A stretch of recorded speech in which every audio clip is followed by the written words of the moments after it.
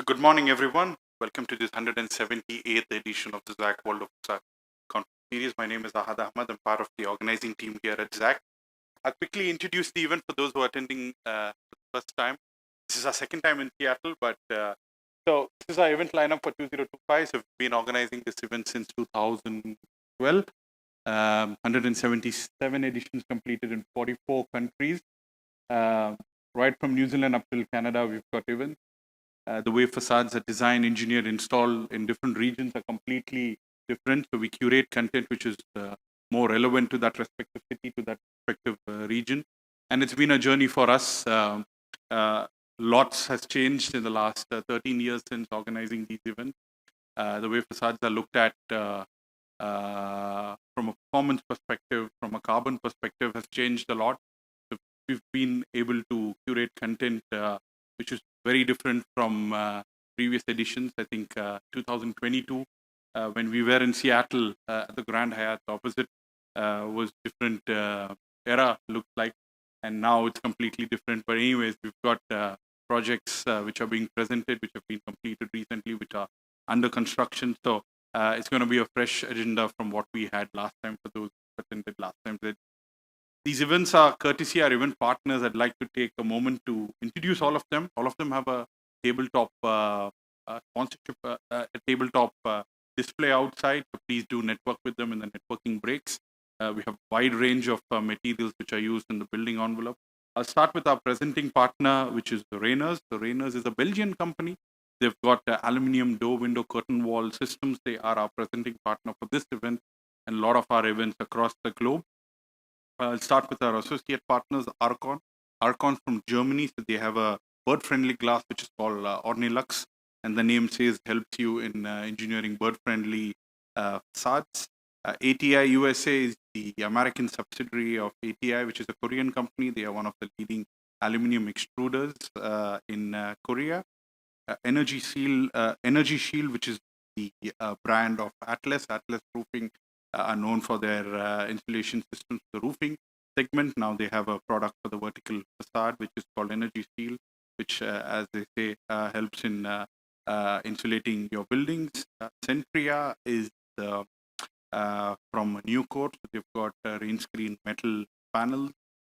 Dow is the sealant company. Dowcell is their brand. They've got sealing and bonding solutions, weather protection products like membranes, and other innovative products for the building envelope. Dry Design is a Kingspan company. They've also got metal Rainscreen panels. Equitone, part of the ETEX group, they've got fiber cement cladding product, which is again a non-combustible sustainable material. Sada Steel, it's a Swiss-Belgian joint venture for steel, cold-rolled steel systems.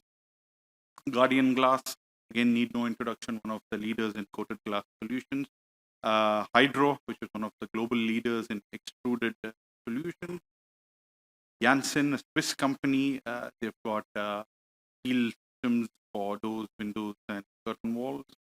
North Glass out of China, one of the leaders in jumbo glass, in curved glass, convex glass, you name it, they can engineer any kind of complex glass solution. Porcelanosa Facade, ceramic porcelain-based cladding, Spanish company, in global leaders in their segment. Siderise is from the UK. They are a manufacturer of cavity barriers for curtain wall and perimeter protection, pacifier protection for the whole building envelope. STI, again, American manufacturer. They've got pacifier protection for the whole building envelope. Tactile, UHPC, ultra high performance concrete, American based company. Again, a new age material, UHPC, very popular in the East Coast, picking up across the globe. UHPC. Techfire is a Spanish company. They've got fire rated doors, windows, and curtain walls. The American subsidiary. Vitro Architectural Glass, formerly known as CPG for many years. Solar Barnes, their brand. Again, global leaders in coated glass solutions. And of course, our lanyard partners, Vitrum. So Vitrum is a value-added glass processor from British Columbia, close by. And they are our lanyard partners.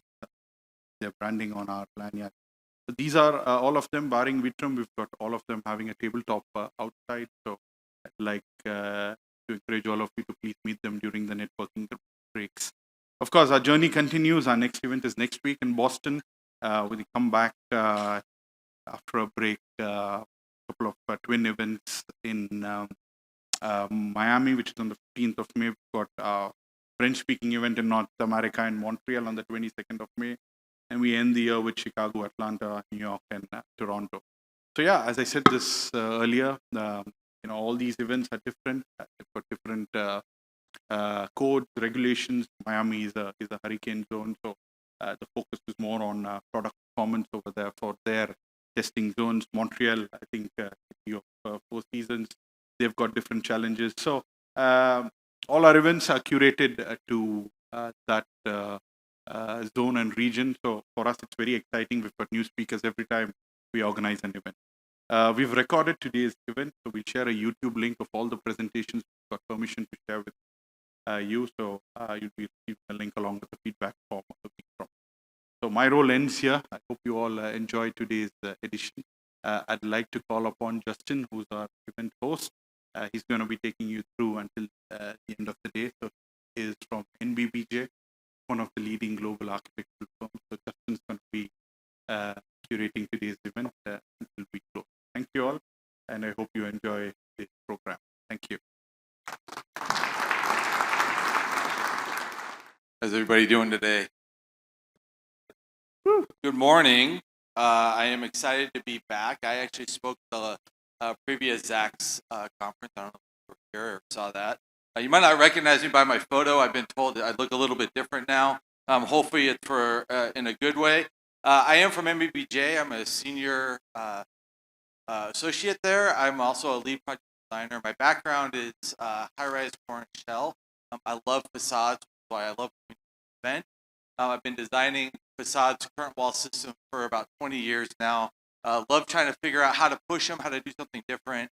I'm excited for big glass, curved glass, and then just to see how we can make current walls more efficient, especially as we start to tighten up energy regulations in the city. We have a little bit of housekeeping we're going to take care of real quick, just to let you know how the program's going to go. We do have 2 coffee breaks today. Hopefully you all got some pastries and some coffee to wake yourself up this morning. Get ready for a great day. We have a lunch hour where we're going to be able to network and engage with the exhibitors that Ahmed just introduced. And we're going to be able to see their materials up close. And we're going to thank them early on for their support of this event and for showing up and bringing what they have to show us today. If you would like a certificate of completion or AIA credits, there will be a sign-up sheet at the end of the day at the registration. You must sign the sheet to receive either the credit or the certificate. At the end of all of our sessions, we have 3 sessions today. We're starting the session this morning, and then at the end of each session, we ask the speakers come back up. We're going to do a photo op of everybody that presented, and so we'll just do that real briefly at the end. And then the venue asked that we don't bring lunch into this room. Drink, coffee are okay to be brought here. And then I'd like to kick us off today with our first presenter, Jon Hall, who's a principal with GGLO. He will be presenting today on an icon of affordable housing at Africa Town Plaza.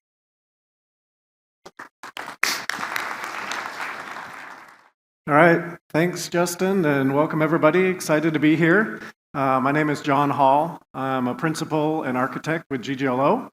I'm the leader of our affordable housing studio, and as such, conferences that I usually go to talk about the intricacies of the low-income housing tax credit, or HUD 202, or wage reporting requirements. We don't get to talk about curtain walls and facades and glass and fun stuff. So I'm excited to be here to talk about this project that we've been working on that recently opened in Seattle. It's Africa Town Plaza. This was a partnership, a design partnership between our firm, GGLO, David Baker, architect out of San Francisco, and a local architect, Lori Wilson.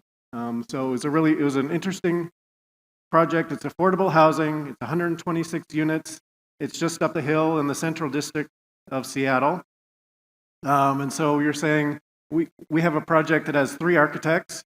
We also had 2 contractors, as it was a joint venture, and it had 2 owners, as it was another joint venture between Africa Town Community Land Trust and Community Roots Housing. So 3 architects, 2 contractors, 2 owners, what could go wrong, right? So really to set the stage of this project, as I mentioned, it's in the Central District of Seattle, really the historical Black and African American center of Seattle. At one point in time, there was 80 to 90% Black and African American residents in the city, but in the last like 20 to 30 years, that number is reduced down to like 10 to 20%. And so as a resident of the neighborhood, King Garrett came up and really stood up and said, we want to do something about this gentrification that's happening in the neighborhood and take back some ownership for ourselves. He created the Africa Town Community Land Trust. They developed, this was their second building, that they developed really to give back to the neighborhood, have a place for people to come back home to. The project is located at 23rd and Union Street. It was part of a whole larger block development that Lake Union Partners originally conceived of. They were going to develop market rate housing on this whole site. And as part of the neighborhood process, really it came forth that they ended up donating a third of their site to Africa Town Community Land Trust to build this building, right? So here we have, kind of the context of the neighborhood. There's lots of single family houses, but there's a rich history in the neighborhood here. So to start out the project, we had a number of community meetings. We talked with the neighbors. We had dinner with them. That's always how you get the best results out of talking with people, is give them food. So we gave them dinner. Before we started even designing the project, we brought out a site plan. We brought out these little dot and poster boards and said, what do you want to see here on the site? And they had some great ideas. It actually completely flipped the design of the building. Originally, we had a U-shaped building where the bottom of the U was against the street, and there was going to be an internal courtyard facing to the neighbor property. The community said, no, we want something that's about the community. So we ended up turning the whole thing on its side or upside down and made a plaza that's available and accessible to the public. So what do we hear about this through this process? Really, they wanted award-winning design, which you don't hear a lot in affordable housing, but they wanted what they called an icon. They wanted, King referred to it often as something as recognizable as the Space Needle, better than the Fremont Troll, and much, much better than the Gum Wall, right? They wanted something that people would come from all across the country to see and to experience.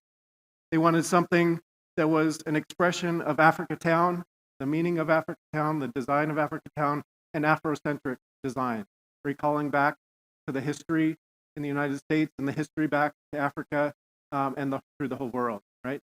They wanted to bring in the community. We brought in the community. They also wanted it to be cost effective because it's still affordable housing.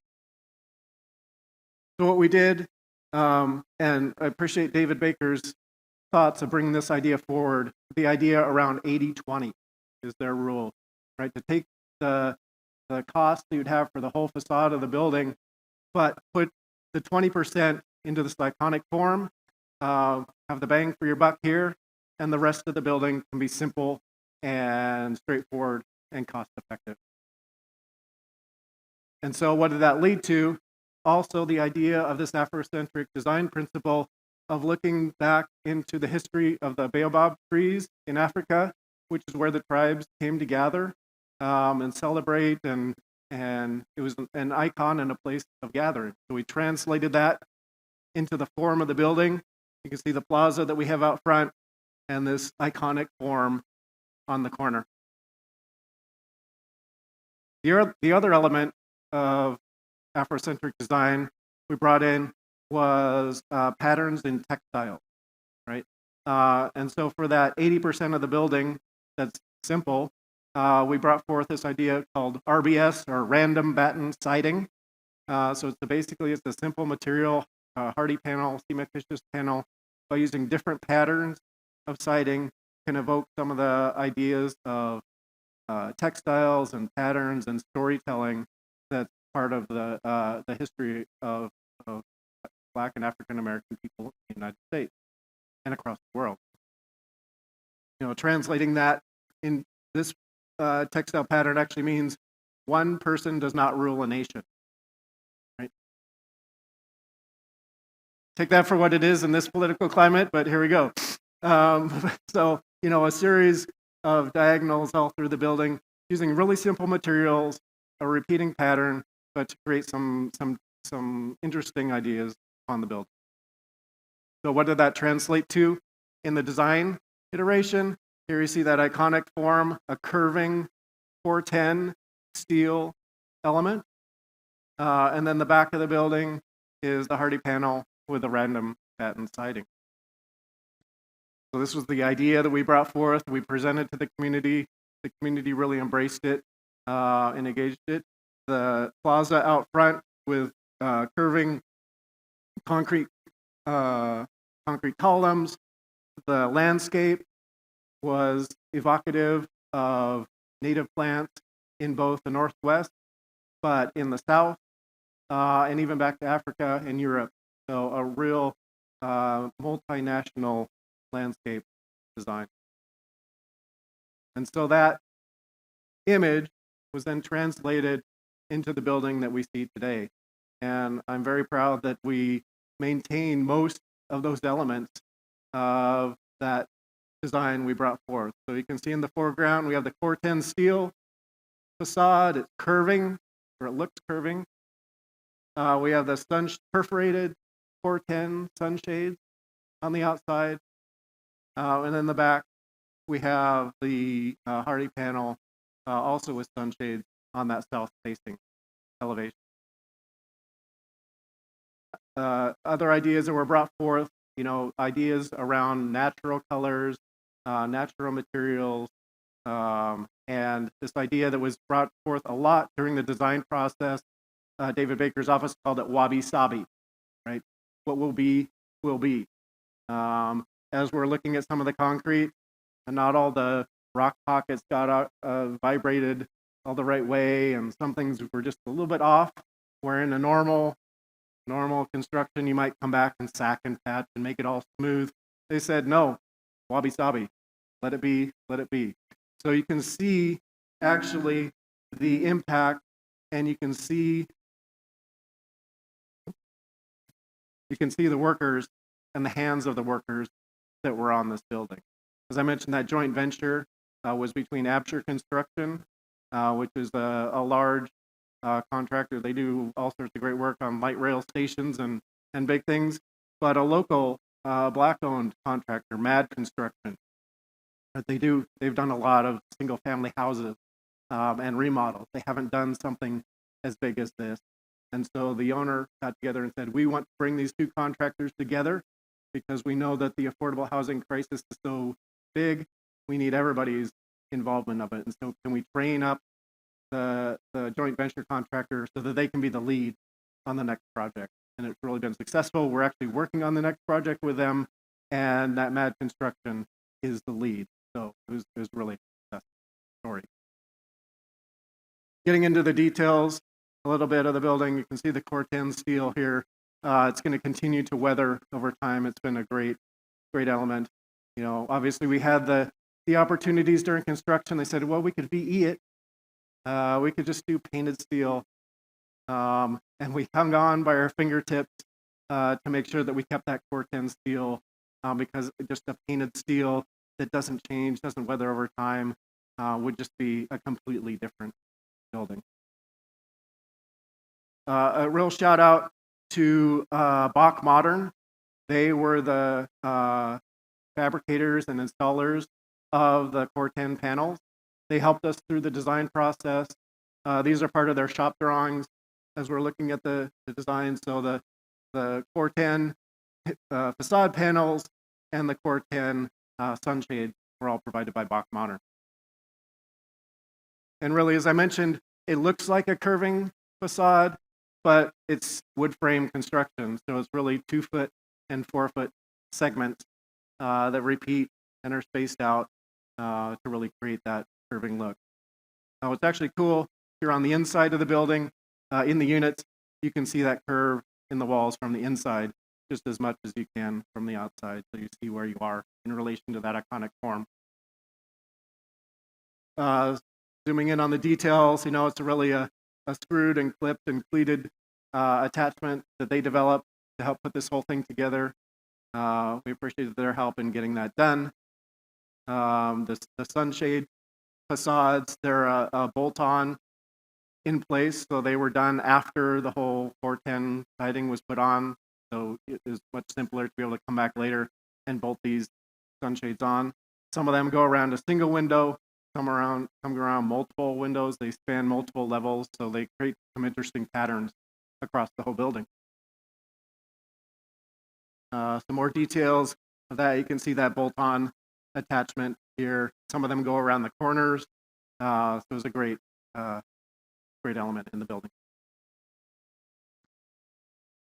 And then what was really cool is when they took down the scaffolding, and this is what you saw, right? The steel was put into place as bare black steel, and they let it weather in place.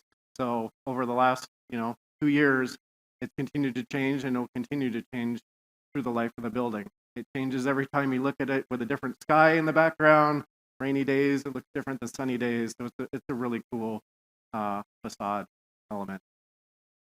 We definitely had to pay attention to where that water was going, right? So it's dripping rusty water off the side of the building.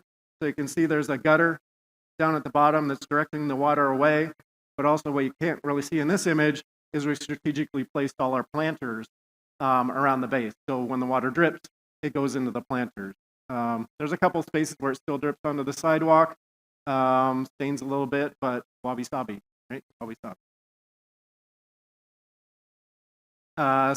There's a close-up of it, so this is now it's started to patina a bit more. You can see the pattern of those perforated sunshades across the side of the building, create some really interesting patterns, provide shade for the units inside, and it's a really iconic element. Then the other side of the building, this is the 80% side. So looking again at that random batten siding, it's a little hard to see from a distance, but you can kind of tell there's a large X that goes through the middle of that, that element from the textile pattern that's carried through the design of the building. So again, looking at a really simple pattern, we had panels A, B, C, and D. They were just different spacing of cementitious board or cementitious trim on a cementitious board.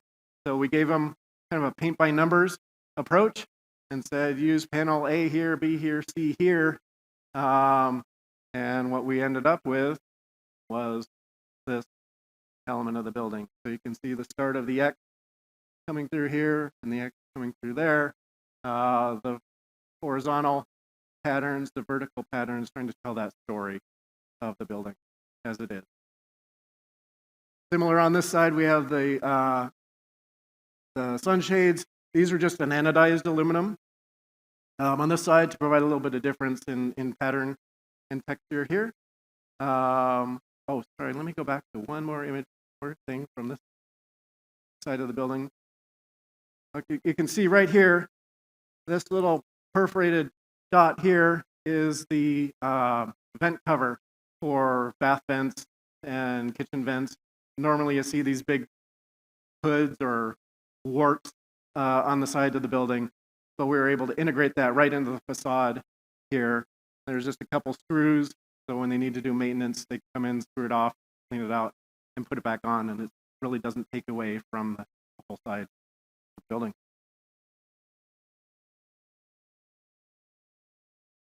So here we have the completed building. You can see there's still a small courtyard in the back, so we still are addressing the neighbors. So we're really focused on what's happening out front. You can see the planters in the front that are catching the water. You can see a little bit of the drips on the sidewalk. there.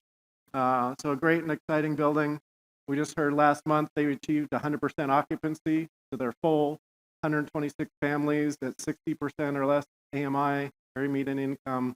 So these are affordable housing folks who now have a home that they didn't have before. You can also see on the rooftop. Yeah, it's a great story, great story. You can also see on the rooftop, there are solar panels. This is a 100% electric building. It achieves the the Evergreen Sustainable Development Standard for affordable housing. So it's about 20% more energy efficient than a typical code building. Solar panels on top. That little red thing on the top is also where our heat pump hot water system is. So it's not only affordable, but it's sustainable. And we're really proud and excited that this building has come to life. So if you have a chance this afternoon, go on up the hill, take a look. It's an icon. And thank you all for listening to the story. He's going to be presenting on design, build, facade delivery in Washington State. All right. Good morning, everybody.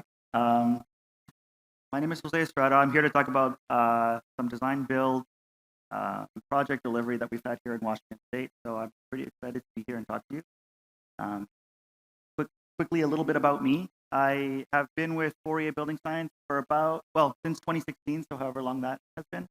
I've been doing consulting for building enclosure and building science for about 18 years now. In my free time, I like to build as well. I finished building floor onto my 100-year-old house, and I still have a small human at home who thinks I'm cool enough to want to do what I'm doing. So she builds stuff with me too. We can't do this alone. So I have a really cool team of engineers, architects, design professionals across 3 offices. So this is my wonderful team and their partners and support.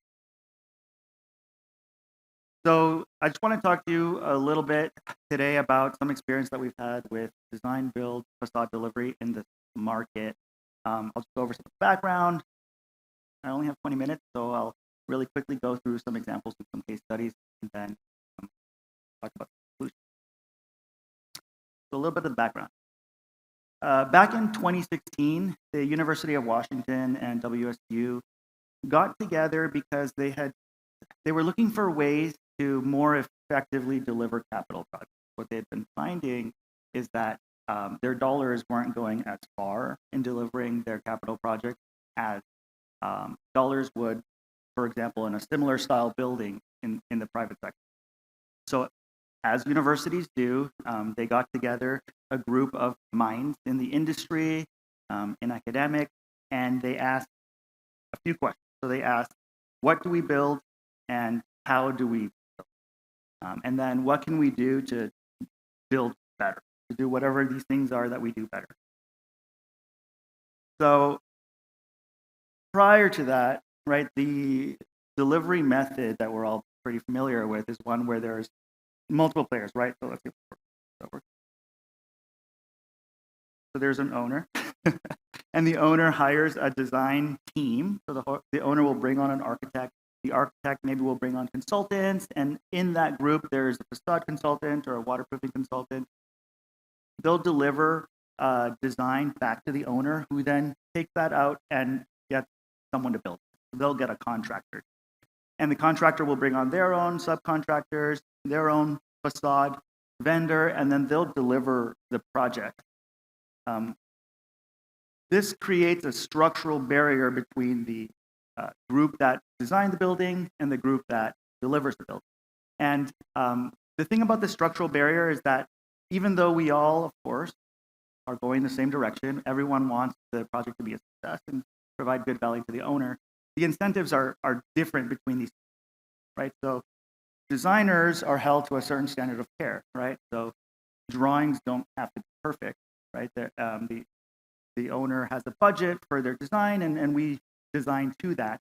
But the contractor, they're obligated to build exactly what the drawn, right? So there's always a gap there, and that gap is a risk that then ends up being borne by the owner. During the study phase of what was causing university buildings to go over, it was largely attributed to this difference. In addition to that, there's also the timeline for traditional project delivery. So early on, the reason why our drawings aren't perfect, of course we want our drawings to be perfect, right, is because we don't have all the information. So we have to make some assumptions, and we have to delegate some of the stuff out to other professionals who come in later. So some of the team input isn't there when we're making these design decisions. And then when the folks who know how much things cost come on board, it is much more expensive to make changes. So one of the results of this conference, which the universities held, they came up with, I think it was 26 or 28 actionable ideas. And of this, they took these 5, right? So produce a project-specific business plan, standardized building components, assembling the project team early, improving decision-making leadership, which is kind of tied to that, assembly of the project team early, and then sharing of risks and reports. I'm going to talk about these 3 today because these basically drive us to a progressive design build approach for delivery. So in a design build approach, the structure is very different. So the owner hires a design build entity, and the lead of this entity can kind of be anyone. Usually it's the contractor, right? So the contractor will bring on an architect, they'll bring on consultants, of which will be the facade delivery, and then they'll bring on their subcontractors, and then this entity delivers the project. So when we look at that in comparison to the traditional way of designing, the GC and more information is available earlier in the project. So that's design build, but this is progressive design build, which is a little different. So in progressive design build, the GC, the design build entity is brought on even earlier. So the design work and having folks in the room who have the information needed to make these design decisions are in much earlier. We front load our design. So basically, the information moves forward. And then the design build entity is in the room with the owner so early that they're helping the owner come up with a project budget and project goals even. So in addition to this, University of Washington had a couple other things that they wanted to do. One of them was to separate the shell and the core. So what the universities had realized is that the experience that their students have on their campus is largely driven by the appearance of their exterior facade. Some of these buildings being built, decades, maybe even 100 years ago, the original use of the building has changed, but the facades stay the same. They wanted buildings with high facade design integrity, but with flexibility on the inside. Like I said, they wanted to assemble teams early, and because what the team was looking for was experience and having the right people in the room, they focused a lot more on qualifications during bidding as opposed to speed. So there was just more weight on the quals. And then, we would define the target as a team, streamline the process, and share risk rewards. The sharing of the risk rewards is interesting because it's unusual for a designer to share in the risk reward of the delivery of a project in terms of taking a little bit of whatever the incentive is to finish earlier or so on. So let's look at some case studies. I'll look at 3 case studies. So the first one is the population health building, the health sciences education center, and the behavioral health behavioral health center for learning. All of these are with the University of Washington sphere. These 2 are on campus, whereas the last one is with the University of Washington. So population health, I want to talk a little bit. One example of how progressive design build helps streamline facade design. So this project is on the University of Washington Seattle campus. The architect was Miller Hull, and the GC was Lee Spencer. That was the design build entity. So in looking at the traditional way of doing things, usually the facade, the MEP, the GC would have come on board if we were lucky, maybe in CDs, right? So with the integrated design, everyone was up really early. We had MEP on board, we were on board, the GC was there, of course, owner, the architect. So we had a lot of people in the room, and we were trying to do some things. We're trying to see what we could do. This was the flagship project that the university was, took on to test out this new delivery method. So one thing we wanted to do was we wanted to understand the impacts of thermal bridging from the facade on the mechanical systems built, because we wanted to right-size our mechanical systems instead of oversize them. And then, because we're sharing risk reward, we have a target budget, we wanted to take that money that we saved and put it somewhere else in the project that would bring more value to the university. So the building is characterized by these large fins, and this is a very important design aspect of the facade. We had our friends over at Front on board as well, and they helped us devise a schematic phase attachment for the fins. And what we wanted to see was how much do these fins impact the overall thermal performance of the building. The thing about them is that they're very small, but there's a lot of them. There's like more than 2,000. So what we did was, with everyone together in a room, we took a baseline, we did a calculation to see what the baseline heat flow is through different parts of the building. And we found that the fin attachments actually used about twice as much. They had about twice as much heat loss as the entire roof, because there were so many of them. And this was with a non-thermally broken attachment. In addition to that, we wanted to get an idea of what the sensitivity of it is. So if you see over here the clear wall of the curtain wall, we could have changed it from a 0.34 to a 0.3 U factor, but doing so would probably mean adding a pane of glass. Very expensive. Lots of impact, lots of cost. Whereas what we found with the shade attachment was selecting a thermally broken shade attachment versus a non-thermally broken shade attachment had a really outsized impact for the level of cost and for the amount of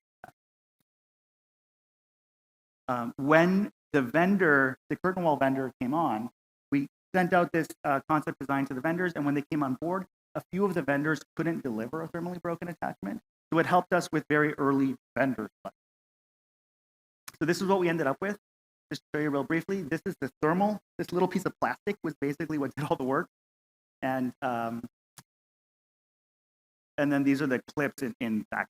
And if we look very closely, these are the fins, and here you can see that little plastic right there. So small change, but the amount of information that we were able to get by doing that allowed us to take money that would have gone to oversized mechanical units and go somewhere else.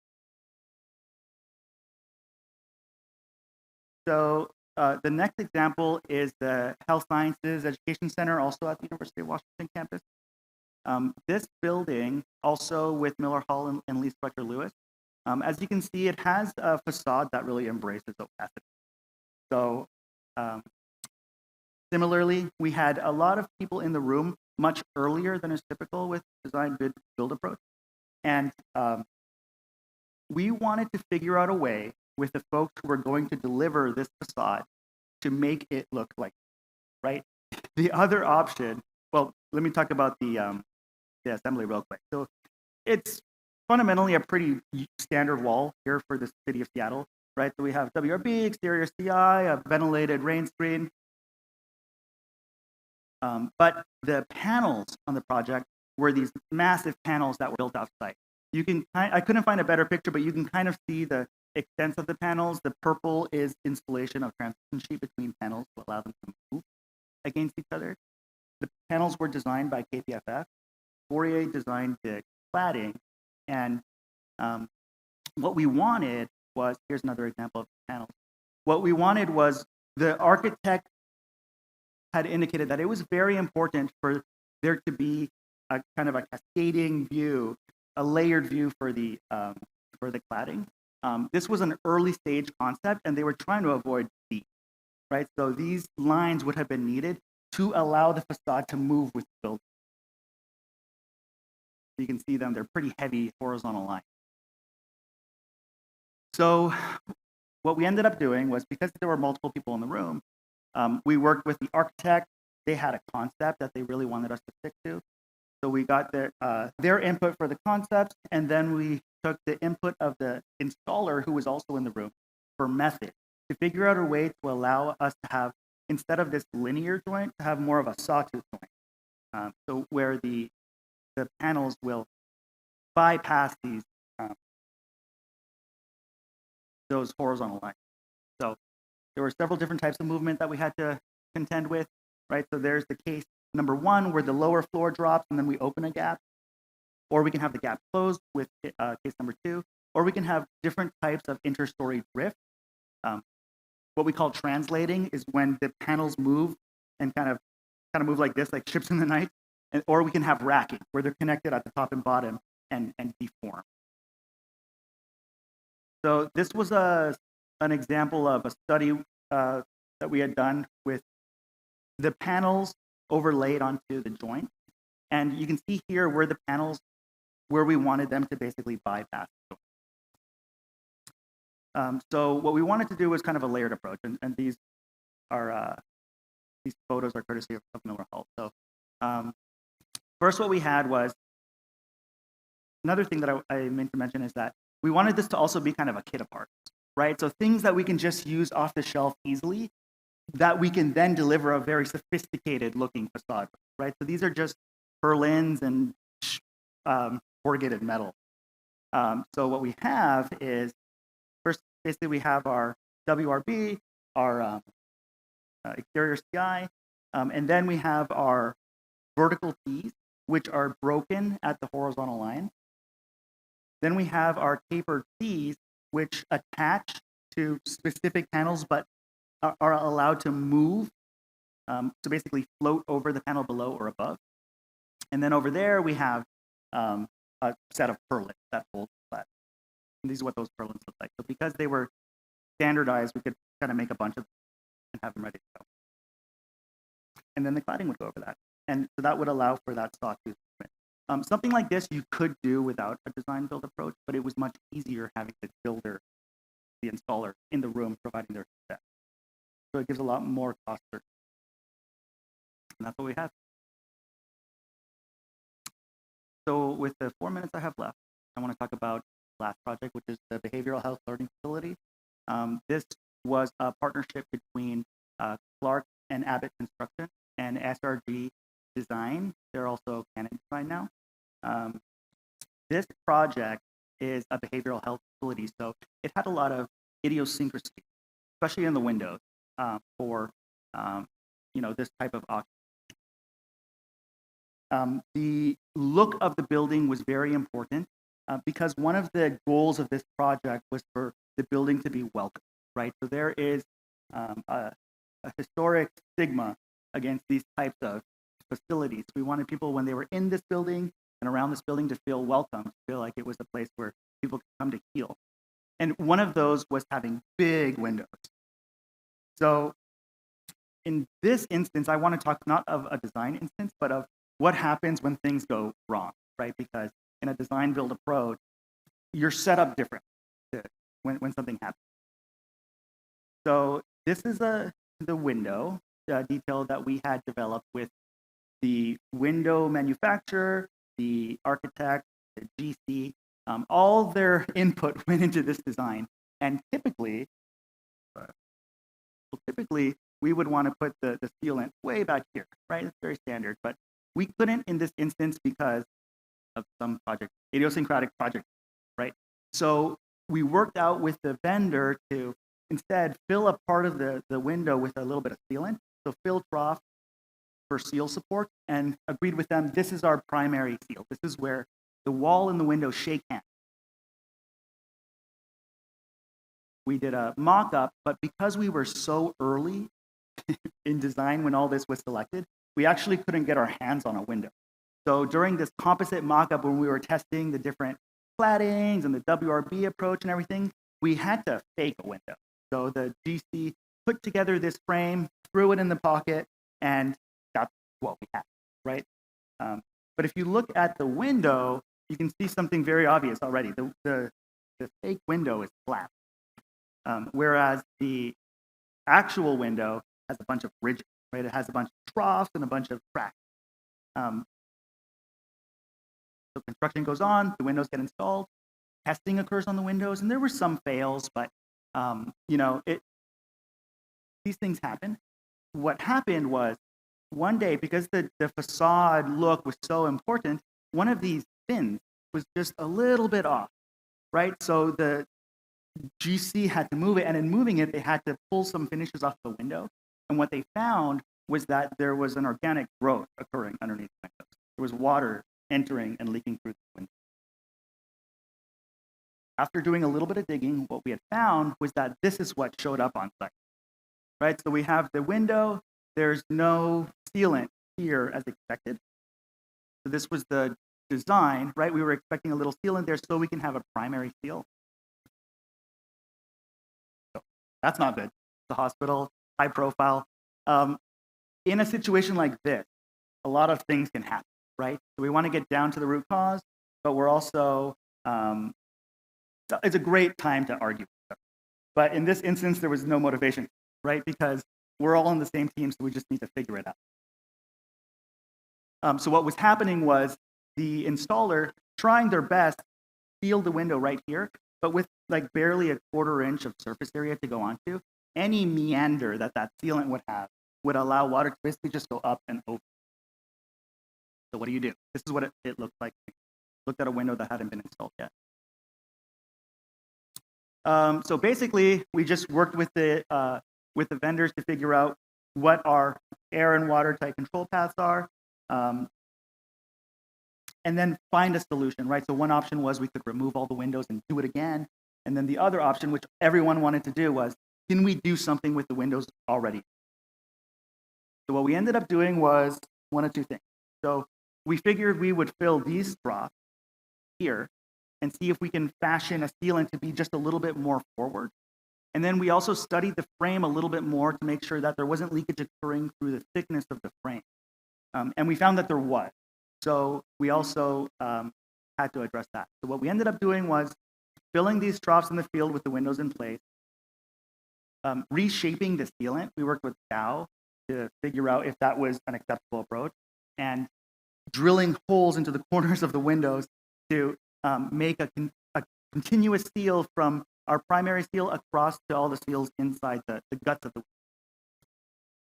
window. And then we also had to, as a team, support this approach to the university and let them know that the relative difference between the basis of design and what we have is fairly minimal, right? We still have our Rainscreen, we still have a primary seal, we still have a water control boundary that's more or less in plane with where it had been, right? It's a little bit to one side, but it's not dramatically different.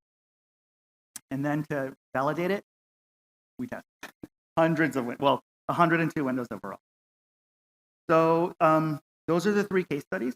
Real quick, if I want to give you some conclusions, design build is a really great way to do things. It streamlines facade delivery, and the early collaboration is kind of where the money hits the road. That's all I got. Thank you. Right. Thanks, Jose. I will second the idea of design build. Get the experts in early to better realize design vision is really important. The notion of slipping those joints. I've had projects where you scare a contractor and they shut it down pretty quickly. So I love the idea and I love the precedents that you shared. Up next, we have Jordi Marasse, who is a technical project consultant with Rainier's Aluminum. He's going to present improving the living of people now and for generations to come with VR. Thank you. Hello, good morning, everyone. I'm Jordi Marasse. I'm with Rainier's North America. I'm managing the projects department, largely supporting architects, developers, engineers with design development of projects. Yeah, we're all gathered here today to discuss various innovations in the field of facade design and engineering. I will present such an innovation called Avalon, which is basically a virtual reality cave developed by Rainier's to assist with the design collaboration of different stakeholders in projects. But first, I recognize for many of you, This may be an introduction to Rayners, so I'll just take 5 brief minutes to explain a bit about who we are. Very generally, we are a world-leading system supplier in design development of high-performing and sustainable facade solutions for the building envelope. As of this year, we are officially 60 years young. But most importantly, at least to us, we are a family business. Started that way, remains so today. The company is managed by 5 siblings of Rayners, who you see in the picture here. And we have a board of stakeholders, which also involves 5 external parties, which help to keep everything nice and objective.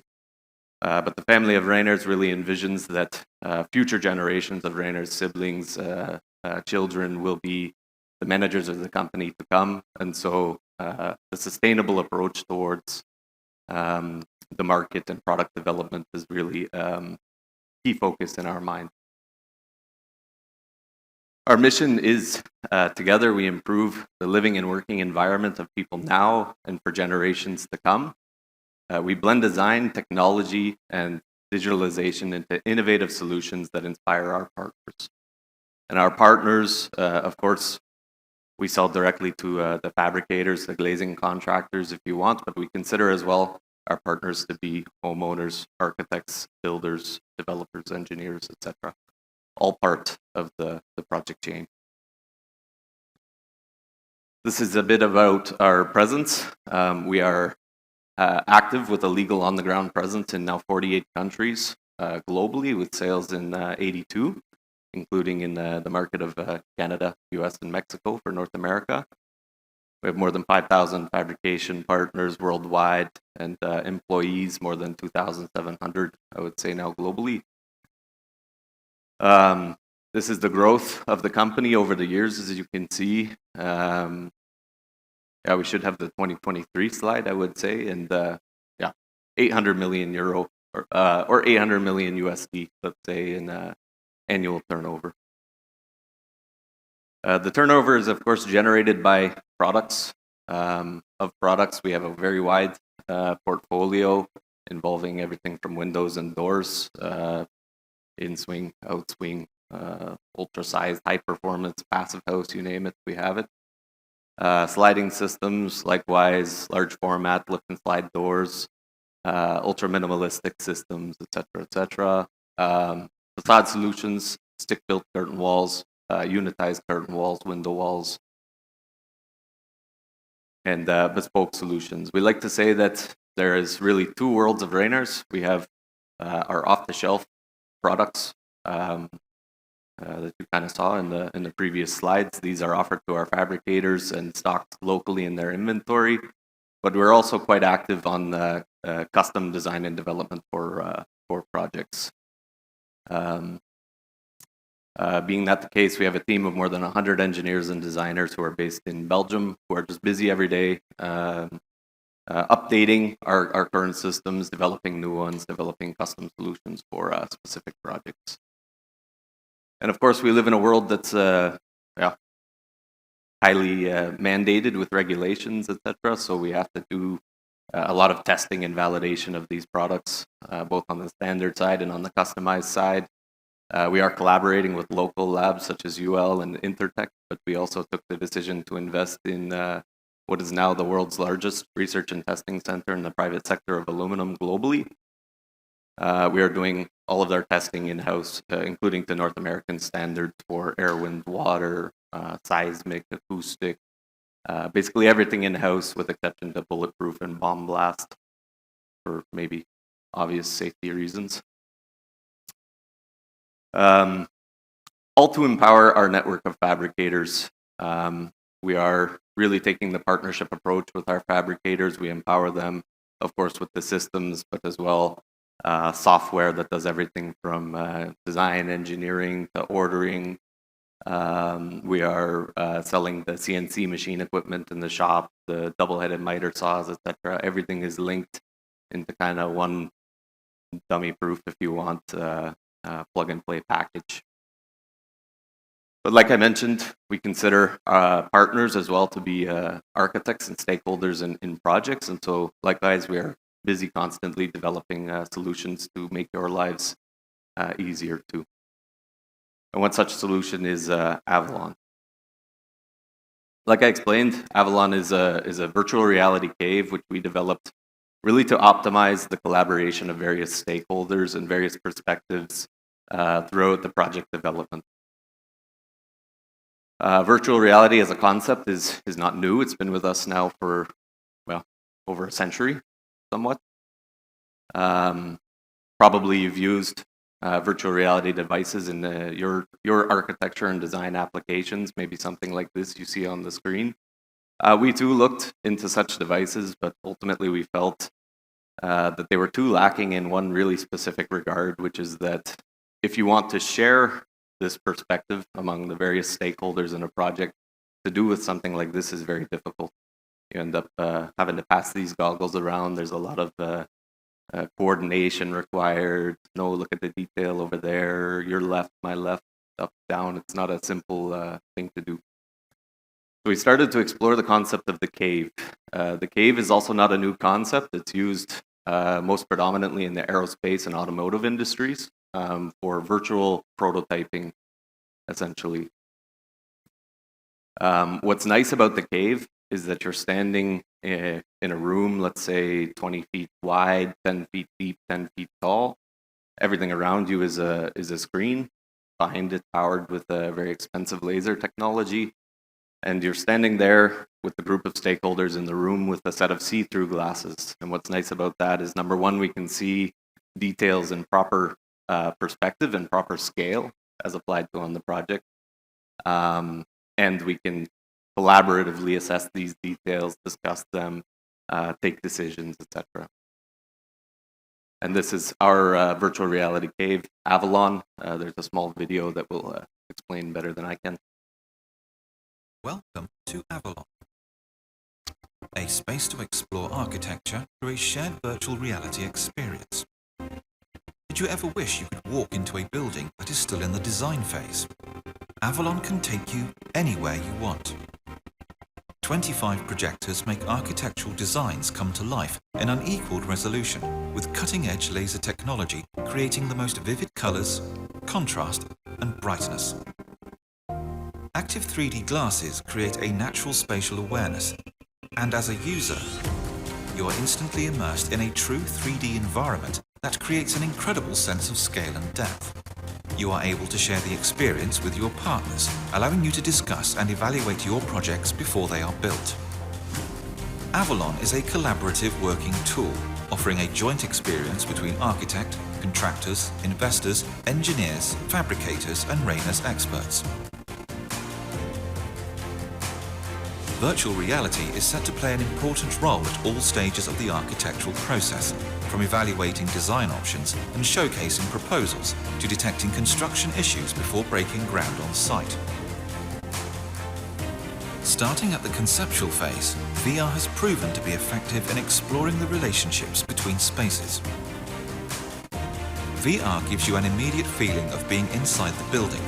You can experience the impact of light on a room, or evaluate the different interior viewpoints.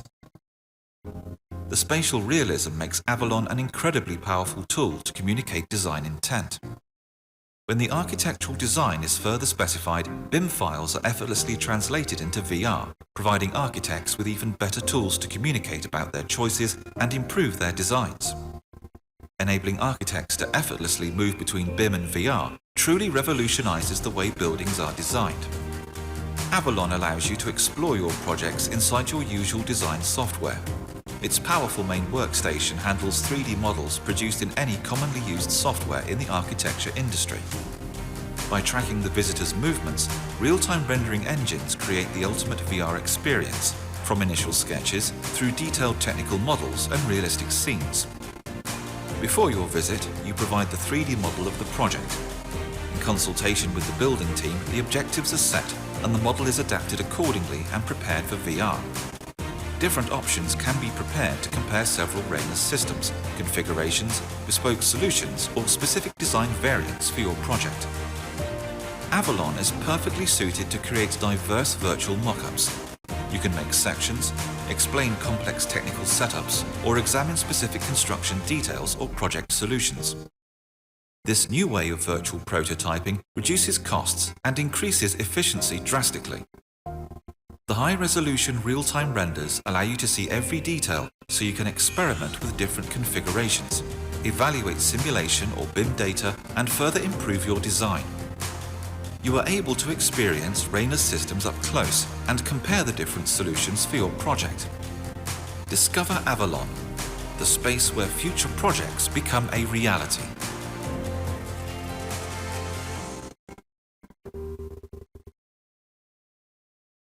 So why did we take the decision to invest in something such as Avalon? Really was for two principal reasons. Number one, avoiding mistakes. You know that the project landscape is very dynamic. There's a lot of different stakeholders involved, a lot of different perspectives coming to the table, fast-moving schedules, etc. Yeah, there are studies that say that approximately 90% of mistakes are what you would call stupid mistakes or avoidable mistakes, if you prefer to be kind. If the right people are looking at the right thing at the right time, you would catch them. But because of that dynamic environment in the project landscape, ultimately things get missed, such as this Photoshop on the screen. At least I hope it's a Photoshop. The other one was making better and faster decisions. We find, throughout this project chain, those various perspectives, etc., can be very prolonged process to bring all of those perspectives together over a series of Teams or Zoom meetings, phone calls for months and months, whereas getting everybody in the room together to look at the same thing at the same time really helps to speed up those decision-making processes.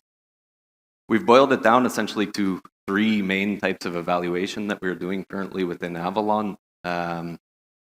Concept evaluations, technical evaluations, and high-quality design evaluations, although I would say for the most part, we're doing some combination of all three, usually when we do this.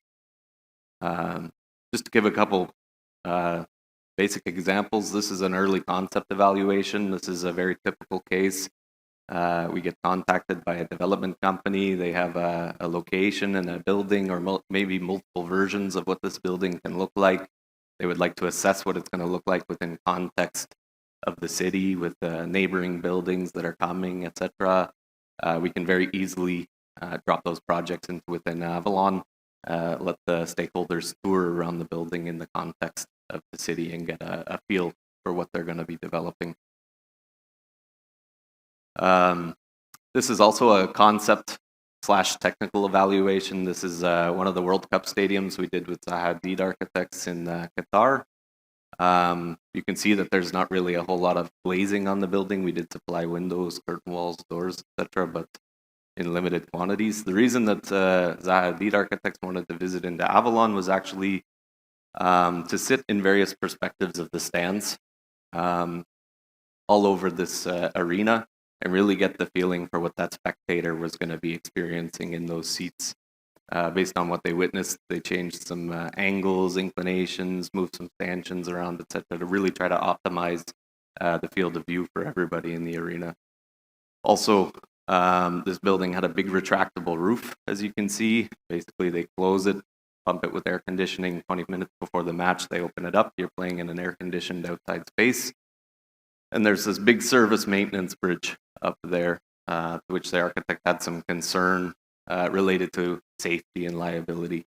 Would they be able to find people who would work on this bridge? Would these people be safe? Were the architects at risk of some kind of a lawsuit or something? So they walked this bridge in Avalon and determined if they could do it, somebody else could too.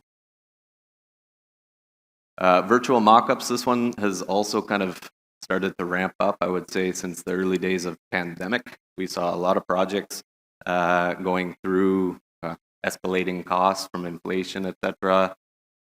A lot of the times we're looking at doing virtual mock-ups, performance mock-ups, and all of these projects we're looking at ways to slash away costs.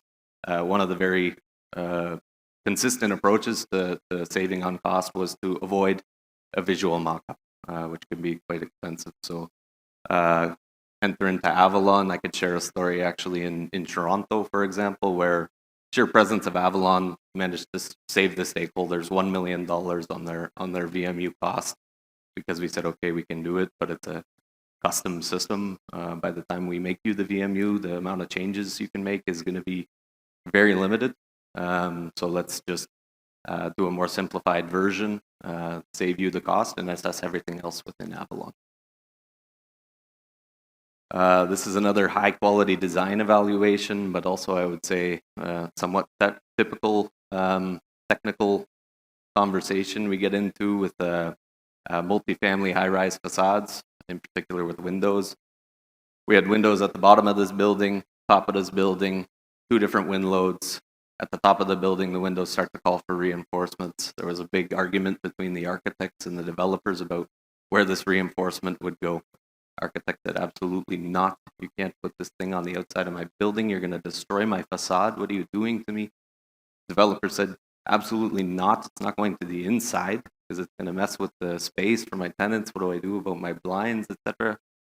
This conversation went on for weeks, and we eventually invited both parties into Avalon. We rendered the reinforcements to the inside of the windows, to the outside of the windows. We placed both of them at the foot of the building from a respectable distance, and the architect looked up and he said, okay, now show me with the reinforcements on the outside of the windows. And we said, Mr. Architect, they're already on there.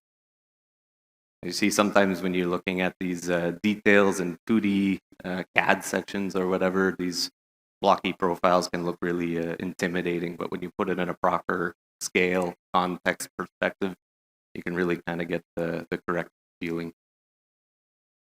Yeah, they were in there already, so they also asked us, show us the room with some big tables. Can we see our carpet? Can we see our furniture?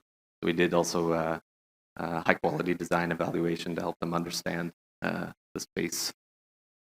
This was a project called Quad Central. We completed just a few years ago in Malta. The topic on this project was, actually, if I back up a slide, yeah, you can see we had all these curved corners, unitized facade system, meaning installed outside of the slab, which was seamlessly blending into a window wall system, installed between the slabs. We, being the facade designer in this case, had some concerns related to this project, being that this was the largest project ever in Maltese history by a pretty significant margin. And everybody attached to this project, it was going to be their first time doing something to this scale. And in particular, we had a lot of concern related to the concrete formwork. What would be the tolerances we're working within to create all of this beautiful alignment you see in the renders. Our fabricator in Malta, he approached us at a certain moment. He said, I have a problem. I'm up against a competitor. They're from Turkey. They're 20% less than I am. The developer is going to award the project within a span of a week, and I'm having trouble conveying to him why my facade is bringing more value to his building. So we invited him into Avalon, and we had showed him with these technical details that we explained first our concerns technically with the concrete formwork, with the curves, etc., and we showed him how we had already preconceived of how to address all of these problems that we expected to see on site. Developer realized that one company is kind of just throwing numbers out there, hoping to win the project, and one had kind of taken a proactive approach to foresee of all the potential challenges we were going to deal with and address it. We were awarded the project before the developer left the room. This is Quator in Brussels. Another consistent topic I think you're going to hear about today is energy codes are changing. This is necessitating the use of new and different materials in the application of facades, often which we are integrating into aluminum unitized systems. This was, in particular, a natural stone facade integrated into an aluminum, also curved, unitized facade system. We were able to take all of the stakeholders into Avalon and really kind of analyze the constructability of everything. I like this one. It's a concept evaluation, pretty simple, honestly, but effective. You have a building. multifamily building with some balconies. You don't really know what you're going to do with these balconies yet. Maybe you have 5 different concepts. The architect wants this one on the bottom because it's got the really big expansive glass, but the general contractor goes, okay, but on the 23rd floor, how do I get that replacement glass up there in 2 years? And there's often some debate. What we can do within Avalon, especially if we have a fabricating partner involved in the process early, we can take you all in there. We can put 1, 2, 10 different models together. We can analyze them between the various stakeholders and potentially even assign a price to each one. You stand in there, we discuss about the feasibilities, we discuss about the price, and you take a decision on which you proceed. Another thing we are doing is Google Earth implementation, so we get a lot concerns about primarily sunlight and how that's going to be impacting the feeling within the facade. This was a similar case. This was an older industrial building developed with steel windows, crossbar patterns, etc., was being modernized to be like, if you want, WeWork or rental office space. And the developer had a lot of concern that, using all these windows with the crossbar patterns to protect their heritage nature, what was gonna be the impact of light in the room in this building? Would I be disturbed working in there with all this light? Would I find people who are willing to rent these spaces? Was the concern.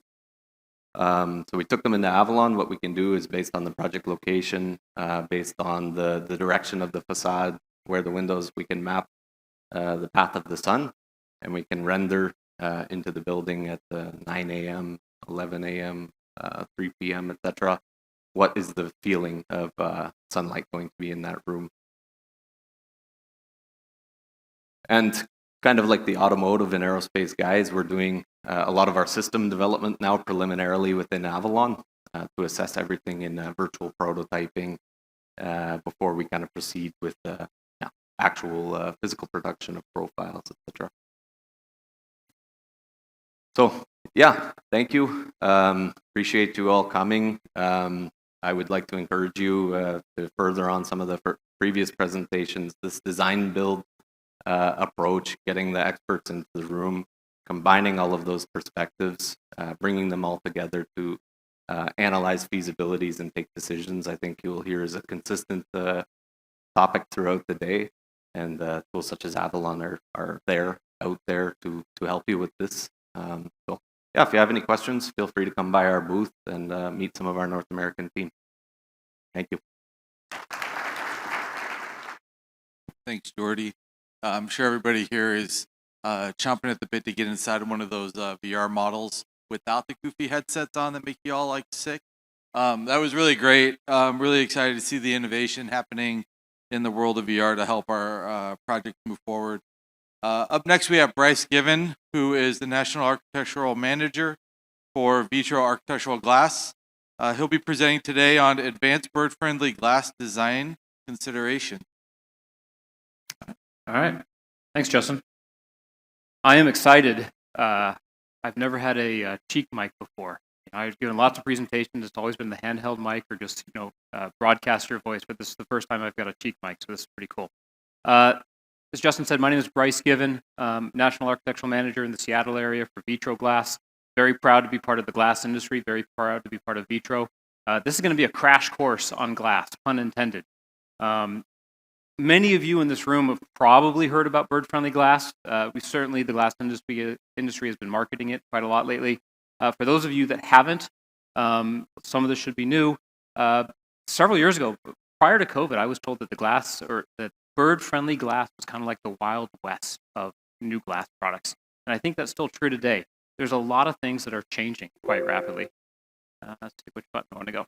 So during the next 14 minutes, we're going to talk about the different types of bird-friendly glass patterns that are available on the market, certain design considerations that you should have based on small projects, large projects, project location, the complexity of the design, and then cost considerations as well.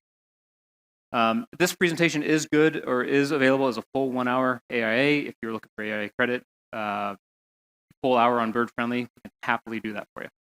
Why are we designing glass to save birds, right? So this is a building down in Oregon. This is the Oregon Zoo Education Center. You see some beautiful vertical striping on the #1 surface there on this project. You got several reasons for it. You know, in the U.S. alone, more than 1 billion birds die every year by flying into glass.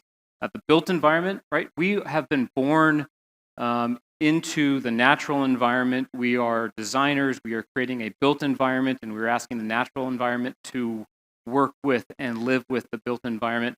And there's conflicts there.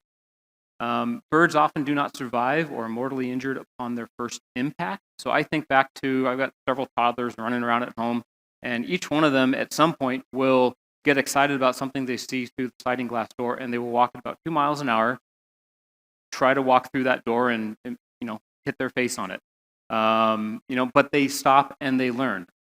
Question for the audience, see if you're awake. What is the airspeed velocity of a unladen swallow?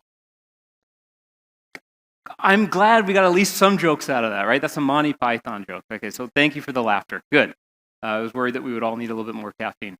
And then, you know, another reason, we don't enjoy seeing suffering, right? That's a normal thing. So why are we specifying bird-friendly glass? Why am I up here talking about it? It's because it's the right thing to do, period. That's what it boils down to. So let's talk about some examples of dangerous scenarios for birds. The thing that I have learned to love about AI images is that an AI image can very quickly convey something without worrying about some of the details, like mullions aligning, for example, right? So in this case, we've got very high transparent glass, but we got nature inside of that facade, right? So if you're outside looking in, you're going to see those beautiful trees, try to fly in, get impacted by that glass. That's a problem spot. Reflective glass, right? We see the use of reflective glass increase and decrease in different typologies of projects throughout the years, but glass reflectivity can be a dangerous space for birds. Fly-through conditions, right? There's actually a lot of very common fly-through conditions, whether they be at restaurants, whether they be at podiums. There's even walk-through conditions for humans in a lot of our offices. And what do you see in a lot of offices when you've got glass walk-through conditions? You see little markers, right? Well, those are human-safe markers. So now we're talking about bird-safe markers. And then glass amongst nature, right? They don't call it the evergreen state for nothing. We like to have our built environments be surrounded by the natural environment and incorporate the natural environment. And then backlit glass at night is also a concern. Now, what is bird-friendly glass? Bird-friendly glass, generally speaking, is going to be some sort of physical marker on the glass itself, whether that's on the #1, #2, #3, or #4 surface, depending on code. But as you may know, there's a difference between letter of code and spirit of code. And the thing that I have really noticed about bird-friendly glass is it's not as much code-driven, it is designer-driven.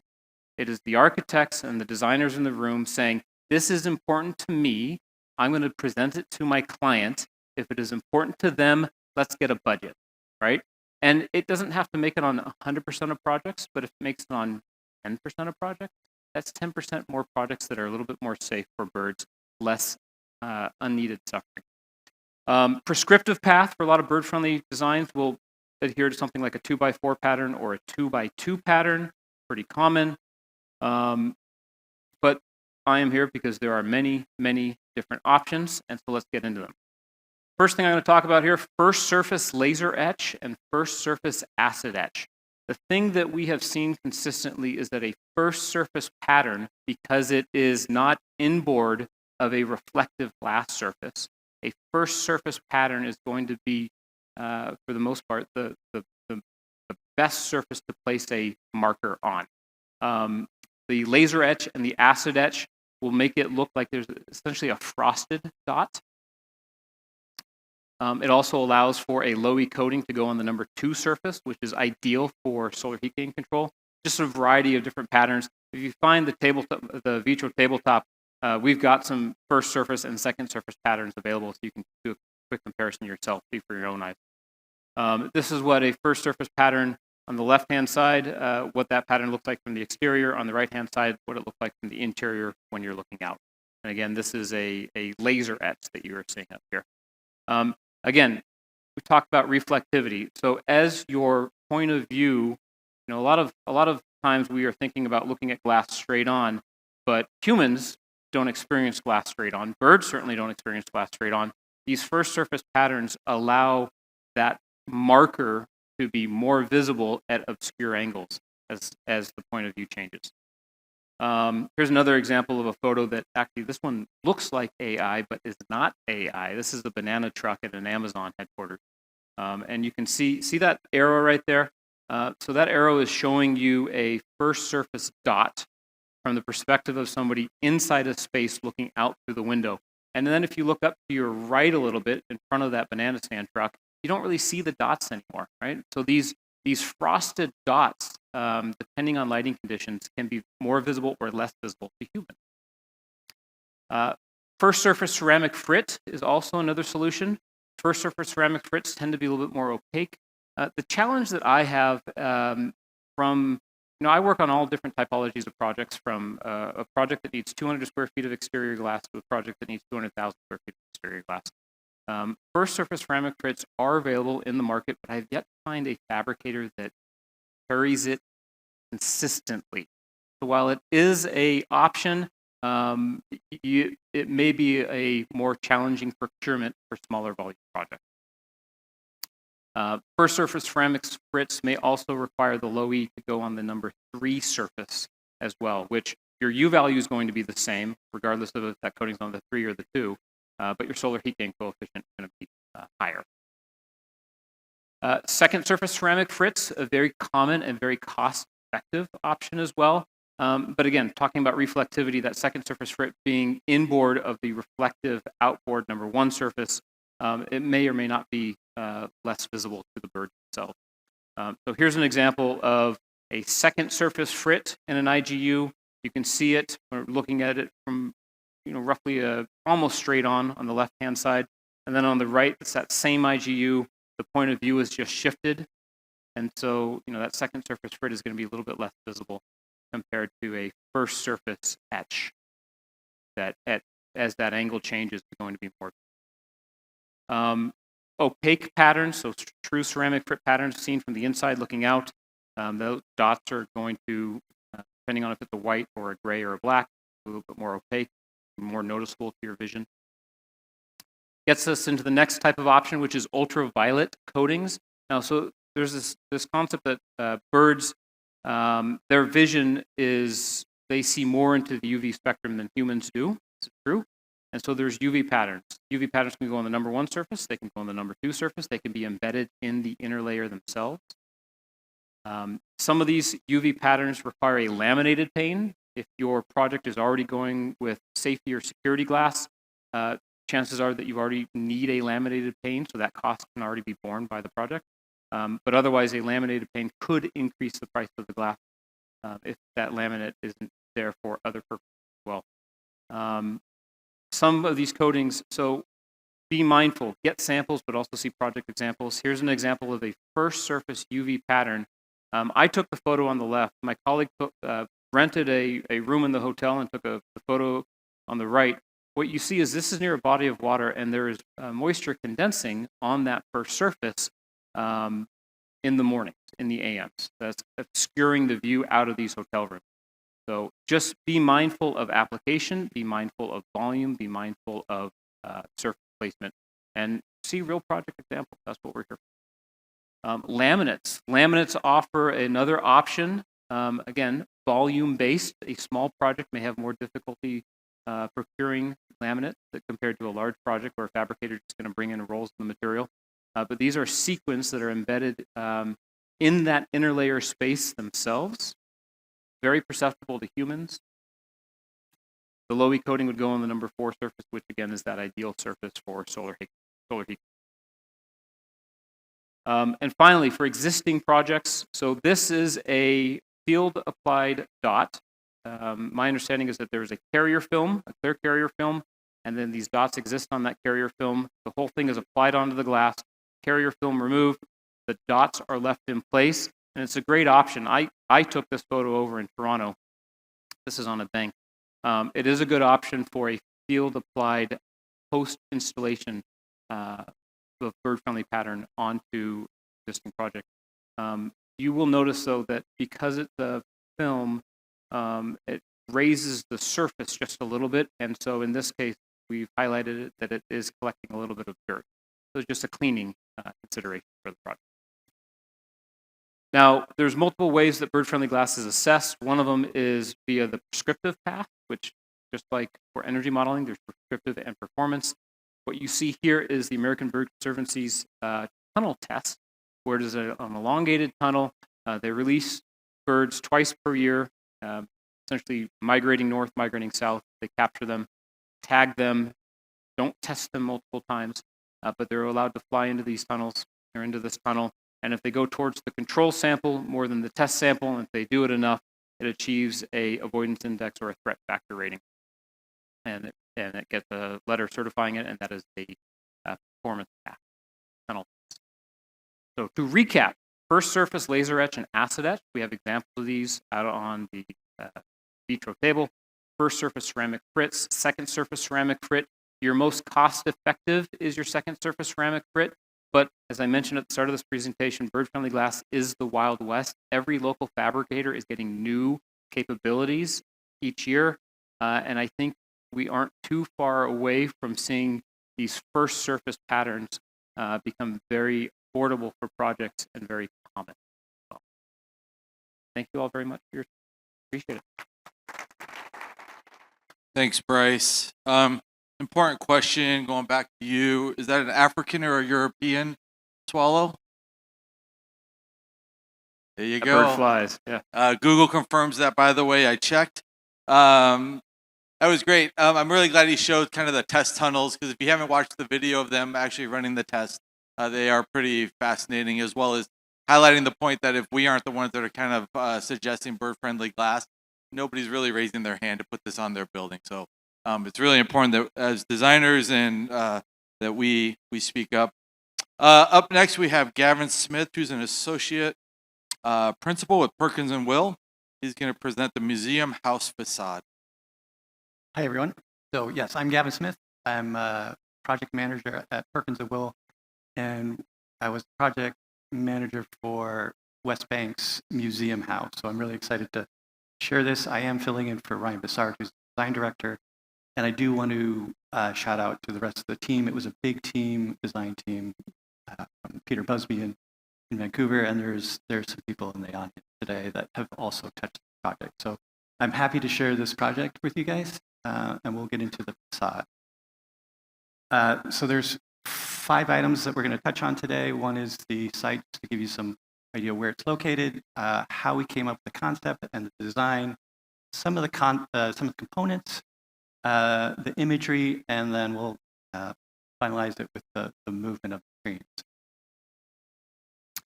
So the museum house is located in First Hill. It's directly across the street from the Fry Art Museum at 707 Perry. It's also right next to St. James Cathedral. It's about 33 stories high. There's 2 towers, 330 feet tall, about 600,000 square feet, and it houses about 506 apartment units. We started the project close to 10 years ago, and it is wrapping up as we speak. So, with every good architecture story, there's always a good napkin sketch. So this is a sketch by Ian Gillespie, and Ian Gillespie is the head of West Bank. And this is our first meeting with him at the Cafe Frida at the Fry Art Museum's Cafe. And you can clearly see that he's interested in 3 things, and I'll try to explain those to you. And the first thing is that he was really interested in tying it to the Fry Art Museum, and that this is this block right here. It's the Fry. He's also interested in somehow projecting art or incorporating art within the building itself. And then thirdly, he's really interested in how the ground plane moves and activating that, specifically Terry Avenue. So that was the initial idea, concept, and vision from the client. Where we took that, was the concept is two leaning towers that lean away from each other, connected by a very glassy bridge, and that provides a creative tension. So that was the big idea. How we achieved the leaning towers was essentially we have 3 boxes stacked on top of each other. Each box represents about 10 stories, and each box is shifted about 4 feet. So we got about a little over 12 feet of overhang, and that provides an angle of about 2.5 degrees. So what we ended up doing was, so this tower leans to the south, this tower leans to the north, and then we kind of extended the balconies out to smooth out the volume. So all the balconies are either on the north side or the south side. So that provided the volume for the 2 towers. And then similar to wrapping a frame, a canvas around a frame, that was the facade. And we were interested in looking at the patterns and how that grain or the texture of the pattern would be applied to the facade, and then shuffling it almost to create some sort of brush stroke. So those were kind of how we translated Ian's sketch, excuse me, into the project. If you remember, excuse me, the first point from Ian's sketch was his desire to connect to the Fry Art Museum. And if you've not been to the Fry Art Museum, highly recommend it. It's free. There is a room in there, or a gallery, called the Salon. So the Fry Salon is this large space. It has all this artwork, and it's really, really absolutely inspiring place to go. So the project tries to capture some of that inspiration and art by applying that onto the facade itself. So you can see here how we were taking some of the imagery or some sorts of items and wrapping it around the facade itself. So that gives you an idea of where we're coming from for the concept. So to get into some of the components to make that happen, I'll talk about the panels themselves. So there are 3 sizes of panels, and there's 2 types of panels. There's the custom perforation, and that provides art, and then what we're calling the field perforation, which is everything else. There are 3 sizes of panels on the project. Luckily, they're all 2'6" wide, so that was good. The height corresponds mostly with the floor to floor. So the dominant panel size is 2'6" by 8'11". Where the boxes stack on top of each other, the panels get a little bit taller. And then on the very roof, that is where the largest panels are. When we were looking at the different types, so when we have the field panel, which is the standard perforation detail, we were very interested in seeing how opaque or how transparent it could be. We ended up with 51% opening, and that provided a pretty good transition. So if you're inside, that you could see outside. So those perforation holes are about just under 3/4 inch.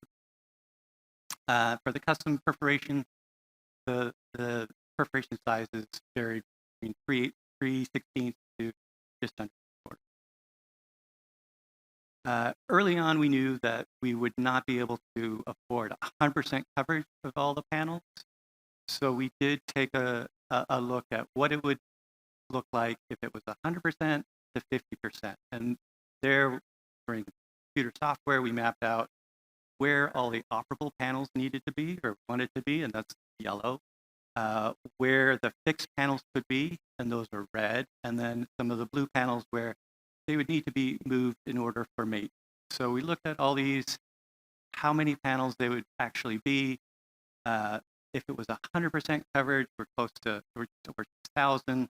If it was 50%, we're close to 1,300. We felt that the 65% coverage gave it a good feel, that we didn't necessarily need to get to any more than that to get the same shuffled effect. So that was the panels. So those panels are in the track. So there's a track on the top, and there's a track on the bottom, and there's 3 tracks. So we did look at whether there should be 2 or 3. We have opted for 3. The tracks sit on a custom extruded H shape, it's kind of a turned H. So that is almost 18 inches or so. So it's a fairly large extrusion, and that holds the different tracks. So this is shown in blue, and then the blue H shape, it gets attached to this yellow C shape, which is also a custom extrusion. There is an additional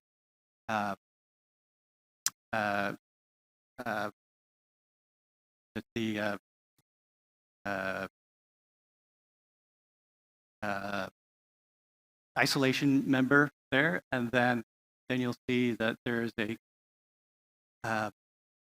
half-full channel, which is a stainless steel channel that gets embedded into the edge of slab. So there's a lot of things that are happening with this detail. This detail slab edge is only 6 inches deep. So we've got our PT cables running this way. We have in-slab ductwork that comes out in here.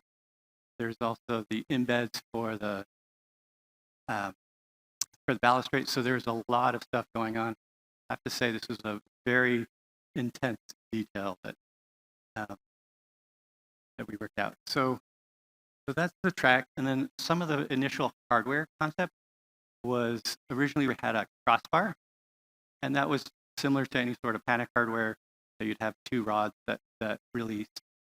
As the design progressed, the crossbar was eliminated, which was helpful for visual concerns, but then it became a simple cane bolt on a spring. So there was quite extensive testing for the panel itself. Arup had done some initial noise studies, so we wanted to make sure that it didn't create a lot of wind and whistle, or it wouldn't whistle in the wind. Matthias engineers did all the criteria and the structural analysis of each of the components. And then we took the performance mock-up at Intertech in Kent to make sure that it performed in the window. Okay, so those are the components, and then I'm going to touch on the imagery.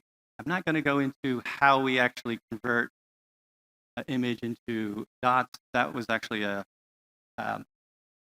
computer program or a script that we have that allows us to do that. But I will go into how we came up with the scale. So originally we weren't sure what you would see, how far away, and depending on the size of these perforations, we wanted to make sure that it was legible. So step 1 was actually just, this is our conference room, and we just printed it out on platter paper. They're about 20 feet long. And then we rolled them out and did a field test just down the street on a parking lot. So here you can see we had design directors down at the corner trying to gauge whether this is the right size or not. It was a windy day. I don't recommend this. And this shot was just before security escorted us. So once we had a general idea of the scale, we did do real mock-up. So here we had them fabricated. These were shipped to Vancouver, where West Bank is located, and we did a mock-up. So here's the different scales. We did look at whether, hey, do we want a frame in as part of the artwork or no frame? We opted no frame, but you can kind of see the scale. The second step was figuring out how many of these images, where do they go? And so we had several iterations of how to compose this on the actual facade. And we were also monitoring how many custom panels we had versus field panels because custom panels were more expensive. So we ended up with 34 images. They're all between 3 to 5 stories, depending if it's landscape or portrait. Making sure that there was no images on corners. They had enough breathing room between, and then there was a diversity of images. So to start off with, we worked really closely with the Fry Art Museum. They were really good to work with. They gave 72 images to start off with. And there was concern about, hey, what about copyright? And they said, well, as long as it's over 75 years old, then you're fine. So they gave us the images for 72 images. And we were looking mostly for contrast images and a diversity of scenes. So, and certainly we did not want anything controversial on the building. So we narrowed it down to 32 images, and those are the ones you see here, which effectively gave us the contrast that we needed.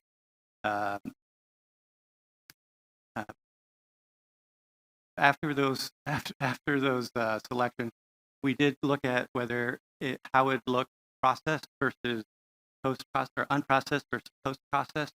Again, we were trying to capture some of the detail in some of the artwork. So you can see here, some of the this area gets washed out, and here you can kind of see a lot of the detail you can get. So there was a bit of post-processing of the artwork. We wanted to make sure we were true to the art.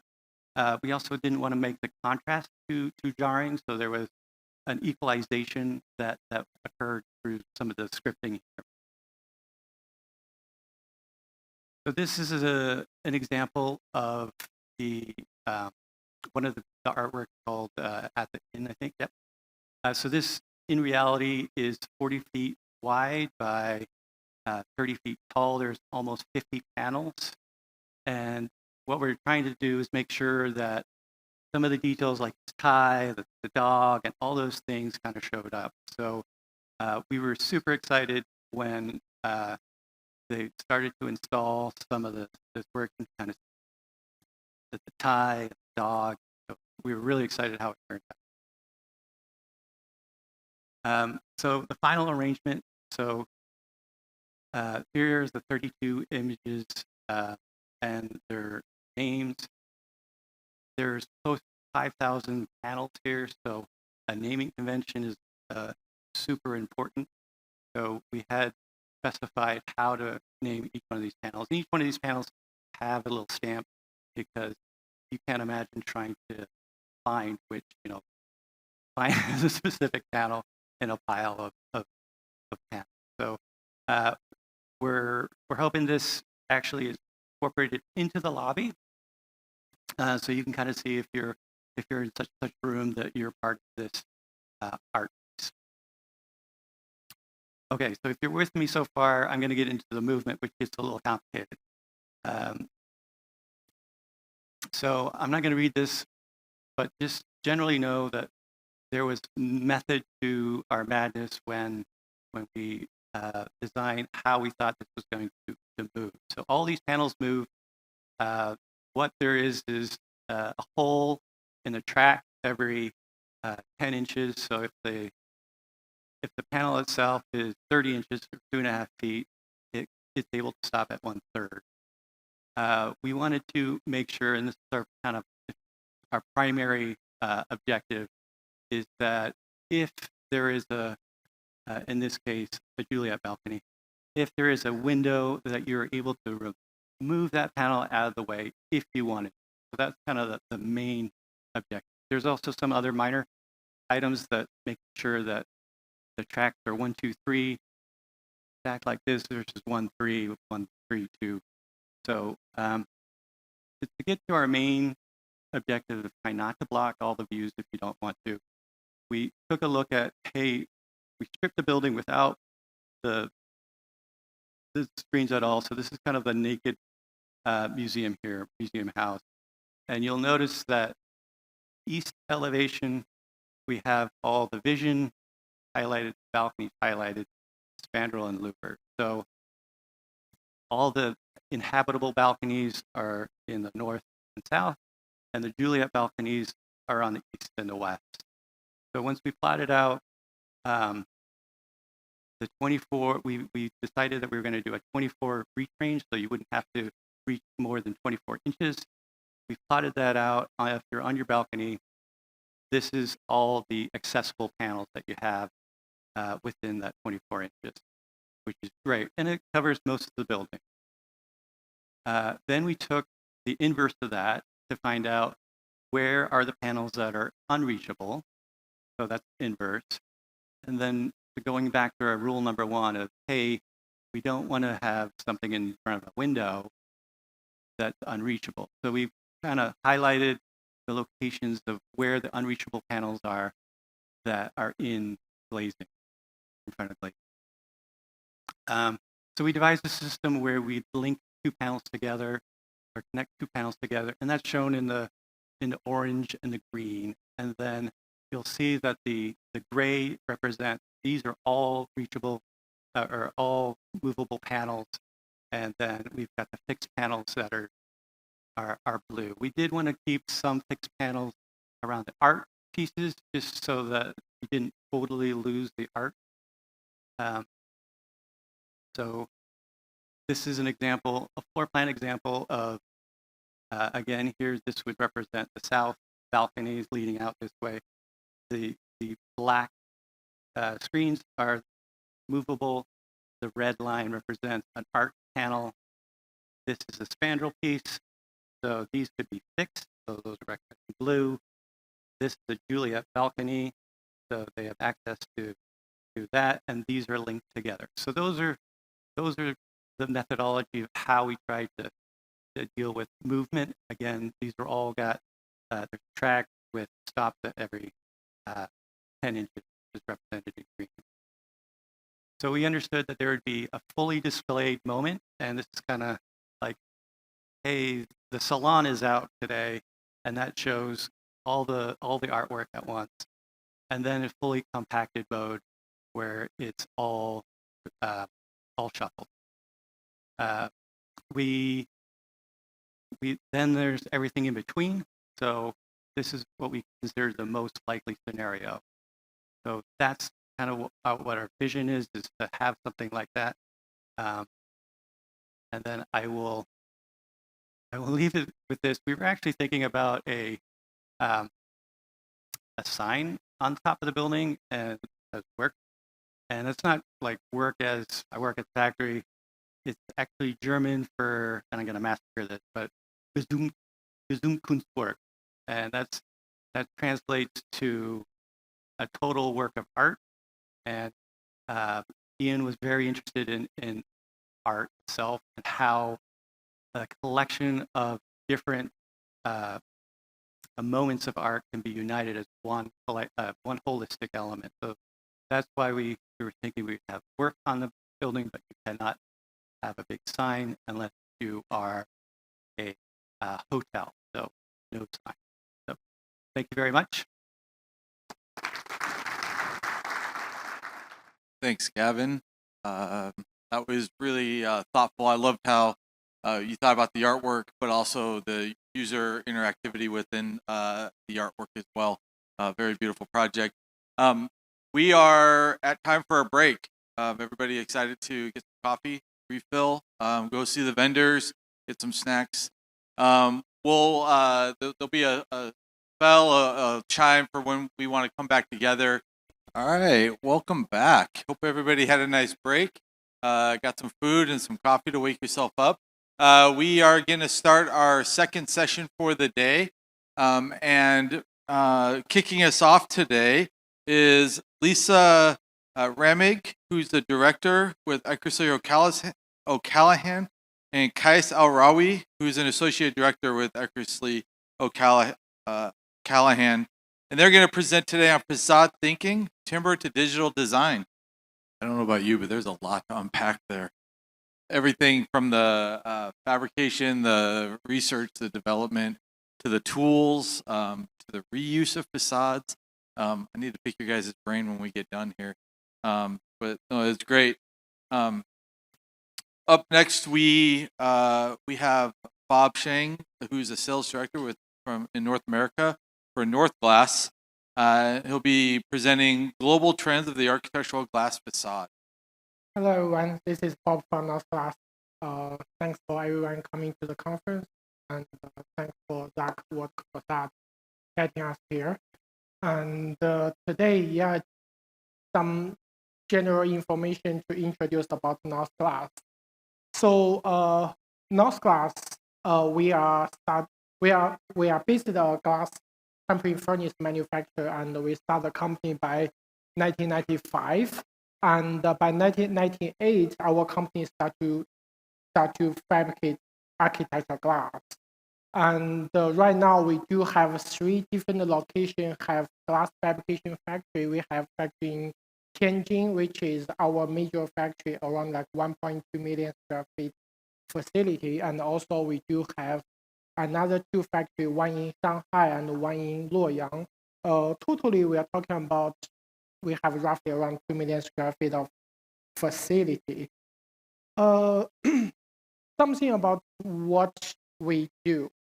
So as a glass fabricator, curtain wall glass is the basic product we are doing for almost 30 years. And we do a lot of flat curtain wall glass, which we can use no matter North Glass in-house coating. And also we work with all the other, most of the coated glass supplier in the worldwide, like Guardian, like Saint-Gobain. And also we have our own low-E coating line, and we can do customized low-E coating for the project which architect or owner looking for something different with other projects. And also we do jumbo size structural glass. So it's hard to identify what means of jumbo. So for company who's always doing 5 feet by 10 feet window glass, 15 feet, 20 feet could be jumbo. And for company who's doing 20 feet glass, structural glass for like podium or lower levels of building, 30 feet, 40 feet could be a jumbo. But for us, maximum size we can do right now is 80 feet, 80. And the maximum width we can do is 14 feet right now.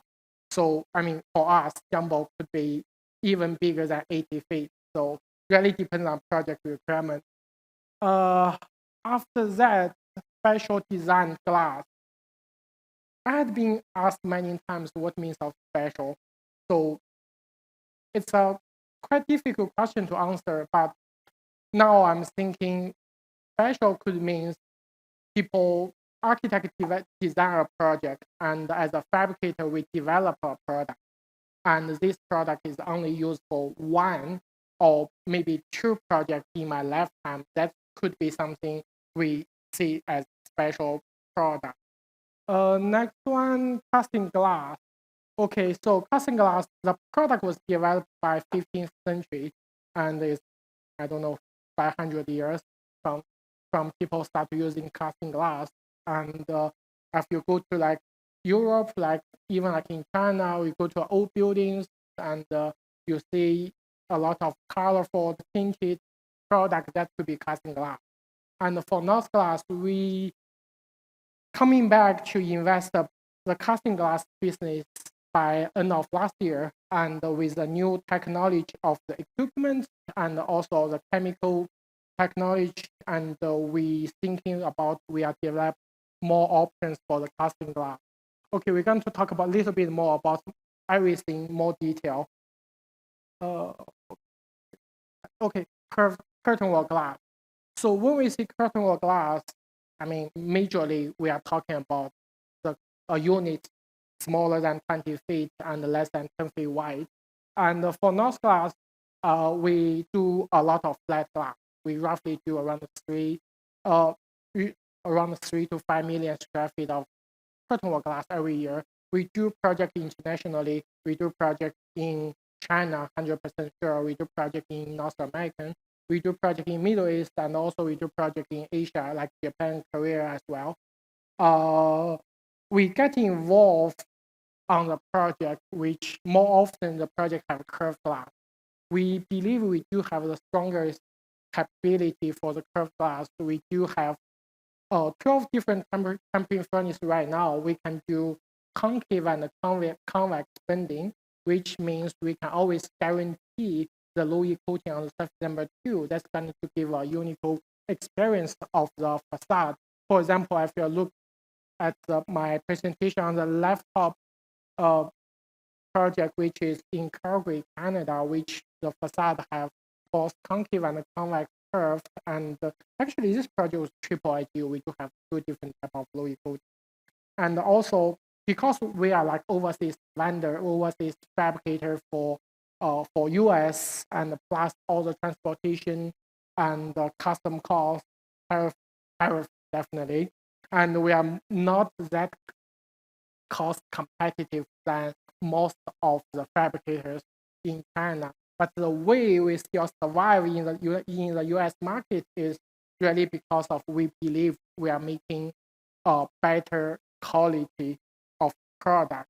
Why I'm saying quality is not only about the size, how accurate of the size, and how long of the lifespan, like how many glass will be filled within the warranty. I'm also talking about the visual quality of the glass. So I'm talking about the flatness of glass. I'm talking about the overall ball of the glass. And we are talking about when you look at the building from 100 feet or 200 feet, how many less distortion you will see. So normally for North Stars, our in-house quality control standard, we are talking about half of the ASTM standard. So that's what I'm trying to say, quality. Some reference of the jumbo size glass. So you see we have flat jumbo size glass, and also we have curved jumbo size glass as well. So from the presentation, you will see we have projects from 30 feet to 40 feet, and 40 feet to 60, even like 77 feet was the biggest glass we had been made for the project. And also at the left bottom, the project called, its name is Beijing Library. I think some of you maybe know the project. That project is actually the biggest structural glass project in the worldwide. We did 120,000 square feet of structural glass for that project. Each piece of glass roughly have 5 layers or 6 layers of glass. And I mean, talking about our capacity, we make those projects by 4 months. And yes, of course, we did a lot of projects for retail store for Apple. We did over 180 Apple retail store in the worldwide. Something about the special glass. So this picture, we are showing a piece of curved tempered glass, which the application is to cover a light, like tubing to cover the light. And we have the glass is roughly 6 inches radius, and we can make it as 27 feet as one piece right now. And people was asking me if 6 inches is the minimum radius we can do. The answer is no. Actually, we can make it even tighter radius. For example, we can consider as 4 inches radius, but the overall size, the width of the glass will be getting smaller. Another special glass project I like to mention. Well, if you look at the picture on your left-hand side, so you probably feels like the glass some of the glass have a lot of distortion, but actually this is not. So if you look on another picture, you will see on the glass surface it's not flat anymore. So actually we do slump a bubble on the glass surface. And after we slump the glass, we're still able to make it as tempered as safety glass as well. And also, I mean, we still can make it as insulating unit. We still have low E coating, which can to help on the performance on the glass as well. So that's something we call a special project. And also a project in Australia. Well, this is not only a normal curved glass project. You see, I mean, if you look at on your left-hand side picture, you will see the glass have pretty complicated curvature, and the glass is 25 feet tall. The smallest radius on that project is 5 feet, and the glass is actually half cylinder. We do have low E coating on that glass as well, and if needed, we're also able to put a freight. We're also able to do acid etch, and yeah, in generally, we can do all applications for those kind of curved glass. So last things I'm more interesting, more exciting to talk about is the casting glass. So as I mentioned before, casting glass was here for like many 100 years. And we are also, and right now, I mean, we are getting involved on the casting glass business as well, because we really think about casting glass going to give a lot of flexible for design of the glass product. For example, the good things with casting glass, we can do custom texture, and we can do custom color, and also we can have multiple colors on one piece of glass. That's the advantage of the casting glass. For nose glass, we can do either hot casting, which is we just heat up glass and pour in the mold, and also we can do in-mold casting as well, which going to give more flexible on the color choice. And also beside of the surface texture with casting glass, we are also able to do like inside texture, which means the glass surface is still going to be flat, but inside of the glass we can make all kind of, like if you want to see bubbles, we can make bubbles. If you want to see something like, I don't know how to say that honestly, but that's something we can do. At the same time, we do custom mold for the casting glass, and you can see we have different surface texture. We can do something like the brick wall, and also we can do something like the moon surface. Those actually we do have a lot of options. And also I forgot to put up another image on the presentation. Is actually we can do customized mold, and we can do customized shape of the casting glass. For example, this glass is all flat. I mean, it's not real flat, but it's flat. And also we can consider to make a curve, or like one curve, make a wave on the glass surface as well by a customized mold. So yeah, that's everything for today, and thank you for everyone. And we do have a little booth over there. If you have any questions about the glass, feel free to come over. Thank you. Thanks, Bob. It's not every day you get somebody who one-ups himself about 4 times in his own presentation. I didn't think it was ever going to stop. It was amazing. Great work and great development on glass. Up next, we have Frank Zhong with TS&D application engineer. He's a TS&D application engineer with Dow. He'll be presenting the design with more freedom by engineering less impact, carbon neutral silicones for facades. Thank you. Well, it's 12 o'clock, so I know everybody's hungry, so I'm gonna do it, fast as I can. So my name is Frank Zhong. I'm the technical engineer for Dow, and I'm gonna present a topic. Hopefully, it's not too boring for you guys, but I think it's very important to talk about it. My presentation align very more well for the presentation that you have seen. We're gonna talk about carbon neutral silicone for facades. But for that, I wanna talk a little bit where I come from. What is Dow? So Dow is a global company with a net sale of $55 billion last year. We have more than 35,000 employees, around the world. We have 109 manufacturing sites and 31 countries. So we pretty large company.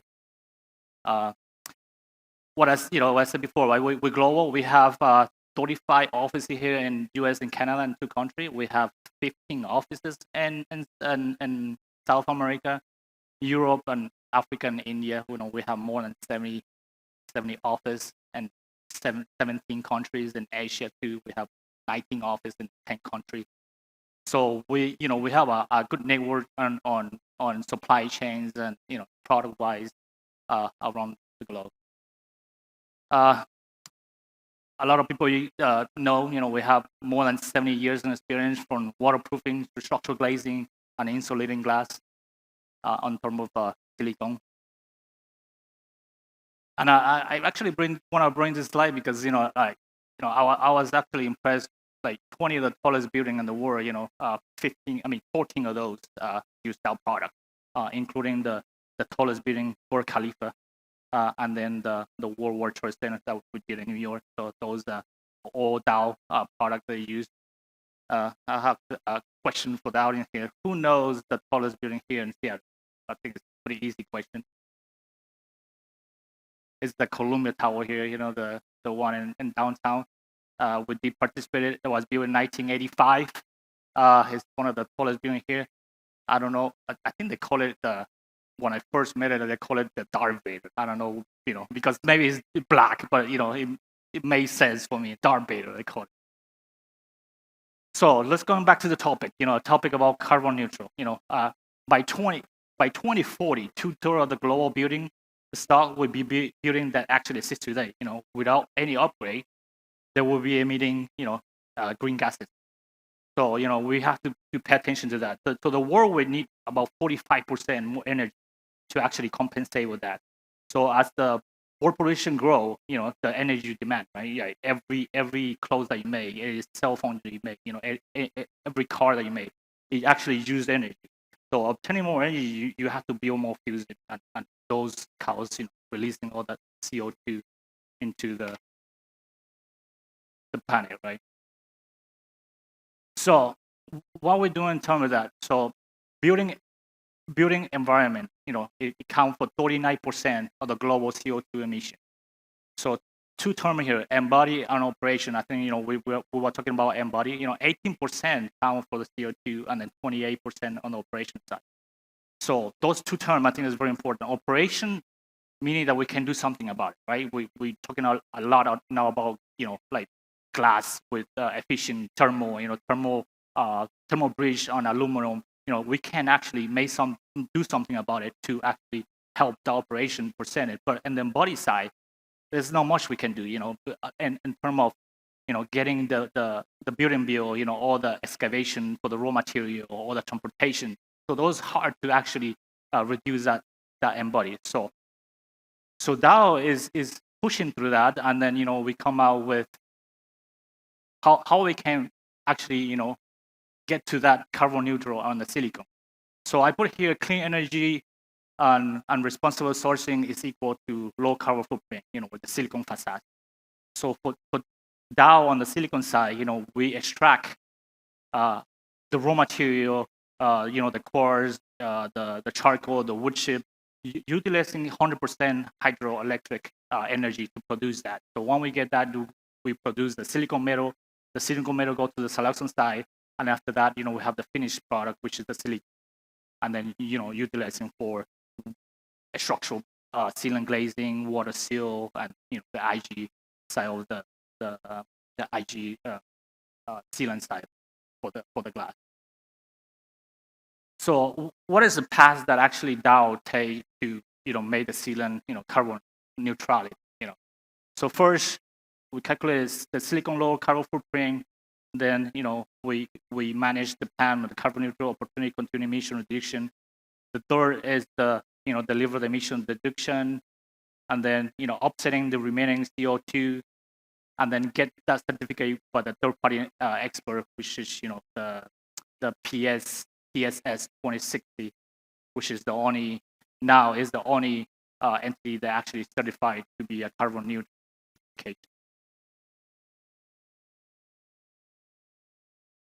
So Dow is very proud to actually introduce, and we are the only company that actually have this program, to introduce carbon neutral for silicon. So this is a standard cotton wool details that actually utilize structural glazing, insulated glass, and water seal. So all this material is part of the Dow program to the carbon neutral silicon facade, and it's approved certified by the past 26. So as choosing material, we know in the facade world, right? We have all different kind of systems, but mostly we're dealing with silicones. We deal with the structural glazing and the capture system. So I think being an architect and consultant, we have to have our understanding. Okay, how can we make our building more efficient? We're talking about thermal break aluminum. So understanding the difference between the structural glazing and the capture system made us more, I would say, smarter or liable to choose a better product and to have a better performance on structural and thermal, utilizing different systems.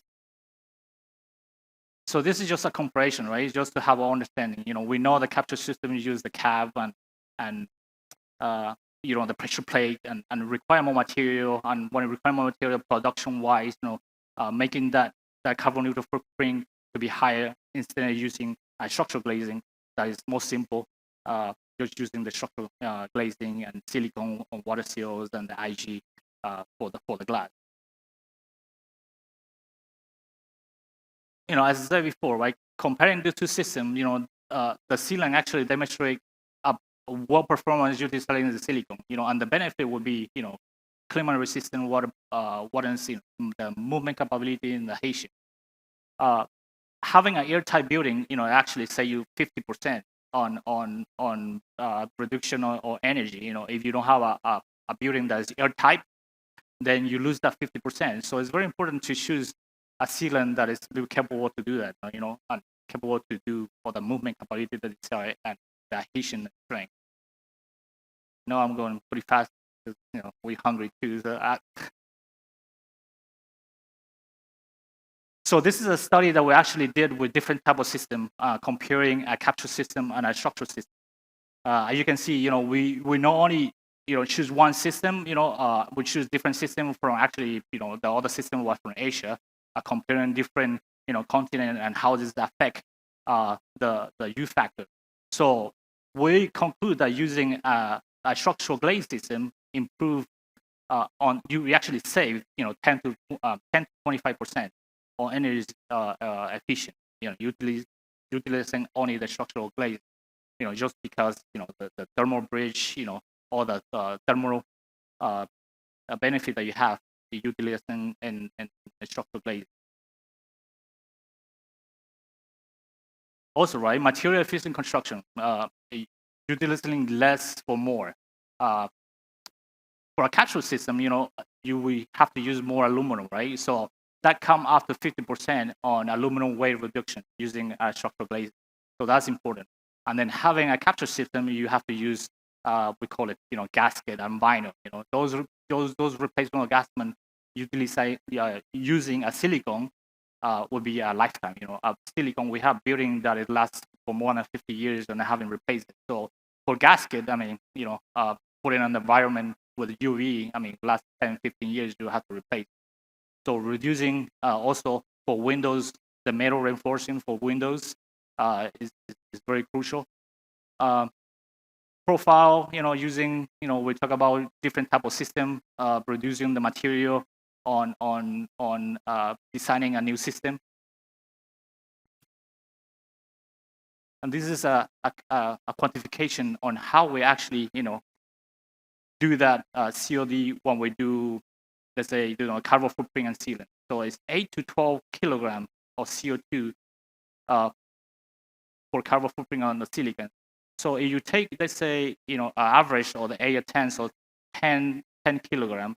So convert to the facades, you will have approximately 20 kilograms of CO2 in a square meter of facade. So it seems little, but if you, let's say, making a building like the one you see in here, a huge building, at 60 tons of CO2, the CO2 is equal to 30,000 square meter of facade. So, that is a big number that we're saving on the emission part. So we know that structural facades can offer advances using less aluminum, compared to the capture system. So the benefit on embodied carbon reduction on using a structural glazing, at 30, we're talking about 30 kilogram of CO2 equal to 10,000 square meter of facade. So multiply that by, let's say, another 10. So you will have 3,000 of kilogram of, that's a lot, right? Just, but if you look at just a window, let's say a 4x8 feet, it doesn't seem that much, but if you multiply that by 10,000, 20,000 a unit, it is a significant amount of CO2 that you release into atmosphere. So, DAO have a ambition, and the goal is, not only innovating new product, customer centric and inclusive, but also, they focus a lot on sustainability. On 25 and 2020, we have reduced 15% of the CO2, and we're trying to get for 2030, another 15%, which is going to be, 30%. For our goal, by 2050, we want to go to the path zero by 2050. So that's our goal for our company, for DAO. And then I think, it's a good example for other companies to actually do it too, to help, our planet a little bit. As I mentioned before, DAO offer now carbon neutral service on the structural glazing part of it, insulating glass and water seal on all the ceiling. And the benefit would be, the global service that we provide. All the products going to be trusted and verified with the PS 2060 contribution, reducing the CO2 reduction, and enhancing the long term of your design and facades using our seal. This is our first project that we did. We're using carbon neutral silicone. This project is in New York, New Rochelle. I was using, for the glass, we're using 92, for the structural glazing 93, and then for the water seal, they use 795. But this is building is done, and one of the first building in the US to use this program on the carbon neutral seal. And this is my last slide. I got 1 minute. As I said before, right, DAO is very committed to the sustainability, and we are on a path to go to that net zero in 2050. And then, we try to work with partners, with consultants or architects to achieve that. So I'm very proud to work with DAO and with taking care of the environment and having a better place to live. So that's my presentation. Thank you. Thanks, Frank. As he said, we will have lunch, but not just yet. And don't eat the Dow samples, by the way. I don't think they're edible. Great presentation, and without their products, all the glass you saw would probably be falling off of the building. So, love to introduce our keynote speaker today, Brian DiMaggio. He's the studio director with Gensler. He's going to be presenting A Tale of Two. A lot of twos. Hi, I'm Brian DiMaggio. I'm a project director and studio director up here at Gensler in Seattle. I lead the work studio here. I like to joke, if you work in it or on it, we design. I also lead the office building practice area for the Northwest region. I have 21 years in the profession, 12 years at Gensler, and don't believe George Lucas, Han Solo shot Greedo first. Gensler's been in business for 60 years. We have 57 locations around the world. We have a couple projects here that are local that I wanted to highlight. One just down the street on Olive is Pacific Place. We repositioned the mall right before COVID. And we have Citizen M, a prefabricated hotel down on South Lake Union. We have designed T-Mobile's headquarters in Bellevue, which is a collection of 6 buildings we've repositioned and reconnected with bridges. And then we have 222 Fifth down here on the bottom corner. Keep that stare in mind. Gensler here in Seattle has been in business since 1999 in December. It's a new 25 years. We started in Pioneer Square. And we're very proud of this target of, or this stat here of 90% being repeat clients. very important business metric for us. 2222s. So this is kind of a coincidence in a way. We're going to talk about two projects. So 222112 is what we call Cannon. It's over in Bellevue. It's currently in entitlement. We're hoping it gets built by 2028, 29. And then 2225 here in Seattle, completed last year in September. It's with Lincoln Properties. Gensler is the design and architect of record for both buildings. In addition, in 225, we did 3 floors of spec suites and Lincoln Properties Collab life science incubator. Kind of another fun thing, just side note here, the 222, it's an angel number. It has balance, harmony, divine alignment, and trust in the universe. And I kind of think in this economy, we can all use a little hope. So Cannon here, it's the sophisticated kind of newcomer to the Bellevue market. Our client is Beamreach Partners. We met them on a previous project, and they left their old firm and came to the project. It is a 740,000 square foot Class A office building. It's tech focused. It is 2 towers. It is phasable. And like I said, it's one of 2 projects still going through permitting process in Bellevue. When we began this project, Sam and John of Beamreach Partners actually came to us with this project highlighted to the North Caroline. Sadly, has not kept going in the economic changes. But when they left their previous partner and started their new business, Beamreach, they came to Gensler and asked us, how do we help support them finding new business development sites in the Bellevue area? So we've looked at about 12 different sites for them in Bellevue, Wilburton, Bell Red, and this is the first site that they actually came to control and came to develop. So it's located here at the eastern edge of downtown. Eastern edge of downtown on 4th and 112th. It forms a gateway to Wilburton, which is currently being rezoned by the city of Bellevue. And when we were looking at all these projects with Beamreach, one of the things that we focused on was data-driven design. It's kind of a unique process that we have with them. We did not need to actually put together a proposal, put together pretty renderings, put together a plan. We were able to actually find sites with them, understand the yield study, and also understand how to build and design the best architecture from day one. So we used a number of tools to do that. We utilized Climate Studio to understand the solar exposure and solar heat gain. We used a Gensler product called G-Blocks to really quickly understand the project, its yield, its metrics, parking, and its costs. We partnered with a local contractor, Selin, who had also participated in the process.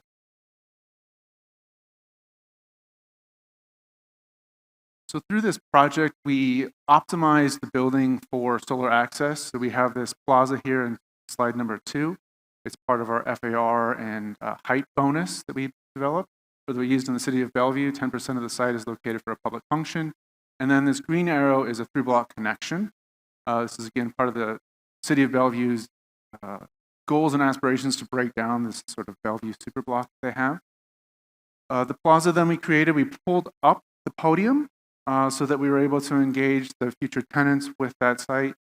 And we then began to skew and shape the podium so that it had better solar access. We had some shading, and then we sculpted the tower for the views of downtown and Mount Rainier. So this is the final product that we came up with.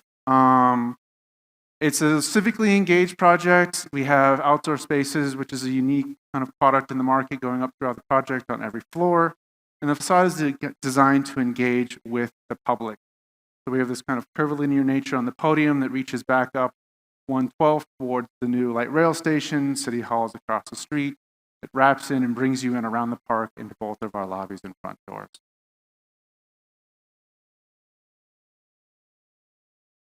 Gensler at its core and beginning is an interiors company.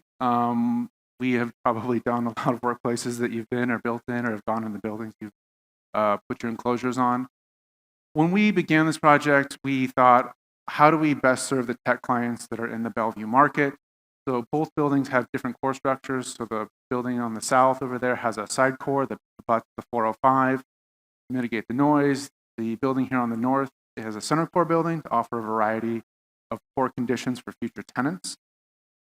Also, Gensler writes a lot of the standards for big tech companies, and so we actually took 6 of the biggest tech companies, took their standards, and in many cases utilized the actual designers that were on those projects to test fit them for our future potential tenants. I'm going to go back here. So as we have these, what we call these super floors here in the middle on the tower, and this is our arrangement of balconies. Like I said, every tenant floor has outdoor space access, and it kind of forms this amenity zone between the core, which is your entry, and then the terraces. So it's a public connection space in which the workplace is built around sort of community that connects to the outdoors.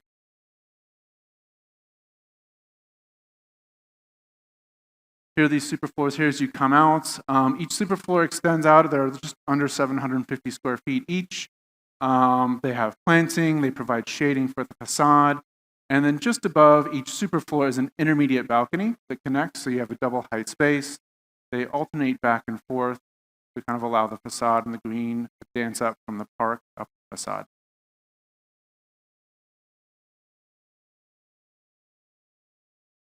In the designing of the stacking of the tower, we kind of conceived, how do you get a couple of tenants in here and make sure that outdoor space is maintained for everyone.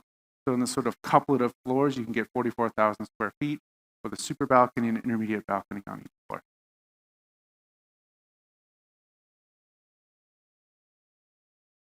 So here's a finished rendering we have. We're looking north from the park. We're kind of standing on that through block connection. We have the podium that sweeps up and across and in. The green of the balconies and green of the park is going up above. On the facade itself, on the exterior, you kind of get a sense now of the way we've enclosed and sort of coated our facades. So we have the wrapping regular facade all the way up the top. And then as you hit the super floors, you have the clear glazing that stacks up and also down on the podium. So anywhere it's green, we've really prioritized and maximized the indoor-outdoor connection. Here, coming to the interior, this is actually, again, going back to Gensler's roots of thinking about the inside out when it comes to office buildings.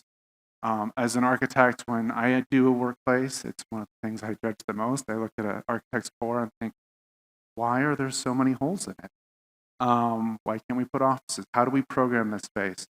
And very often, we don't have the best spaces. And so when we come and program a space, we look at how do we lay out the desks, how do we lay out the corner offices, how do we lay out the conference room. So we have this 7-foot, 3-foot split. The 3-foot split provides room and space for desking to hit every module, provide data and power whip to all the desk boxes. And then 14-foot floor to floor gives us a 10-foot 6 ceiling, which is best in the market in Bellevue. The exterior, as we expressed 222 on the exterior, Canon on the exterior, we have 2 different shaped metal panels on this project. So on our spandrel panel, we have this concave form panel, and then the verticals are this sort of bent V panel. It's meant to animate the facade as you move throughout the day. There's lots of different orientations of this project. The sun moves around on the north-south. The 2 different buildings have different orientations as you experience it. It also provides solar glazing on the shade. So here's again, this going back to the textured facade outer layer that provides our regular sort of approach to the project. It allows the differential of the super floors to really pop out. The difference of the glazing is all kind of treated where people interact and walk outside. And then here in this vignette, you have a better sense of our shaped panels and our shaped, how it provides the shading and how the outdoor space and super floor is accessed. So again, here we have the planting, we have the super floors, projection, and that intermediate balcony. In rainy day in Bellevue, 222 Fifth. So on this one, we actually didn't have any brand scope, so it is just known as 222 Fifth. It's a project over here in edge of South Lake Union. So we have Seattle Center, which is going to be off to your right. We have the monorail, kind of iconic monorail from the 1963 World's Fair there. Just to the north of us is the Gates Foundation. And the street here that we're looking at, not looking down Fifth, but going parallel or sort of across, is Thomas. It's a new green street that is being built out by the city of Seattle. So 222 Fifth started out in 2019 in our office. It took a very long time to come to reality. Our first client was a Taiwanese developer called Darbi. They are a residential developer, and so this was their first first office building in North America, and they really wanted to have a big impact on how they came to the American market. And so this red stair was initially conceived with our first owner. It had a bunch of amenities going up and down. There was a basketball court at one time, but it's sort of seen as like this health and wellness component of the building that sort of unites. It also provides this iconic lantern as you're moving up and down the project. In 2021, the project was converted from an office building to a life science building in the middle of the pandemic. We are 25% better than energy code. So as we are here, you see the site over there on the right. It's Seattle Center and the edge of South Lake Union. South Lake Union, for those of you who don't know, is our life science hub here in Seattle. Across from the building, we have Mopop, which at one point was known as the EMP. It is a Frank Gehry building. You have the Space Needle here just about a block away, but a very direct connection. It's not an easy site to design for. There's a lot of people that come up into the project, up Thomas. You can go through up Thomas, through Seattle Center, head to Climate Pledge, where the Kraken play, where hopefully the Sonics play again one day. And as architects looking at this, we kind of thought, how do we make this a working building, but also acknowledge the site's location? And so we began to look at this corner as a gateway opportunity. It really was our moment where, okay, the building needs to function, but we have this gateway, we have Mopop, we have Seattle, the Space Needle. These are from our design presentation, the design review board. You can kind of get a sense of how the project comes together. It is a very hardworking rectangular building. For the most part, as you come up Fifth, though, and head to the corner, it begins to move and change. And so you have a sense of these ins and outs, and this reference to Mopop, this reference to the corner of Thomas and the activation on the corner. The building itself is, for the most part, an all-glass facade. It has recessed metal panels. And similar to how Canon, where we took the exterior of the building and wrapped it in the same curtain wall, we're doing the same thing here, except so you have the deviations in this case, rather than being super balconies. At the corner, we have these ins and outs and pop-outs. So you can again see the recessed panel, the vision panels of spandrel. It almost sort of wraps the building as you might think a designer handbag or some other sort of product that is meant to sort of almost be camouflaged in its uniformity. So we have the spandrel glass with the metal panels. We have these recessed metal panels. The recessed metal panels, in addition to providing a texture and shading because they are pushed back, actually provide a home where we have to put all of our sort of elements. When you come out, we have the glass, you have emergency strobes. Down here at the retail, we took a little bit of a change from up above. Up above is very regular, very sculptural. Down here at the person level, we have the wood at the entries, we have the clear glass, we have the canopies. It's all been changed and scaled down. All right, here we are, the red stair. So this is, again, from our design guidance, this red stair. So the back of the project is actually a button alley. And there's currently a brand new housing building in front of it. So you don't really see any of this. You just see this little sliver of the building. Doesn't point, but you kind of get this sliver of the building as you have this red stair pop up. It, again, promotes health and wellness. The floor plate itself is relatively small. It's just a little bit over 17,000 square feet. So if a tenant was to come in and punch a hole, take up 409 feet in there, it would sort of eat into their space, would affect how the lab plans out. In this case, it eliminates that requirement. Okay, here we have the red stair here in the corner. So as you come up Thomas again, you see this red stair, you have this lantern, this icon of the project. Here we have the main facade of the project and its elevation. We have the components of the facade. You can see again this articulation of the pattern, sort of camouflage what we're doing until you get to the corner. So here we are. Here's the final product of the building. It was completed last September. We have the ins and outs. The Space Needle is ubiquitous on almost every scene as you take of this picture. You can see how it's shaped and deformed, the different angles, really highlight the corner, highlight the architecture, and highlight the difference in the location. Here's at night at the red stair. Mopop is again just kind of off to your left. The green street is right here in front of us. You see this red stair as you're coming down State Route 99, exit into South Lake Union and coming into downtown.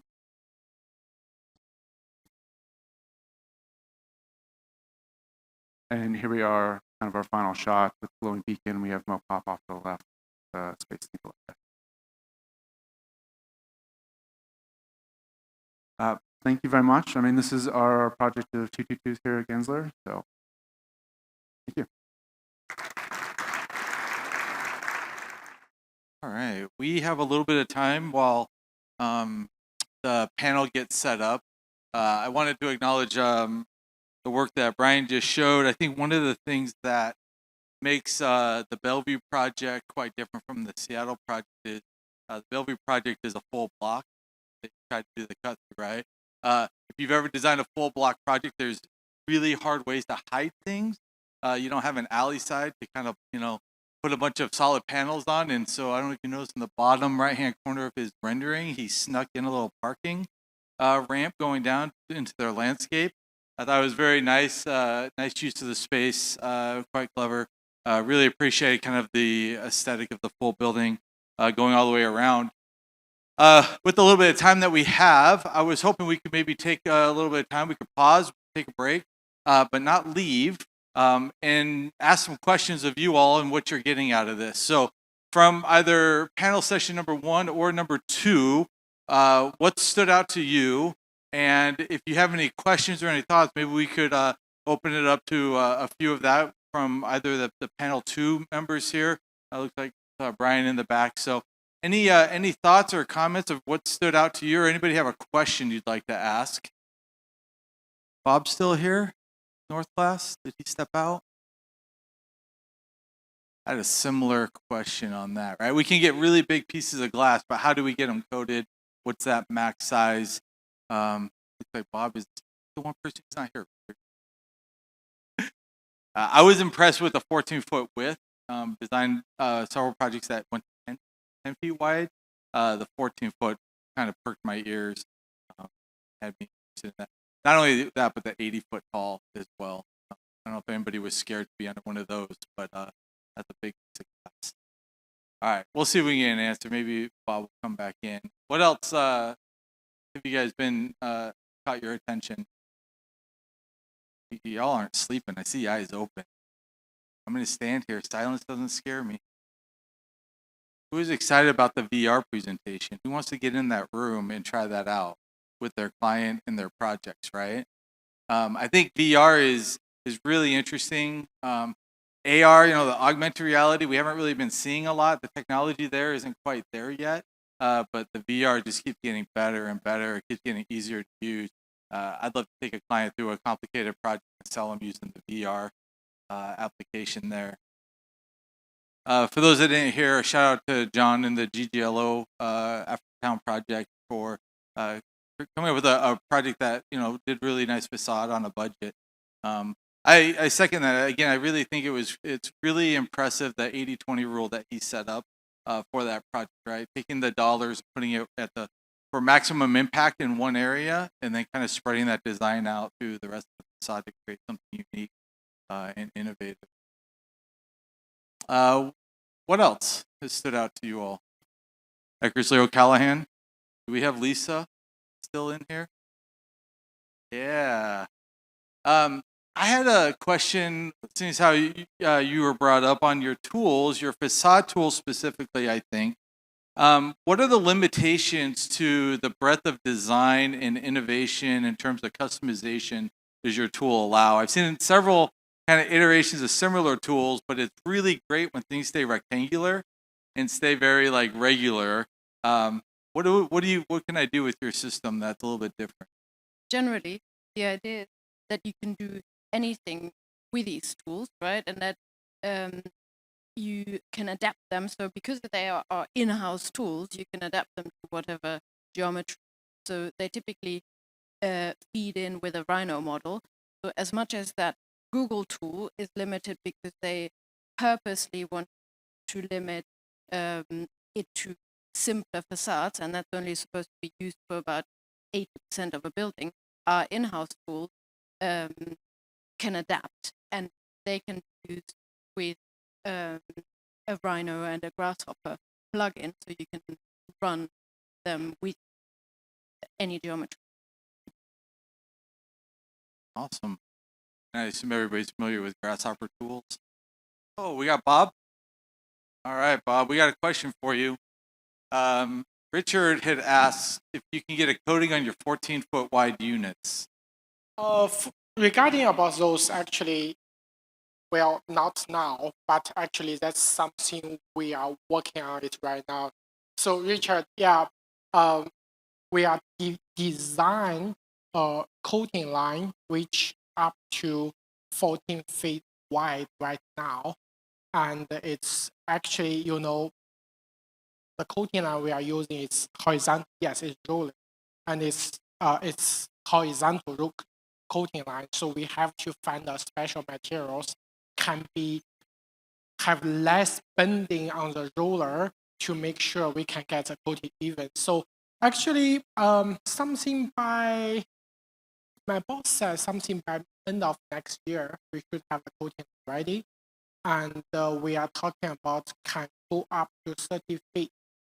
That's as a maximum size of maximum length of the coating line. And for the weights, yes, targeted 4 meters. Yeah, and also, I mean, a lot of people will question about the float class, if we can get float class at 40 feet wide. The answer is yes. And we do have suppliers in China, which their float line is actually the width of the float line is slightly bigger than 40 feet. And we can get the float glass, yes. And then next question about how we going to transport the glass because it's 14 feet wide. Well, we did figure it out in China right now. For international transportation, we know there is a special boat we can actually put, like, I don't know, maybe 30 feet something, 30 feet tall stuff in the boat. So for ocean transportation, it's fine. And at the day when the project coming, I'm pretty confident we can figure it out the local transportation well. Yeah. Great. Thanks, Bob. All right. Any other thoughts? All the panels getting set up. It's like they're almost ready. Set. All right. I could, but probably not. Shouldn't. All right. While they're coming up on the stage, we'll introduce our first panel for the day. The moderator that's going to be running the panel is Matt Alfs. He's a partner with Building Work. They're going to be discussing adaptive reuse and repurposing, preserving the past for a sustainable future. And I'll turn it over to Matt. Thanks. Well, we're excited to be here today. We have a sort of an interdisciplinary group. On the end, Rick Workman, general contractor at WG Clark. Rick, I worked with for many, many years and is really a leader in the adaptive reuse team at WG Clark. Worked on many, many buildings. What do you want to say about what you do, Rick? So yeah, I lead our adaptive reuse teams. We've done, I think we've been working together 5 years continuously in Pioneer Square, working on a couple of projects we're going to talk about here today. So yeah. We've done a number of size renovation work, some are adaptive reuse. So that's talking. And Zak Cole with Urban Villages. So I'm title goes Vice President of Environmental Stewardship of Urban Villages, an architect. I've worked on design side, a couple continents now. Thanks. And Urban Villages has done some amazing work in Pioneer Square recently. And then Peterson Lambert with Stantec. Peterson and his team support our team and also contractors with, we work with you from envelope consulting and how do we bring these to? Yeah, got it. In my past experience, I've been in the building engineering facade world for about 24 years, Stantec, and have worked on some projects we're going to play today and have a deep background in a lot of building, repurposing, adaptive stuff. Really excited to share that experience there. And my name is Matt Alfs. I'm the founder of Building Work, which is an architecture firm in Seattle. I've been practicing in Seattle about 30 years and started focusing on adaptive reuse projects, among other things, about 20 years ago. Really a tremendous opportunity to save and reuse and transform existing buildings. And I think it really contributes both to our sustainable goals. I mean, reusing a building rather than tearing it down and building new, I think is a really critical aspect of addressing the climate crisis. And then also, it's in terms of cultural history, it gives us a chance to have some continuity in our cities and in our neighborhoods. I think it's important. When we do these projects, we do have to do a lot of work on the facade. So we're going to talk briefly today. Our session is called Preserving the Past for Sustainable Future. And I have a few key bullet points which we might cover. First, we're modernizing the building envelope while preserving historic fabric at the same time. So what historic elements do we save? How do we preserve those? And how do we update them? Creating a sense of place that revitalizes historic districts. I think that's some of the work that we're all been doing in Pioneer Square. There's a lot of constructability challenges when we do this. When we're combining old and new, and we're adapting historic fabric to do things that it wasn't meant to do in the first place. And then we may have time to touch on securing approvals. Historic review boards, both at the local level, but also at the national level, if you're pursuing federal historic tax credits. There's a number of issues that come into play. So with that, we'll jump right in. You want to start it off? Sure. So, villages, we're headquartered out of Denver, substantially right in Pioneer Square, part of which is 100 feet hill, which so it's off project. But I'm going to talk a little bit about our current work in Denver. So markedly not adaptive reuse. The Populous Hotel in Denver, which opened in the fall. And since this is the Zak conference, I talk a few on the project. But one thing that defined our company for the 25 years is working almost chiefly on adaptive reuse projects. Strong emphasis, design, public realm, at the streetscape, implementing nature-based solutions throughout the project, really focusing on biophilic design, and this project different, exhibiting real reverence for nature. In this case, the entire premise, the concept of building, driven by populous stimulated quaking activity in Colorado. And as you see on the next slide, a fun diagram for facade nuts in the audience. Put together by Studio Gang. So 19 unique GFRC Rainscreen patterns deployed across the triangular footprint, which makes things a little bit easier in terms of constructability. Obviously, give a unique aesthetic here, but in many ways, servicing some of the same issues, enlivening the streetscape, creating kind of devotion, scale, proportion. So, albeit a new project, a lot of the same considerations for adaptation. So then, moving over to Seattle, you probably know the Westland Building, 100 South King, and Pioneer Square, very close to Stadia. And this is the 120 feet hotel project I mentioned. The intent here is much different, standing out, fitting in.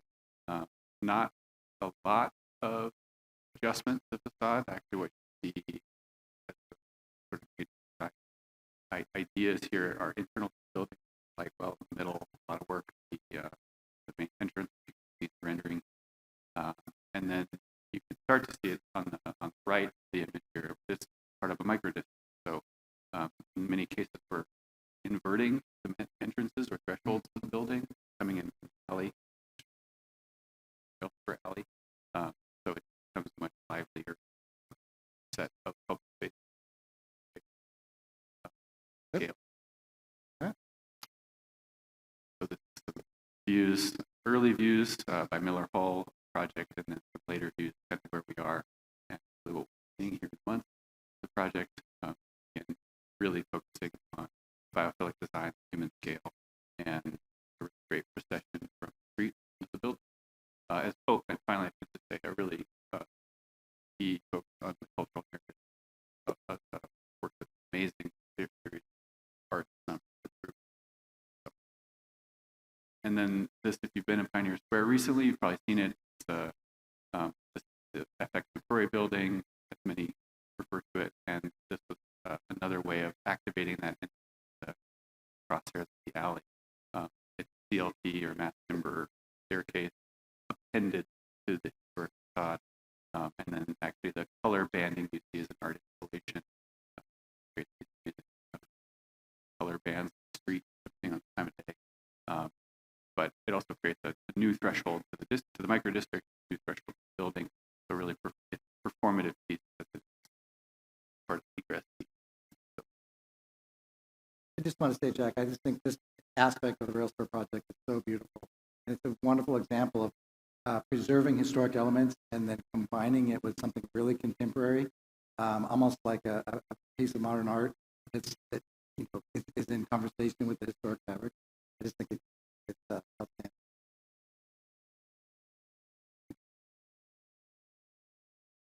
And just the illustration that captures the Rails Per extent. So in the foreground, you're seeing 419 Occidental. On the left, you're seeing 100 South King, popular Seattle. And then kind of tucked behind this is 115 South Jackson, which is retail and restaurant on the ground floor, and then the micro unit currently occupied. Great. Great use of the harbor in the city.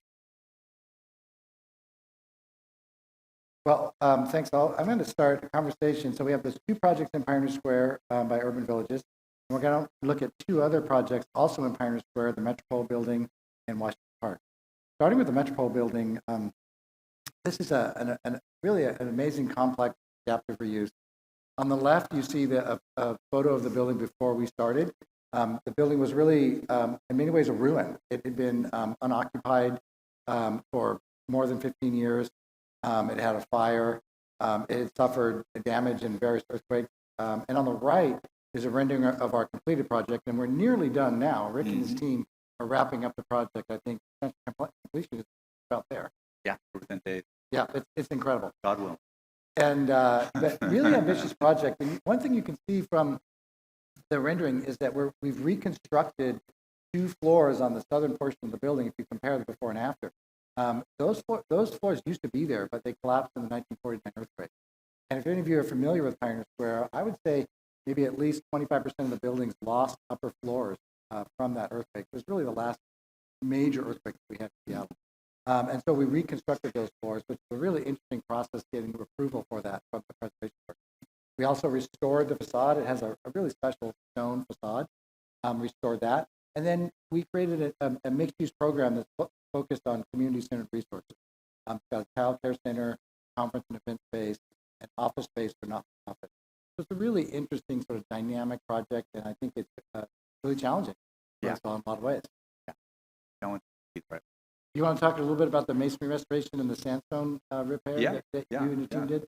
Sure. So as not mentioned, this is a renovation really of 2 buildings, right? Yeah. So we have Busy Bee building all the way to the left, and then the Metropole building on the right, known as the Metropole prop. They're shared, they have a common party wall shared between. So the exterior of the buildings are primarily on Yesler and Second Avenue South, a very, very soft limestone, or sandstone, sorry. And then the back side on the alley side, and then also on the southern side of the building, brick. And if, has anybody here been a part of a remodel, a home remodel, anything like that? Show of hands. You can understand our pain, right? Yeah. So the difficult part in these buildings, when I first looked at it, I just knew we had a big challenge ahead of us because the building is covered in paint, and it's been covered in paint for, we have no idea how, but it had several layers of paint on the limestone and on the brick. And for anybody who's worked on a masonry building, absolute worst thing you can do, masonry, is paint it, right? It's going to seal water in, doesn't let it escape, promotes organic growth.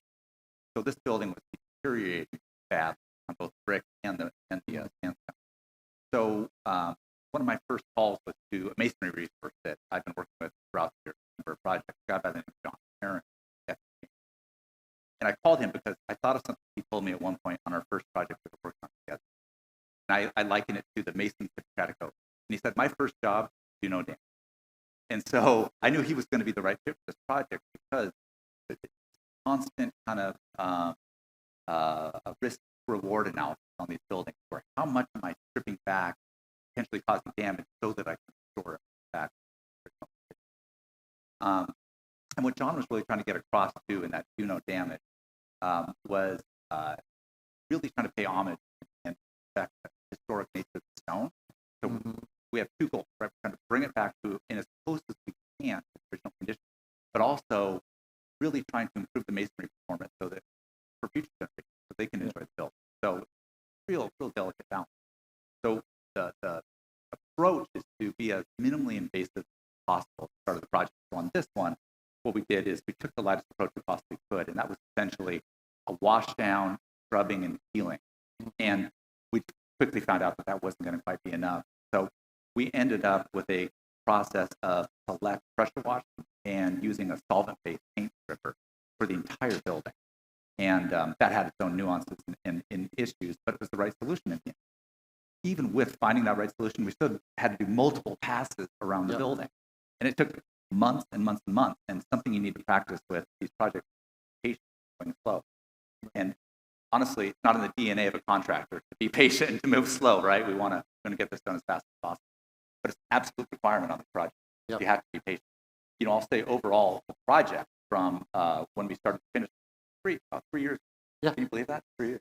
About 3 years in construction. Yeah. And we were, I've actually been working on design on this project for 10 years.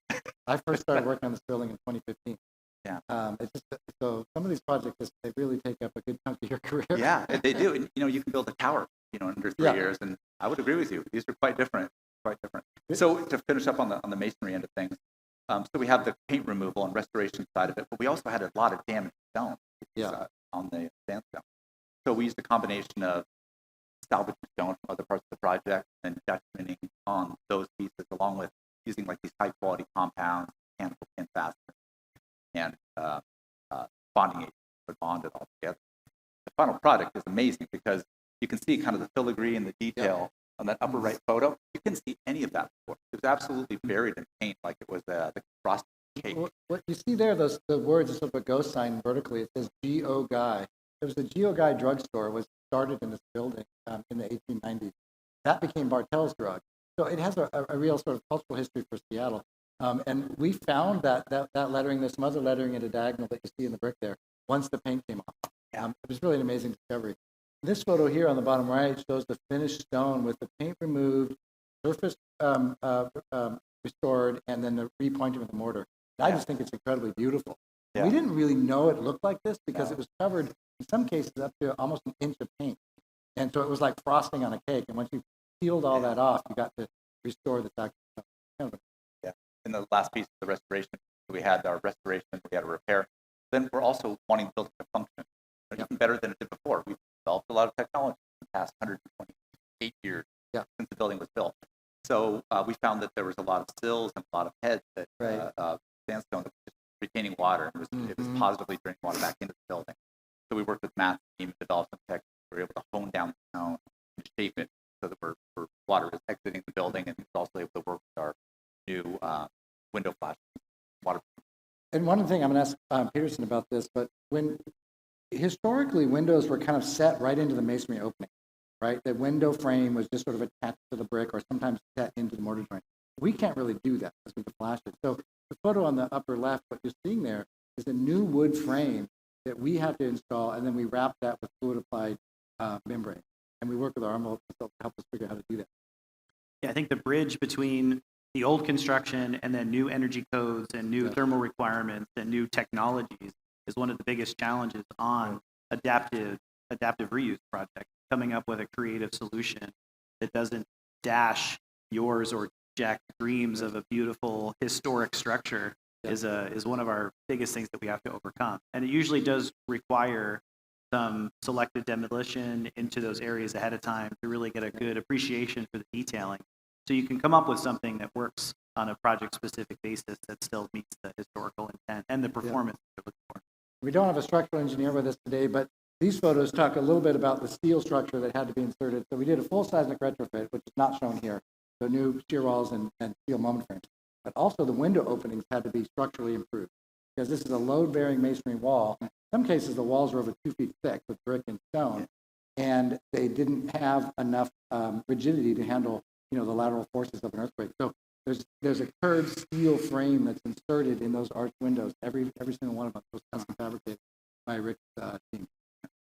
I think we could talk about the project for a solid Yeah. day, honestly. There's a Let me lot go. of cool aspects to it. This is the last photo, and I think what's interesting in terms of facade is you see three elements here all coming together. On the right is the restored sandstone facade. We have the replacement cornice, which is another element. We used a company from Portland called Architectural Cast, and that's PGRG. It's polymer modified glass fiber reinforced gypsum. Nailed it. Polymer modified glass fiber reinforced gypsum that is used to recreate that cornice. We didn't know what the original cornice looked like exactly, but we did have some historic photos that we found in the archives, and we blew those up as big as we could, and we came up with the three-dimensional geometry of what that cornice was, sent it down to Portland, and these guys fabricated it, and then Rick's team installed it. I think it's a beautiful thing. On the lower left is the restored brick facade of the adjacent building, and it also has stone elements. All of that was carefully treated with new windows. And then on the upper left is the reconstructed facade. We designed that really wanting it to be recognized that was new construction. We didn't want to pretend and sort of fake it to make it look like it was old, but it sort of tells a story of what happened to the building. It was there, it collapsed, and we reconstructed it using modern, this is a single wide brick veneer rain screening over a metal stud, structural metal stud wall. And so you have all those three elements coming together, I think, in the building. It's pretty exciting. Window products, we used Anderson Anderson A series windows, really high-end wood window, aluminum cladding, and then at street level, we used an actual hybrid wood curtain wall. So at the street level, you'll see, if you go look at the building, it's about 18 feet high, and it's actually a wood curtain. Yeah. There's the final photo. You see the wood curtain wall. It's that sort of eggplant color or the navy blue color at the street level. And that's a really innovative product that we specified. So we can really fill those openings and not have to subdivide them with structural steel. One thing I should add too is that we kind of got lucky that the original windows had all been pretty much removed.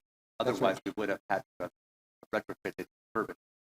That's right. This is a National Register building in a National Historic District, and so we had a lot more flexibility because the original windows were not present. We still had to comply with the board's review to make sure we specified the right kind of window and did a good job to make it sympathetic. But we were allowed. These window systems are also all triple glazed. The last thing I'll say about this project is it's a LEED Platinum certified project.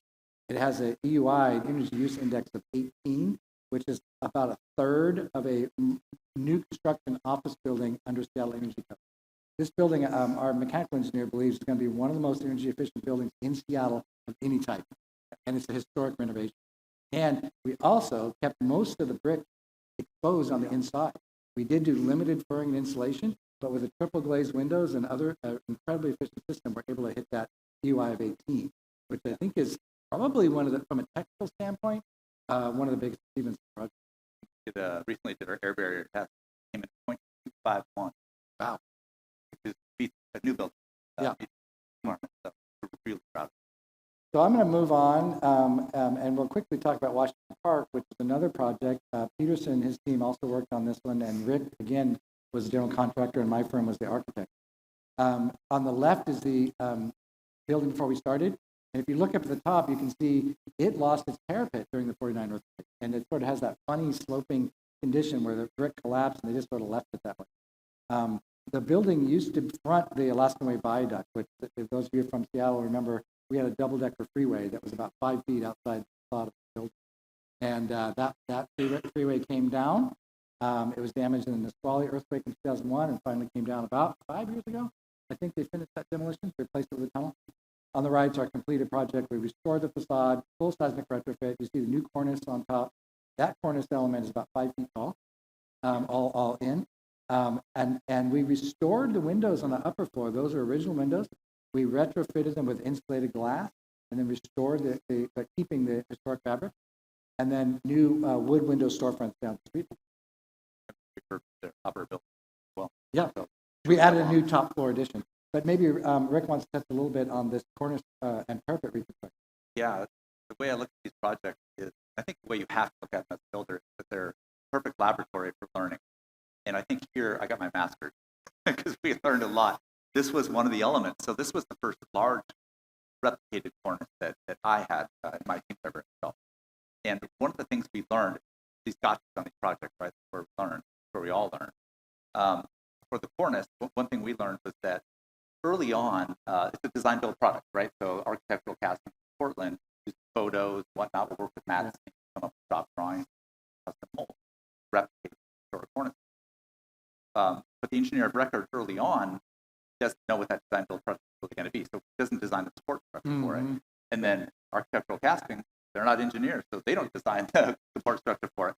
That was one of the kind of early gaps we recognized. So we had to figure out how best to support the new cornice on this existing parapet wall and then structurally enhanced parapet wall. So that was just an early challenge, and it's kind of geeking out on it, but it was a really big deal to us at the time. The panels themselves, they come in these sections, super light, easy to manage by a two-person crew, and it's just a clip system that clips to that support structure that gets attached to the building. So in the end, pretty straightforward installation. And it looks like it did in 1899. Or 1880. It came out amazing. And Peterson helped us with the new window replacement windows. Anything you want to say about that process? It was an interesting challenge because when you're looking at adaptive reuse and you're looking at these existing buildings and you're trying to tie in performance and code requirements, we were looking at no interior insulation, no exterior insulation, keeping the existing wood windows, and still meeting these performance requirements. And what was really amazing about the wood curtain walls, once we looked at the U factors and their air infiltration, they really calced out such that it was a workable. It didn't make matters worse and fit within the city's parameters for the project. So it was a fun exercise to go through to see that they really could meet the performance for the project. This project also achieved federal historic tax credit, which if any of you have worked on a federal historic tax credit project, it's challenging because basically you got your approval from your local preservation board, which can be hard enough. But then you're actually asking the National Park Service at the federal level to review your project and tell you whether or not they think it's good enough from a historic preservation standpoint. And so they take purview over anything that they want to tell you that you need to do differently. In this case, it was successful, but it was definitely a process of negotiation, particularly around the top floor addition. They really don't like, the National Park Service really doesn't like when you're adding onto a building. But in many cases, our clients really need that additional rentable area to make the project function. And this was an old printing building, right? So the structure was really odd because I remember when we got to the roof and tried to tie it in, it was like, what are we seeing? It was really wild to see the structural at the time for the printing company had a lot of extra steel and a lot of things that we had to accommodate once we got up.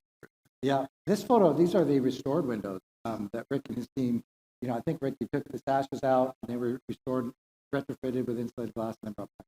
Yeah, exactly. A couple more here. Here's a photo of the top floor addition. So it's a really contemporary piece of architecture. You see it in that sort of light-colored.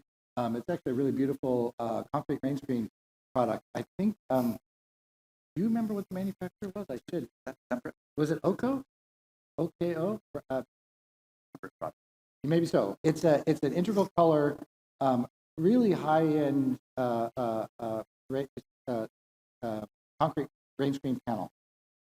And we ended up, it's funny, we had initially designed it in a different color. The National Park Service, because again, they had purview over this, they didn't like it, and they wanted it to be red or brown to fit in with the brick.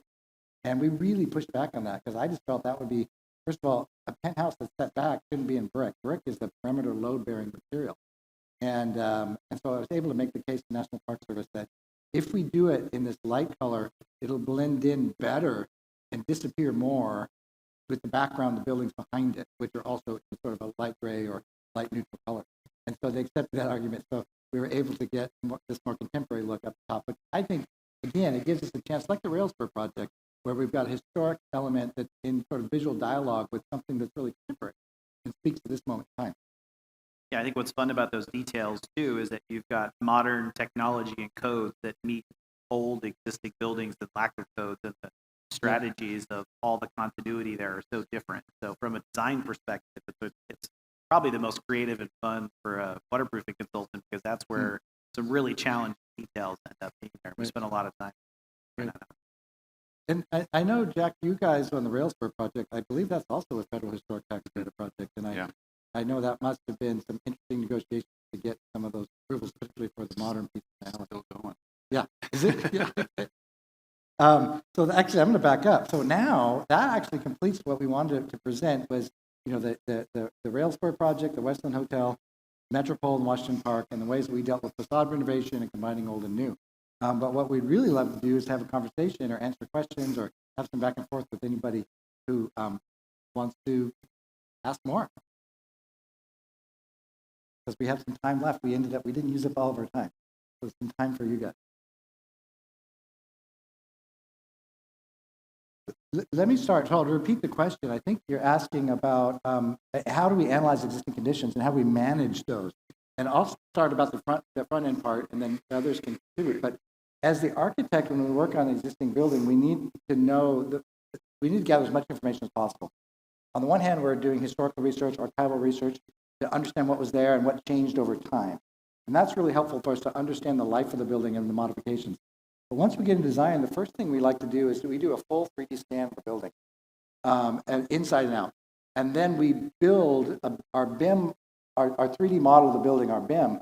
We build that with the knowledge of the archival research, and then we double check it with the 3D scan. The point cloud that we get from the 3D scan, we basically reconcile our BIM model so that we've got as good a dimension as we can get. And then we use that as a base of our design. But of course, it doesn't cover everything because there's things that you can't see in before construction happens. And so a lot more discovery happens during construction, which I know others speak. Yeah, no, touch base on that one. So we kind of live it every day in the project, right? It feels like there is discovery, something that just didn't quite align or go together, or when we opened up a wall, it just didn't quite exist like we all thought it would. It's really about having the right team, right ownership, and understanding, having that conversation early on that we need to hold contingency as separate entities. We need to hold contingency for those types of items. That we don't know what we don't know. I think you said that on our last project. It makes a lot of sense, right? We're not quite sure what we might encounter. So we hold contingencies, talk to our owner, form them. And then it's just adapt almost on a daily basis. Can't work over here, so to adapt. Hard and parcel. Yeah, I wanted to come down and hug you about the question, and then you mentioned owners don't have unlimited money, and I was like, well, maybe not. But I think that upfront investigation is key for any existing building that you're doing. And a lot of times with these types of projects, you're also changing the use or adding in a roof deck or providing some amenity that may not have been part of the initial use. So you really can't skimp on being able to provide your contractor that information so that they can budget it correctly, or be able to provide the architect you're supporting the information as built condition. Sometimes there's an assumption that what's there can be left there and will work. And we've been involved in projects that go through this process, and then it rains and the window leaks, and it's, oh, well, we didn't replace the windows because they're historic, but now you've got a leaky window in a brand new space. So taking the time up front to check existing conditions and verify the performance of the things that you can keep, and having a strategy for how to repair them, really critical to the success of these projects. Because if you find it out during construction, then it is a time and the money stuck. It's absolutely valuable, that upfront work. And on like Washington Park, we were out there, I think, almost a year ahead of it. We did some selective demolition in the basement. And that allowed us to find where the tidal water table was under the building, which was impacted by late tide. And then we changed the entire structural foundations that took up out of it. So finding that stuff early, absolutely. The last thing I'll add to that is that when we work on historic building renovations, we have our effort during construction administration is much greater than a new construction project. And that's, I would say, for the full engineering, structural engineers, our envelope engineers, our mechanical engineers, and the architect, we're really, really involved in trying to support the contractor team to address issues that come up during construction. So it is a really, it takes a big effort. You haven't figured it out. Not perfect yet. No. But it gets better. Get better every time, right? Yeah. Yeah. For the process iteration and optimization, it gets better with every after each project that we've worked on, or I've worked on in my career, because you develop a sense for what amount of contingency you need to be holding, and I think continued advancement of point cloud scans, LiDAR scans, and then how that gets rapidly turned into a sketch, folded into the VDC effort, and then implemented on site all the way through. I mean, even right before the building was open, checking in on a roof problem or window problem, whatever it be.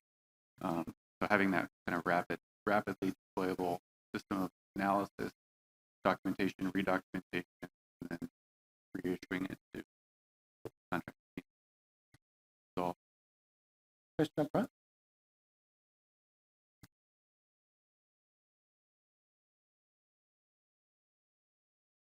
Testing. Okay, don't cover it.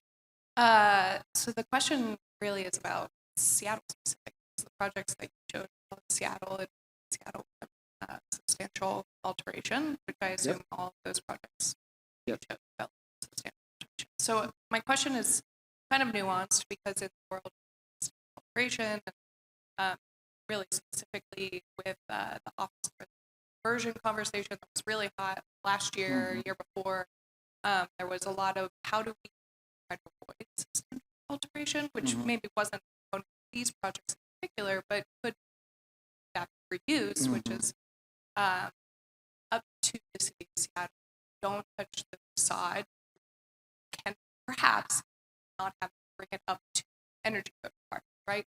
That's a big barrier to these projects is that you have to undergo a lot of facade work. It's costly to bring it up to energy code requirements. So from your experience, would you recommend navigating those other avenues for adaptive reuse, or would you just sort of recommend clients and architects just say, we're going to have to touch the facade, we're going to have to bring it up? Well, I don't personally, we do a lot of historic building renovation, and the first question, you're absolutely right, is this a substantial alteration or not? So building code in Seattle, work on existing building, there's a threshold to determine whether or not they're going to require you to upgrade the building's code compliance. And that's if they determine it's a substantial violation, we call it a subalt or not. Honestly, there are a few cases that the project's not a subalt. There are a few. And I actually recommend my clients to just, look, it's going to be a subalt. Let's figure out how to do it correctly, and let's figure out how to support your goals on program and construction costs. But in my experience, the single biggest financial cost of the subalt is the seismic retrofit. The structural work is much more than what we usually are required to do for energy code compliance. And if the building's in a designated landmark or in a national historic district, we can very often get relief from energy code compliance, particularly if we have original windows, because we can trump energy code through historic preservation, and we do that successfully. But structural and life safety, there's no way out. So it means getting a good engineer, structural engineer, who's worked on URMs, unreinforced masonry buildings, and really has that as a special expertise, so that we can develop a seismic retrofit that, but I would say in some cases, if it's a $10 million, $20 million project, seismic retrofit is going to be 25% of the cost. I mean, it's huge. And then you've got the accessibility is the other one, and exiting. So 2 new stairs and an elevator are usually required, which might be the next level cost. So it's a big deal. And it's a great question, but I actually think that it's kind of hard to get around it unless you're doing a light touch, because it's if the building's been vacant for a certain number of years, although they've gotten a little bit of relief with that with COVID, but if you're changing the use, particularly to a use that has a higher occupant load, greater hazard load, or if you're extending the life of the building, which through significant investment, which you almost always are. So, any other thoughts about subalt? It's a big one that usually we're dealing with right up front before we even know if we have a project. The project we've done is really possible. Yeah. But you often phase these out from the get-go on a project? Do we what? You phase these things out, that you may engage phase 1 with seismic retrofit and code compliance. The city, you can't phase it as a strategy for avoiding subalt. The city won't. And I would say a lot of the times phasing isn't super efficient, because it means mobilization and demob, and then also you have a challenge with your tenants. Usually our clients want to get tenants in that building. Once we do that, then we're kind of done with major work. But I don't know. Have you guys had success with that? Sort of depends on the timing. Yeah. I mean, we were working in before the pandemic and now after the pandemic, that kind of implemented its own phasing strategy.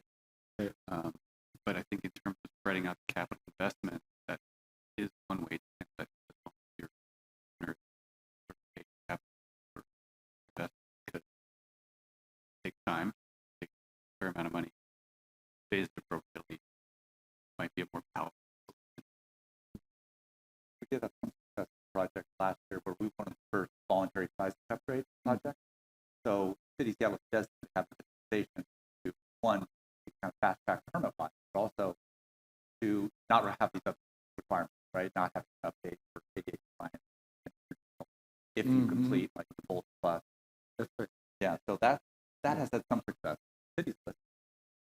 Does change of use come into play there? Because I know the projects where we're doing adapt, where this type of project that can do things not on the exterior and kind of slip under that radar, they have little change of use. Right. But if you change the use, it's almost like you kind of are now married to have to do the city, the AOJ's like required amount of upgrades.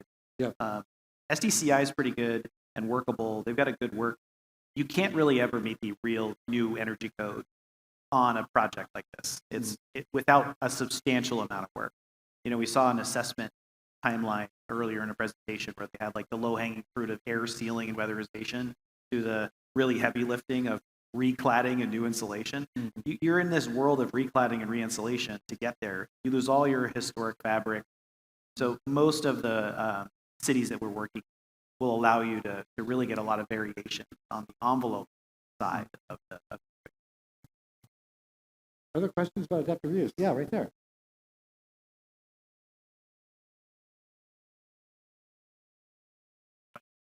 Trying to add regulation to the interior side, voice building, acoustic facade. I mean, what sort of level of performance are we achieving here with like so much mass in stone, brick, and everything that it actually works, or is it historic? No, so if you're talking about the Metropole, and that's a great question that others can speak to as well, but the Metropole, we did full energy modeling, and we did insulate parts of the building, either in the back of house spaces, we insulated the interior, Ferdinand insulated the interior, and we used, there's a couple of ways that we compensated for not insulating the bulk of the inside of the masonry facade. One, really good windows, triple glazed windows that have extreme performance. Really good roof insulation, and then an extremely efficient air source heat pump, air heat exchanger system that drives hydronic radiant heating and passive chill beam cooling. It's one of the only buildings that I'm seeing in Seattle that has passive chill beam cooling and radiant heating from air source, and that system is extremely low energy use. And so through energy modeling, we're actually able to achieve that EY of 18. And I do think we did get some benefit from the mass. These walls are particularly thick and massive. And as Rick said, they are pretty tightly sealed now that the construction is done. So it was a combination of multiple factors. But you know, a lot of times we don't want to cover up that interior historic brick if we can not do it. But and you're right. I think there may be questions that maybe Peterson or Rick want to speak to, or Jack, about how we've dealt with that. I can speak to the nerdy part of, we did some hydrothermal analysis on Washington Park just to make sure that we weren't going to be creating an unintended challenge by not doing insulation. So we did look at the use, we looked at the moisture loading, and found it to be okay. We made some recommendations about how we would be tuck pointing. We were doing our best to maintain that masonry as a barrier system to avoid excessive moisture into that mass cavity. But we did do some hydrothermal modeling, and I would suggest, you know, it's a good tool, not the only tool to work out, but looking at existing conditions and seeing where there might have been condensation issues. We also did analysis there to see if how was the building performing in its previous state.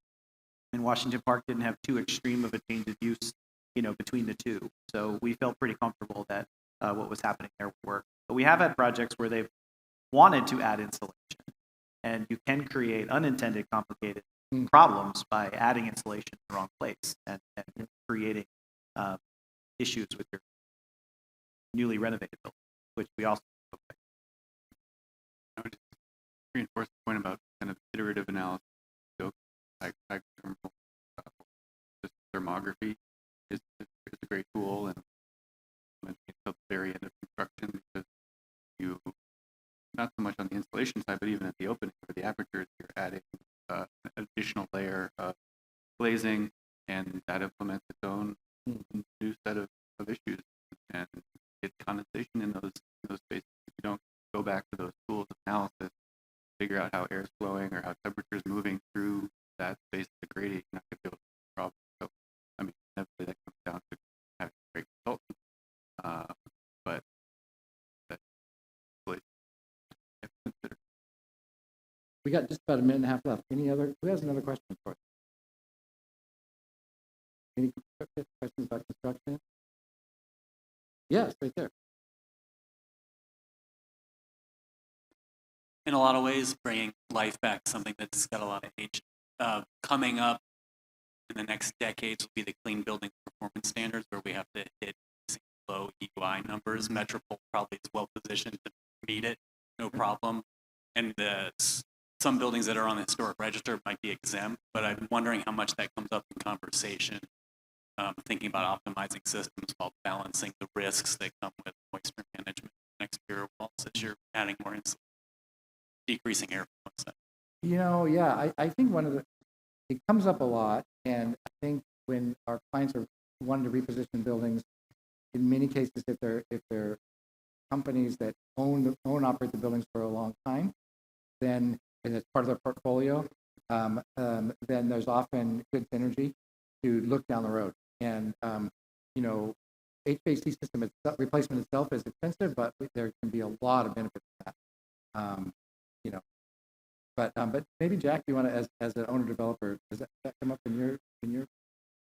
A little bit in Seattle. We have some related legislation in Denver for electrification of all building stock. So we're already making big moves across the portfolio to get ahead of that. So we have a strong carbon positive alignment in our firm. So they're married, but it's ongoing. We have to dissect project by project, especially when you implement like food service. Because then your baseline UI goes up 3-4x just because. So if you want a lively ground floor, you probably want food being served. Any other questions? We got half a minute. Anything else you wanted to add, Rick, down there? No. It's time. Again, I think we could talk about the project all day. Yeah. Actually, no, I'm sorry. We're actually already over, aren't we, Susan? I was reading the clock wrong. Thanks, everyone, for listening. Thanks. That was a great panel conversation. Beautiful projects. Appreciate work. We're gonna take a break for lunch. Now's the time you can go eat. Again, don't eat the Dow products. Not acceptable. And then we'll come back in a little less than an hour for our session 3. So enjoy lunch. He's going to present to us folded forms of designing with new facade system on the stone. Good afternoon, everyone. Hope you had a great lunch. I'll try to keep this active so everyone stays awake. I didn't integrate a interpretive dance into my presentation, so I'll have to improvise that. Today, I'm going to be talking about 616 battery, recently branded as Sloan, and the unique facade system that we were able to integrate. Just a quick intro on myself and Weber Thompson. We're a small 40 or 50 person company here in Seattle. We work predominantly on multifamily projects. We also have a small studio that works on office projects, mass timber, high sustainability projects. Just a few of the projects I've done that are in this local area. And the big question that I really want to address today and talk about is, in the current climate, how are building facades evolving to kind of leverage the advantages of traditional systems like curtain wall, like window wall, in a new cost-effective way? And the system that we were able to utilize on 616 did that in a unique way. Just to orient everyone with this project, 616 is located at the intersection of Denny and Borealis in downtown Seattle. You can kind of see in this massing view on the lower portion of the screen, it is right on a transition between the downtown zoning with much more density taller buildings, and then South Lake Union and Uptown, which has a much lower density. The site is also well known for its former kind of iconic use, or at least signage. It was the site of the Pink Elephant Car Wash, which many recognize in the city, which was no longer on the site when we came on board, but was something that we really tried to kind of integrate some subtle nods back to. In terms of the function and what the project was, it's a 442 units residential luxury apartment building. The goal from the start was to really create a new benchmark for luxury apartments in the city, where every different unit had access to views. It's also in this really prominent location that has high visibility, both from the Space Needle, South Lake Union, and the lake itself, but also as you drive into the city on Aurora, on I-5. And so wanted to recognize that and create something that differed a bit from the traditional kind of rectilinear residential tower in downtown. And so we were really inspired by the folding street grids in the area and the shape of our site itself, and how the entire Seattle street grid transitions at Denny about 45 degrees, and integrated that into this folded form across the tower. There was a lot more complexity to the site than just its geometry. You can see in this kind of site plan view starting from the ground up, we had a lot of complex conditions on the site. We had to integrate a new alley condition. Borealis Avenue, which ran across one side, was the old Battery Street tunnel, which had been infilled since the new tunnel was built, but was definitely a challenge in terms of shoring. We also had 7th Avenue, which had been dead-ended as well, and so we had the opportunity to create kind of a new dead end and ending place for 7th Avenue with a turnaround and a small pocket park. And then in terms of the program, especially at ground level, we had a lot of competing uses. Beyond just the lobby for the building, we had a lot of MEP, we had ramps for both above and below grade parking, and then we tried to kind of fill in every little last remaining space with retail. If anyone's went through Seattle Design Review, you know how important retail is to owners. So looking at the project itself, we really started the design from the base. And looking at this podium, we wanted to start and create something that played off of that larger concept of the folds in our massing across the facade. We also had a lot of different uses in this podium. We had both residential units, we had retail, ground level conditions, but also above grade parking. We wanted a scheme that could really conceal those sudden shifts in program quickly. And so that's what led to this vertically oriented folded facade at the base. We needed to utilize curtain wall just due to the sloped slab conditions we have in above grade garages. We also had varying heights that window wall couldn't accommodate. But in the tower above, we were able to utilize a window wall, mostly due to the cost at the time of design back in 2018. And we really tried to take that concept from the base and bring it up the tower, kind of utilizing the constraints of that system. Lighting was kind of our fourth material in the palette that we utilized, both playing off of the natural kind of reflectivity that you get off of a faceted tower, but also integrating and amending that with artificial lighting to start screening those uses in the podium that were not activated by an actual use behind. And so we played off of that idea, and actually kind of this was one of the subtle nods back to that original signage, integrating a color changing LED that could activate those facade portions. Just a couple details of that facade, looking at all of those different uses behind, both entry points for the building, sloped parking ramps, amenity space, and units that had to be integrated. So then the tower itself was really two major massing fields. There was this kind of central jewel box that rose and created the prominent northern corner that looked directly at the Space Needle. And then there was these shouldered folded elements that really took inspiration from that podium, added a little bit more solidity to the facade, and then played off again that folding design language to the limits of what our system. Up at the top of the building, we then kind of started to carve that away and kind of peel the layers off, exposing both dual story penthouses on the upper floors, and then above that is kind of public amenity level that's for all the residents in the building. And looking at that, beyond just the angular geometry, we wanted to bring that concept of light and reflectivity back into the design, actually utilizing a polished stainless steel soffit that lets residents kind of be activated by what's going on in the ground plane. And then just to kind of top off the tower, peeling one more layer off, exposing that mechanical screen with this unique shape. It did mean that we needed every square inch we could get for all the mechanical equipment, and so started exposing that perforated panel that allows airflow for all that machinery, and then kind of creating a crown lighting element that transition. So then next I'm going to talk about those facade systems, and I know this is a facades conference. I'm sure everyone knows what a curtain wall and a window wall are, but just wanted to kind of give a quick summary from our perspective on how we designed with the two that I think will give some insight into how we utilize this hybrid system that I'll speak to. So curtain wall, the basics of a curtain wall, obviously, are that it creates this exterior curtain that bypasses the structure behind, hence its name. It's supported at the slab above and hangs down. One of the nice parts about curtain wall is that it can support large overall panels with the possibility for internal mullions. Don't directly have to interface with that structure. The mullions and the overall material flexibility is a lot more broad than window wall.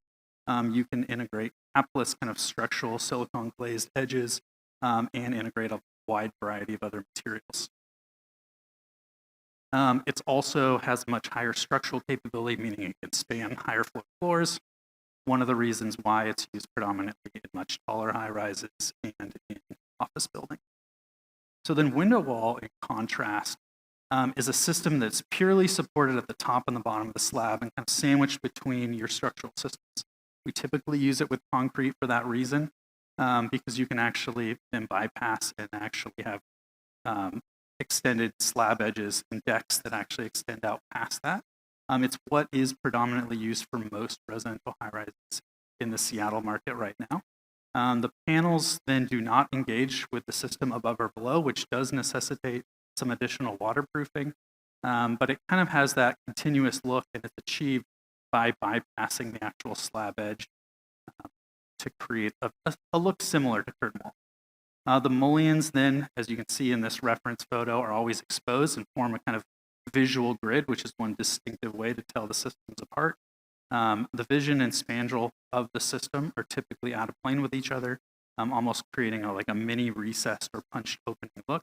And a big construction benefit, one of the reasons that traditional is cheaper, is that those panels are much smaller, fit within man lift, reducing crane time, and can be installed without the use of a mobile crane, which curtain wall requires. So then last in this comparison, looking at that kind of typical detail at a slab edge. From a couple of the projects we've designed, on the left, that curtain wall, that continuous barrier that runs outside of the structural system, whether it's steel or concrete, bypasses, does necessitate some extra infill typically of insulation and fire stopping between the levels, whereas window wall in contrast comes down and rests right on that slab edge. There's either that bypass condition like I mentioned, or you can actually extend that slab outward, and then the next panel starts below, completely divorced from the system above on a new head trap. So for 616, when we were about in 50% DD is when we transitioned to this new system. I'm calling it a hybrid facade system. It is essentially a curtain wall, but it has a lot of the benefits of a window wall, and I'll show that in the first detail. The system we actually employed was Entech's Talon wall system. The typical slab edge detail, in contrast to the two we looked at previously, is shown on the right. You can see that continuous exterior curtain is still maintained with a stack joint that's just right above the slab. The actual connection system is much more engaged with the slab, much like that window wall system.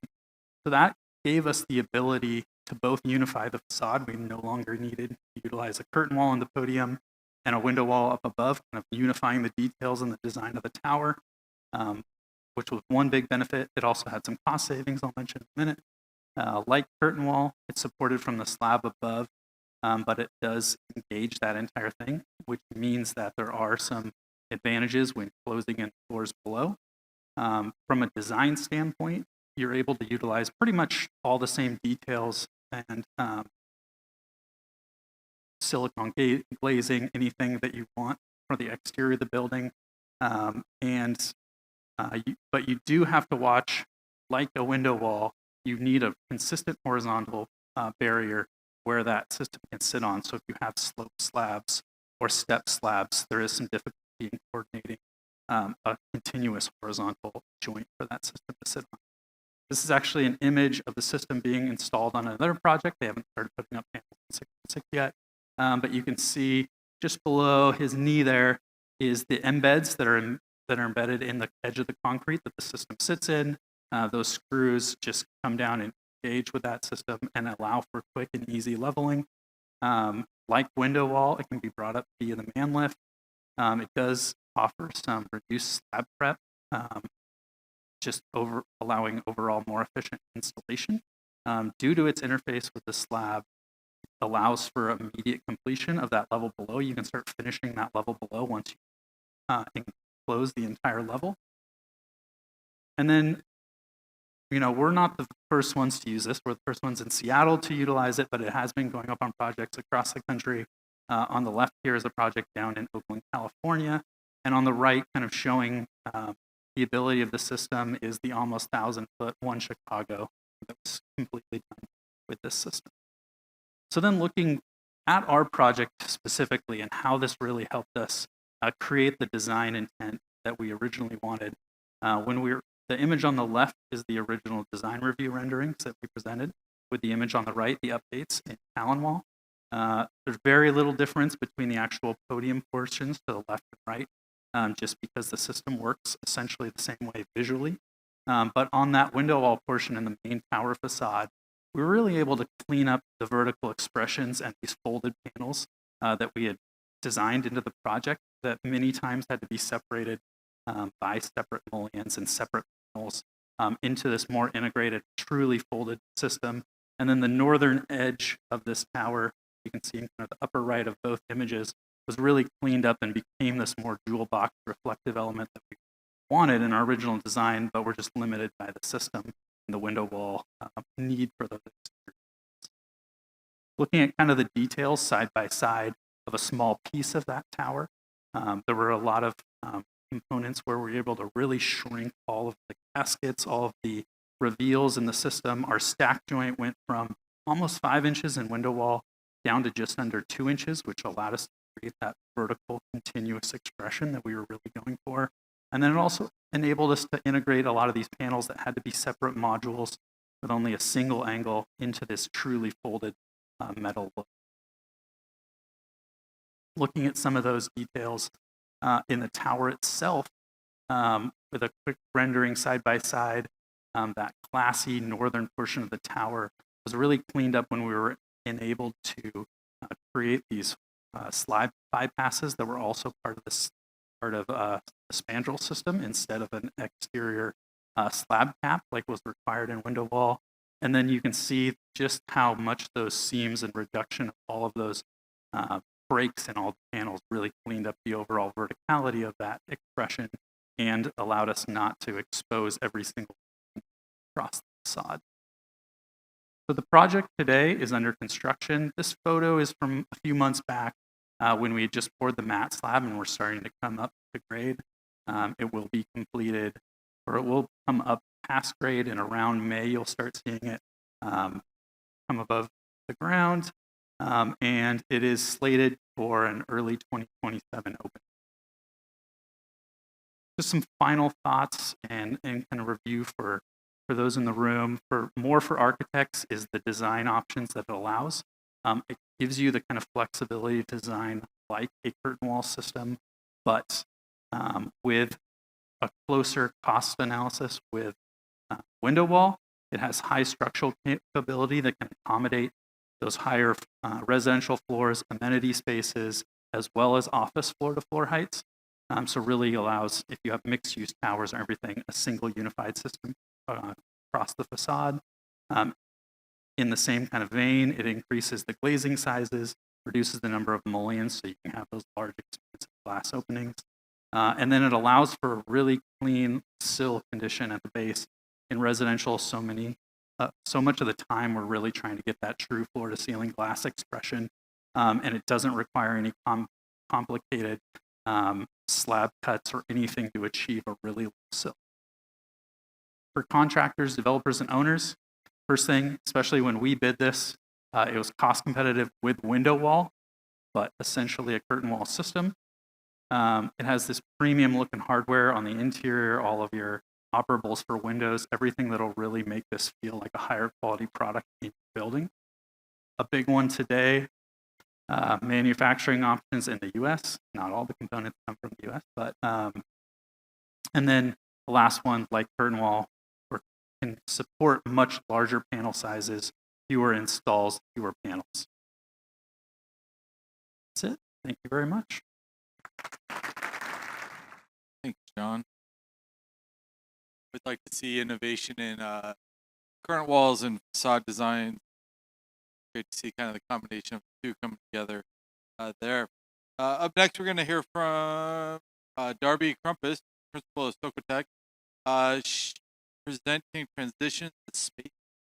So transitions is a place that I've spending a lot of time recently. I don't know how long some of you have been in the building envelope world in the local area, but I started in this industry 30 years ago with a company called Trinity ERD that is now known as Socotec. So that's a big transition right there.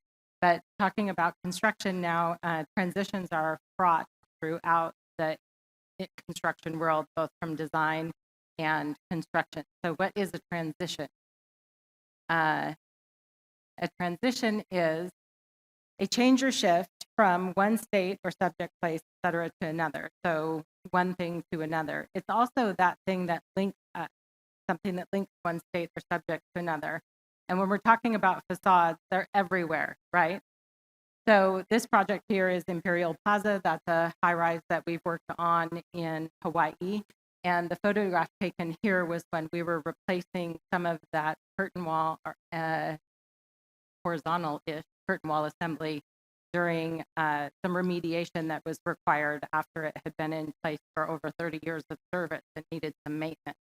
So a little bit more history on me. I've learned our industry mostly from forensic analysis and looking backwards at what happened in construction to land you where you are later while it's in operation and what's required by the owners or the end users to take care of that. And oftentimes what happens when there are issues that go wrong in construction. So to that end, let's take a look at some of these transitions and what I've experienced with them. So in our roofs, we have steep slope roofs. We have flashings that take care of our roof wall transitions. We have eaves, we have rake ends. We have low slope roofs that also transitions to walls. You consider drainage, which is a transition within the roof plane, the coping that integrates both the roof to the wall. We have our window wall transition. Some of what we look at a lot is stucco and how that stucco transitions to those window frames and what should be there, what sometimes isn't there, and what we find behind. At inside corner transitions, these are beautiful architectural features that we see in buildings, but sometimes the minutia of the details need a little bit more detailing when we're digging into them, because later on we can find surprises behind them. Even our outside corners that transition vertically and horizontally with soffits and ins and outs of windows and other things that exist within those planes. Insets of decks and facade elements that are tucked away.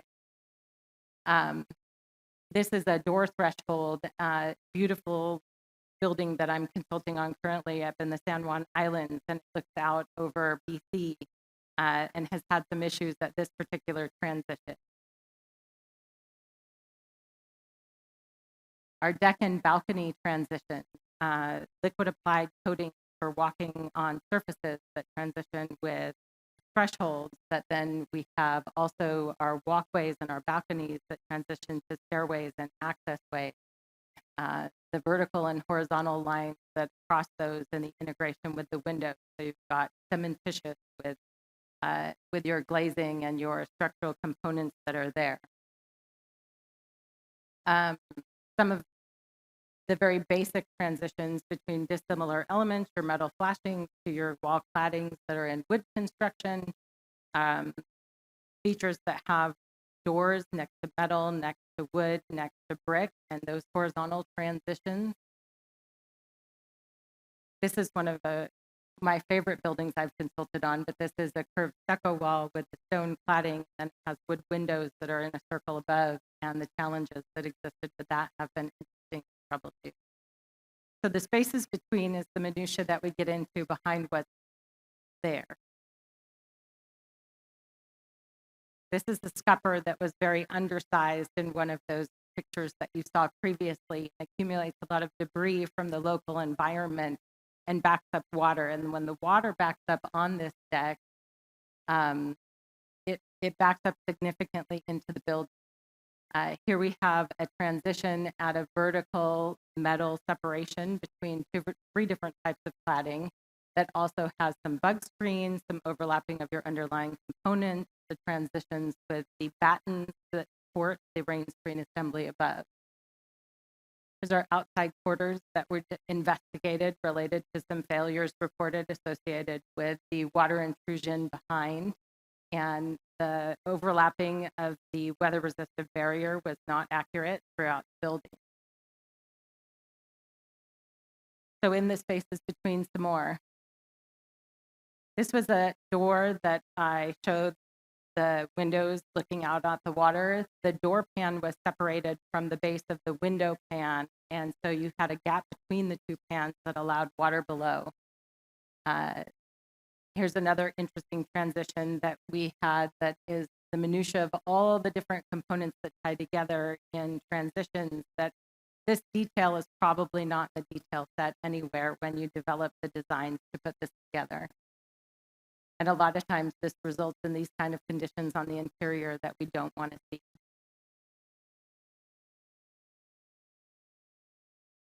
Our outside corner with our exposed soffit with some different transitions associated even with ventilation in wall. Our stucco at window conditions, which often the stucco runs right up to those window frames instead of having a dimension joint.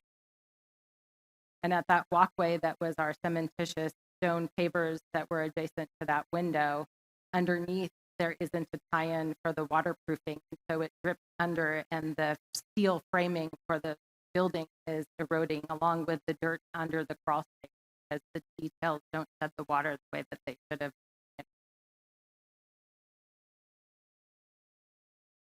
So when we design these buildings, the next transition we need to think about too is the process of transition from designer to contractor.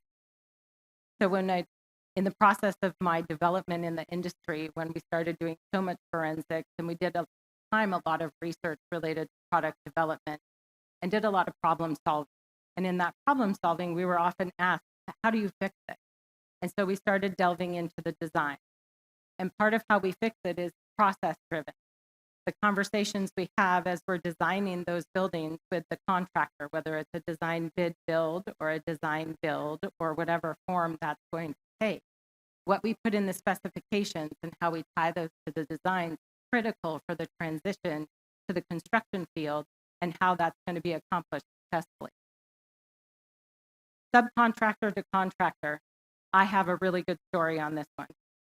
We had a multifamily project in Seattle. The contractor hired a subcontractor to install the weather-resistive barrier. The initial contractor to install the weather-resistive barrier spoke one language. They didn't have the bandwidth to do that work, so they hired another subcontractor to do the weather-resistive barrier. When I came out to investigate what was happening that was concerning the general contractor, every single lap in the material was reversed. You literally could have taken the building and turned it upside down and have it be then weather tight.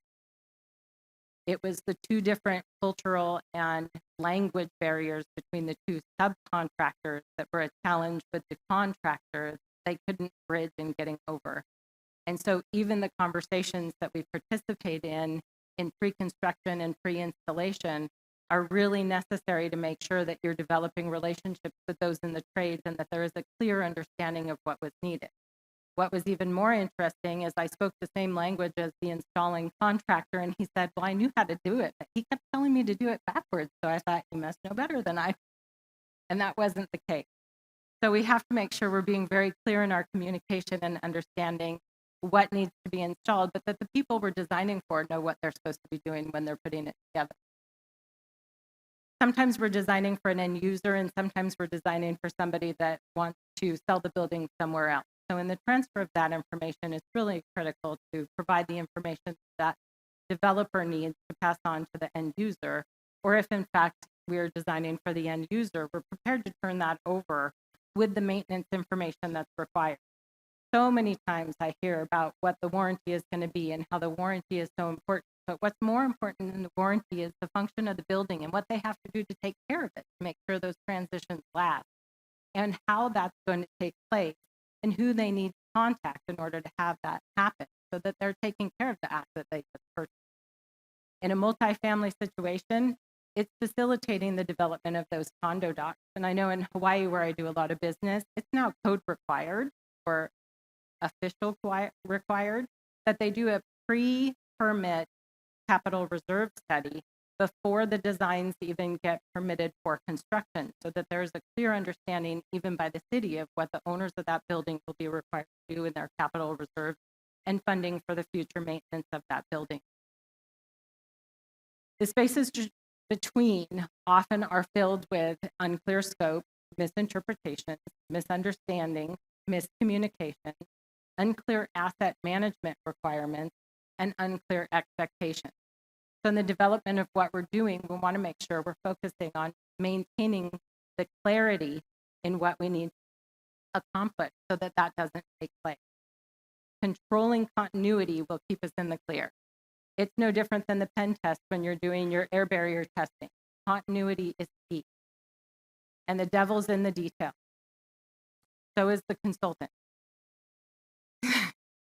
So what happens when you're above grade and below grade are two separate situations. Above grade, you want to deposit your water in areas that will take the water away from the building. But if you have a continuous joint that runs from above grade to below grade and you don't contemplate the fact that there has to be a break at grade, then the detailing needs to include that so that there's clarity in that. Because if it doesn't, the water's just going to go down below grade and get trapped in that joint and deteriorate the components inside that joint below grade. A lot of times our movement joints have a 360 degrees movement. You have vertical movement, you have movement in and out, you have thermal movement. So in designing the joints that move, are we designing and putting plates and covers in that have one-sided attachment that allow for your multi-way dimensional movement? And are we coordinating well enough with the structural engineer to make sure we understand the extent of that movement? In the commissioning work that I've done, I've sat through design meetings where I'm consistently asking the questions of how far is that going to move and what does that mean? It changes the dimensions of our coping caps, it changes the dimensions of our flashing. It exceeds the dimensions of some of the products that what they can span and the width that they can take care of. It's important to understand all of those aspects of what you're looking at when you're developing the space between these joints and these dissimilar materials. Window head flashing. This is getting even more complicated with continuous insulation. As the dimensions of our wall change related to the location of the installation and what we have to do to direct the water away from those spaces. You have horizontal joints and vertical joints, and you have places in your facade where those intersect. And are you contemplating how those are going to be constructed and how those are going to be maintained in the development of the design so that you're focused on how those are going to perform long term? Is the life cycle of all of those materials the same? And when they get changed, do you have to take all of it off, or can you just take parts of it off to replace them when their life cycle is up? Inside corners, here's brick to metal to window. If all this hootenanny happens all at the same time, we can't build enough details to make this fully designed. This is going to not dimensionally match up in the field with what we detail on paper. So talking about these details in pre-installation and pre-construction meetings is really important because we can't possibly put all the designs together to make this function and be constructible. So constructing these transitions, we want to avoid finger pointing, and we want to do our best to facilitate a positive conversation about employing those people in the field who are the experts at installing and integrating the thoughts and the design for the intent of what we want to have at the end. So when we're coordinating trades for like roofing, the roofer may or may not be responsible for the metal, who may or may not be responsible for the sealant, who may or may not be responsible for tying things into the walls. And facilitating that conversation in pre-construction with our general contractor is really important to make sure that those items get taken care of. Even in our windows, a curtain wall is an assembly that's all put together in its capacity. But at the end of the day, what I really wish we would have had is a sample of the mullion. This was a custom-built mullion. This was an iconic project that at the time was really innovative. But when it came time to replace the components, we had to go extract the mullion, and we had to go have it extruded so that we could get it matched. We couldn't quite find a color that matched.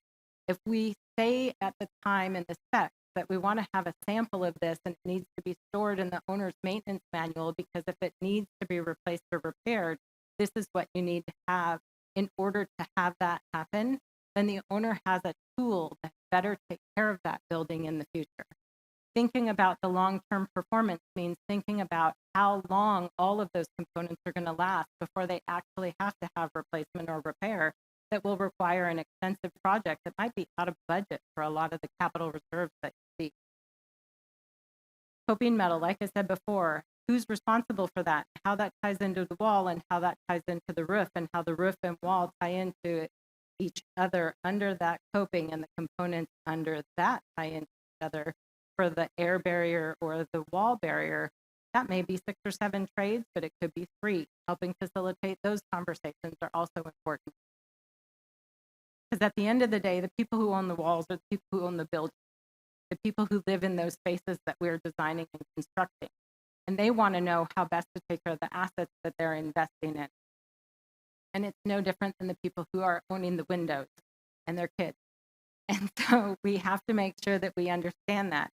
And in condominium associations, often there's a question about who owns the joint between them. There's very, very little clarity in relationship to that sealant joint that separates the window that's often owned by the owner and the wall that's often owned by the association. This is a building here on Capitol Hill that was built right around the turn of the century in 1900. It was originally built as a hotel. We've replaced the roof. We've facilitated discussions replacing the windows. It has sustained for over 100 years. And the reason it has is because the construction was very quality, but the challenges associated with some of the integrated pieces and avoiding disruption to some of those pieces has been challenging. So looking at life cycle of adjacent components and what you need to do to maintain them and building that into the designs that we have is really a good way to approach how we want to have a sustainable building. Do you have to take the windows out to reclad the whole building? Or do you have to take the cladding off to replace the windows in the building?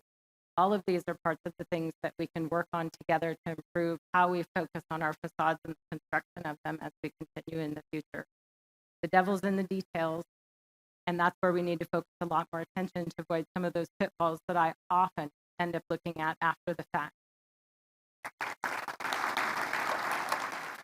Thanks, Darbi. I love the notion, devil's in the details. I want her next to when I'm telling. Very passionate, enthusiastic about it. And if some of those are your details you showed earlier, I don't know. Move on. We got Eric Claeys, founding partner of Façades Steel. He's going to talk to us about hybrid steel curtain. First, about myself. My name is Eric, and I'm coming from Europe. It's a completely different continent as Europe. And the way we construct, by the way, at every level, and for sure, the past few weeks, I would say. we construct in our continent a little bit a different way. And I think it was on the request of Ahmed that it is maybe useful to say here something about how we look at curtain wall. And so I'm in business since 40 years. From background, I'm a civil engineer and constructor, you need to notice. A master in science, in building physics, I'm a master in business administration, and I'm almost a banker. Why I'm telling you this? All what we do is for just one reason, for money. At the end of the story, it's always about money. Garry Kasparov, the chess player, is his quote. But it is like that.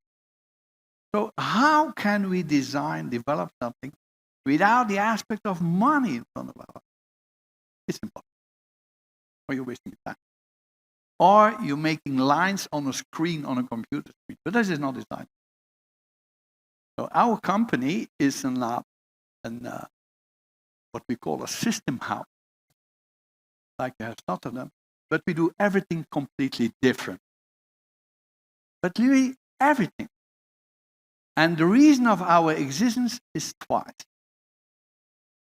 First of all, the whole sector has been sleeping the past 50 years and they did nothing. It was not a challenge. The only thing they did is copying each other and even the errors. You all use the same system. Right. I think it's the only industry where this happens. In any industry, you try to differentiate. Of course, you need to do it. Not in ours. And they compete on price. That was the second reason why of our existence. Because facade contractors, they go faster bankrupt than they can start. Not only here in the US, all over the world. It's a very strange phenomenon. They go bankrupt and the same team, they start again. Very strange. So we had to develop something not innovative, but I think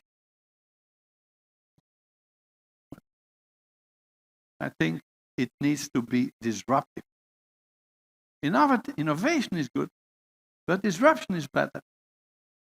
So how do I do the thing back?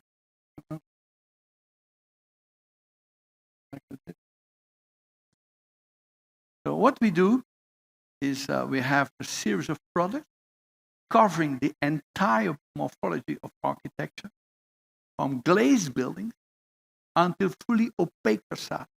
Listen to me well, all installed from inside. All.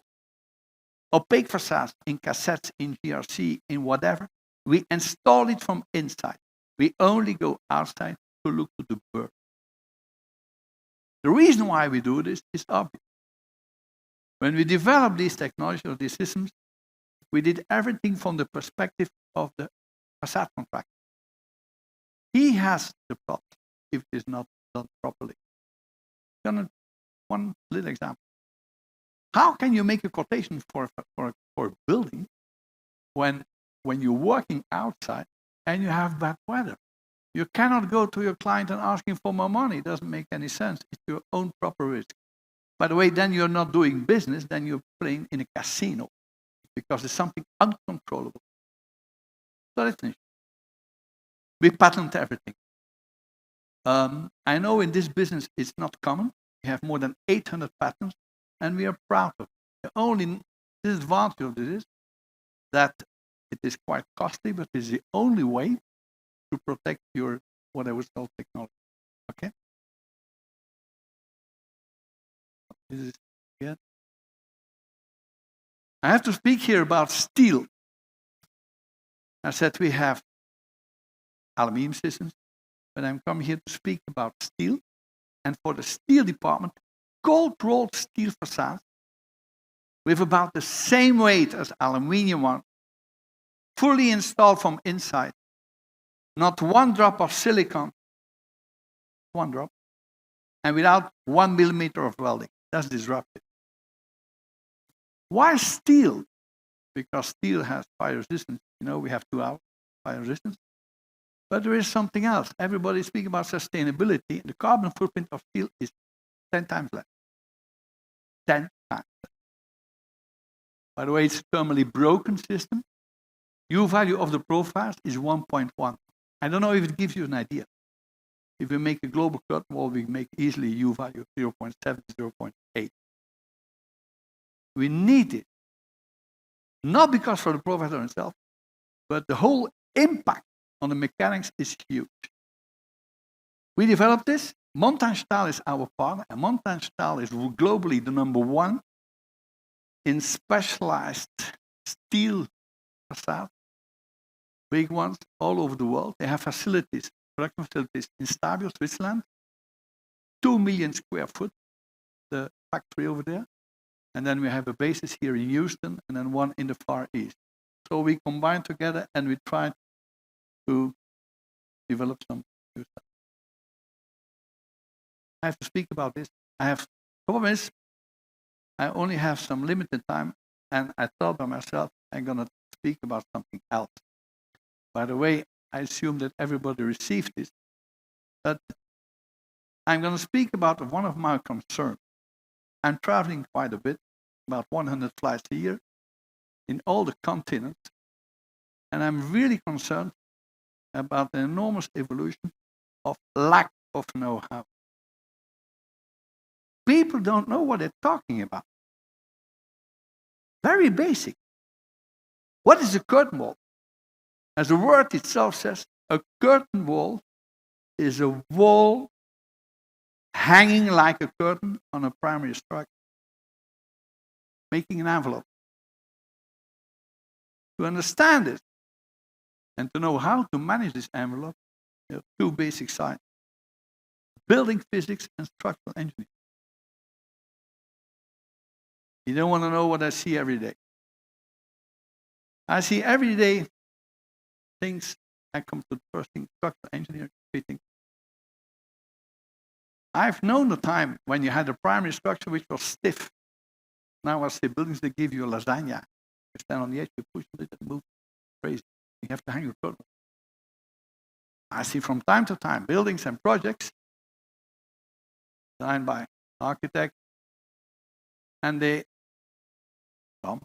don't know the law of Newton, gravity. You know what it is, the law of Newton? You see this pen. What's going to happen when I open my hand? It falls down like an apple. Every week I see projects where people think that it's going to float. How is this possible? Your proper ASTM standards. What that? Limit myself into story movement. Like this, like this. Sorry, it doesn't make any sense. And we know where they come from because these standards, they come from the industry. But did you ever see a building move like that? Parallel? We do testing as it should be. And this, following the reality of what's happening in a building. And a building, you have deflections, you have the sinusoid. And on top of that, you have differential deflection. By the way, I'm preparing a book on a book of 1,000 pages.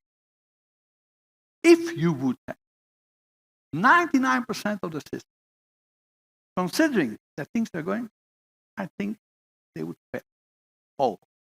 People are then surprised after a couple of years that they have leakages. What do you want?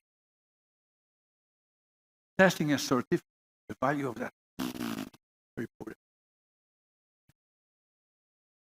Building physics. I hear about sustainability in curtain walls. Let's be clear.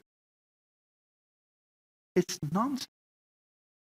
It's bullshit.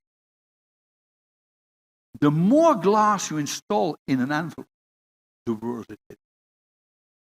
Some people have even, we call it in simple terms, the greenhouse effect. Everybody, greenhouse effect. When sunlight comes through the glazing, it comes on surface inside, it is trapped, then it radiates, as they call the greenhouse. Speaking about the Green Deal, you should reduce carbon footprint. Carbon footprint in a building is about 20% linked to embodied carbon to the material. 80%, 80%, however, to the consumption of your energy. Cooling your building is a catastrophe. That's the carbon. And that's the whole thing about that carbon footprint is linked to your consumption of your energy. So when I hear people speaking about sustainability, sorry, you miss something. I go over some disruption. Disruption. When you do it properly, it is at a lower cost. I heard here a few times the term hybrid. We developed it to 14 years a hybrid system. I will show you this. And a hybrid system is not a stick. It's not a unitized. It is a system which we developed starting from a risk management model and trying to reduce all the risks related to a curtain wall, and by the way, there are hundreds, and to make the end product as good as human independent. And to give some figures about production, fabrication, so fabrication, one installation, it is not unitized. Huh? We do fabrication per square foot about 2 minutes. You hear me well? 2 minutes. And installation, we do with 3-4 people a day, about 400 square meters. You can only do this by technology. But this means when we do a building, the whole installation process is reduced to a logistic model. When you install fast, your people need stuff. Huh? Okay, that's a stick. That's a unitized. When we looked at this, the stick has some advantages. Now I go faster. This unitized. The guy who invented the unitized system is a friend for me, Mr. Frenzy, Italian. He's now a bit in the 80s. What he didn't see that here you have a lot of negative points. By developing a unitized, you have a whole series of negative issues. High material cost, astronomical transport cost. You transport air. Very high and long pre-finance. I know here you have some advance payments. In Europe, it doesn't exist. Eh? Your first payment, you will have it 6 months. High storage cost. Very long production time. When people say you can install fast facade in unit, sorry, this is nonsense. You need a huge time. You can install fast and condition, you have your panels, but to get your panels, it takes a long time. Long lead time and in case of replacement. Okay. We limited this. We made this from. And we added a whole series of plus points to be a kind of a technology system which can be installed by really unskilled people. I go quickly over this. You have to read this at home. I don't want. There are more funny things. That's what I spoke, sustainability. Everybody is speaking about the green building when they speak about embodied. But that's not a big issue. That's a discussion in the margin. That's 80%. That's the big problem. Most of them they don't speak about for the simple reason they don't know how to solve it. We went further. We started developing 20 years ago. And this summer we will launch a financial product that you can lease our facade. Listen to me well. We are able to reduce the required energy in a building so low, decimating. At the same time, the whole facade building is one big energy cell and you don't see it. The balance of energy, we market it, and the revenue of that energy is higher than the finance cost of my building. You remember? It's about money. This means that your building becomes a business model instead of a product. And you can do it for every building. And technology is available. You can do it for every building. Is it easy? Yes, it's easy. On condition that you have all the right components. When you can do this, then you have zero. then you can speak about not a zero building, it's a positive building. Okay. Smart facade you need. This is what they do about green buildings. Look here. And as I said, the cold outside, you have the period, summer period, the winter period. The winter period, that's easy to solve. Some insulation, no problem. The sun, that's another story. This here is a building in London, I don't know, and they call that the BM Gold building. That's a catastrophe. What does that mean? That certificate cost money. What's the value of it? Piece of shit of paper. That's the way they do it in countries where they don't have proper resources. That's the smart solution. Round, small holes. This is do it in North Africa. Of course, we cannot live like that. I know that, but there is something in between. What is this? Pollution. I had here a very interesting meeting yesterday afternoon, and this morning again, and with somebody who was confronted with huge corrosion problems in Hawaii. I mean, here's some phone calls this night. We can make that stuff. Stainless steel 316 in what we call dual charge, specially developed for offshore construction, and we give 50 years of warranty. 50. If people want to go further, exterior profiles, we make them in titanium electrostatic coating, 100 years. And then I came to the conclusion, oh, there's more coastline than only Hawaii, for the whole world we can do something about it. Circularity, a topic everybody speaks about. Also such a buzzword. Circularity, the best one is no circularity. Nothing to circularity. We should change our way of doing. And this has nothing to do with products. A building is not a disposable product. And what is a building? Yeah? You have a box and there is something around. Let's call it a curtain wall, whatever. And you always have two components, a grid and infill element. Of course. Now the grid, you can use it easily 50 years if it is high quality, high standard product. This you can use 50 years. The infill element, that's a different story. Whereas first of all, the lifetime of double glazing is not 50 years, but there is something else. Performances in glass changed a lot in the past 25 years, but what we expect for the 4 or 5 years to come, it will change much, much more. And for sure for the spanner panel. So this means that the building of this, you need to upgrade it after, let's say, 17, 20 years. If you have a unitized system, you even can't, because you have to take off the whole facade. When you have a building, 100 million, and a curtain wall 20, replace your facade, it will cost you 30 million, 40 million. When we do this, it will cost you 2 million, because we do it from inside, only taking the panel out. We do it like a simple window. And this you have to do, let's say, after 17 years and after 35.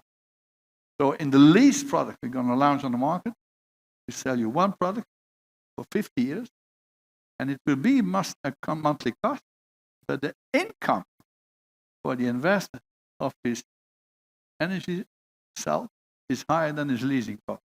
So everybody happy. Lead time I spoke to you about. This is our,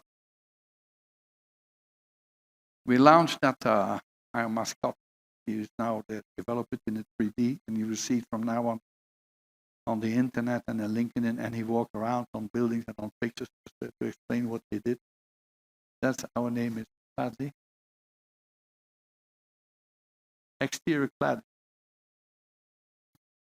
When you have a proper solution, all kinds of exterior cladding, you install it from inside, you fix it on your mullion. And your mullion tolerance in between 0. Execution 10 times less. Technical result 20 times.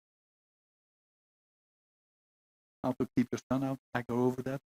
When people are working on what we call smart glazing, I would say wait a little bit. Okay. Fire. We solve this. And for the 5 facade, you extra 0. First standard plot. You know that here statue? There's a thinker from a Rodin. It's a very famous statue from an artist in the 19th century. You can see it in Paris, and I think before we do something, first we need to think, and then we think a lot, and then we do it. And that's, in a nutshell, I try to do something. It normally would take me 2 weeks to give him, but it's about the philosophy behind. So we are here in Seattle to meet some art. Our stuff you can't buy. We need to find people which we can trust. 5 things.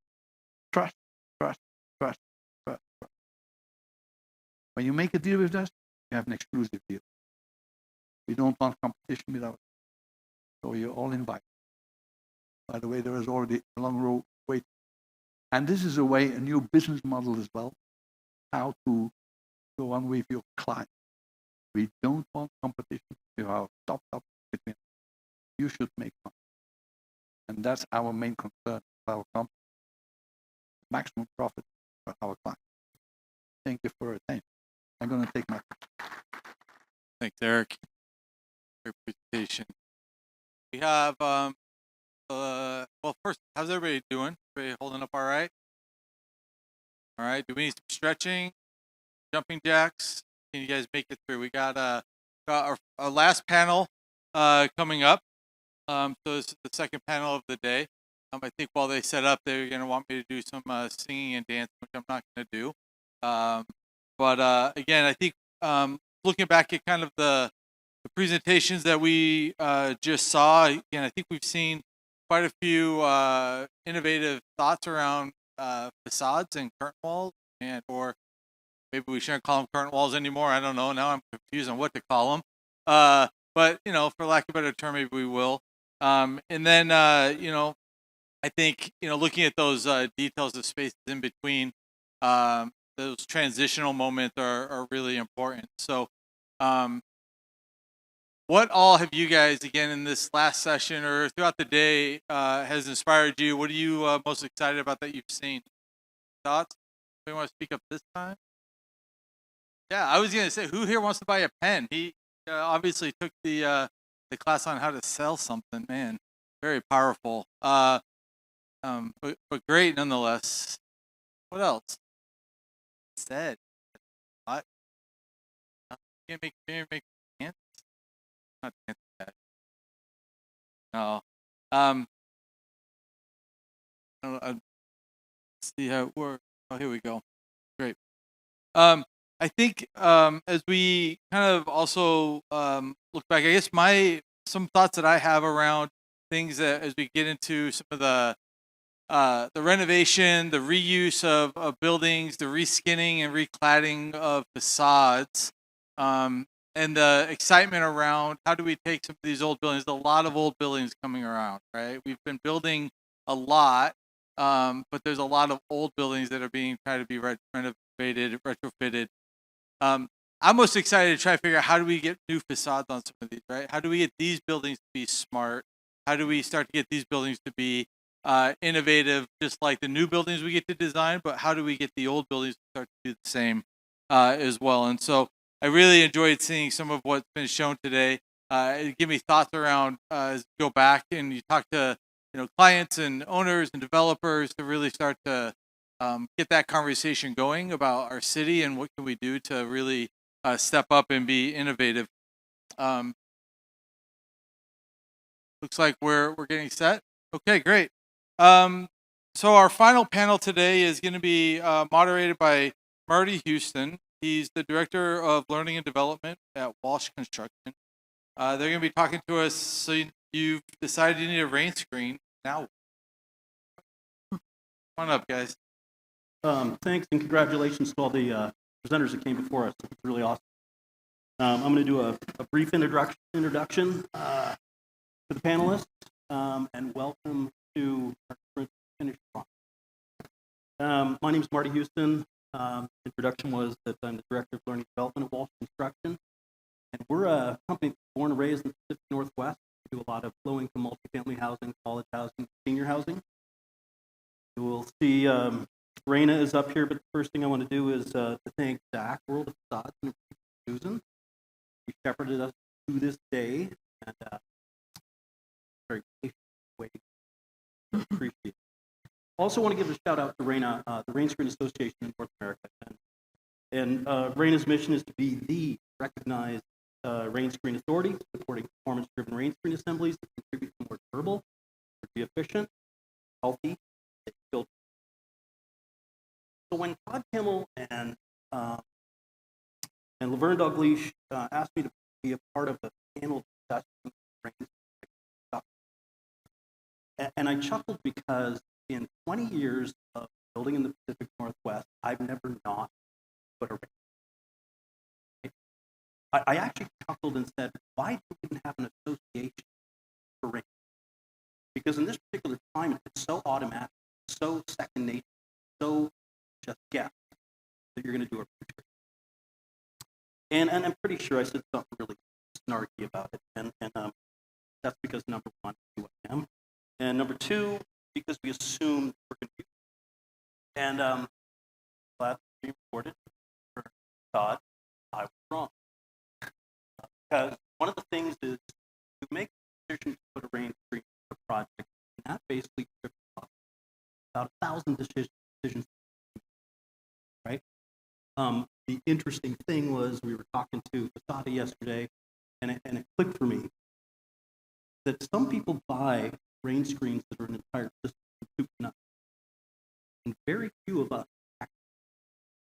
We choose systems that start feeding control layers, exterior insulation, the cladding attachment system, and then the cladding, right? So there's a ton of different decisions. So when we do stuff like that in the Pacific Northwest, we really need some smart. And that's why I'm going to talk about these three because you're going to make a ton of decisions. You need some smart, trusted advisors. You need people with expertise in order to make the right decision.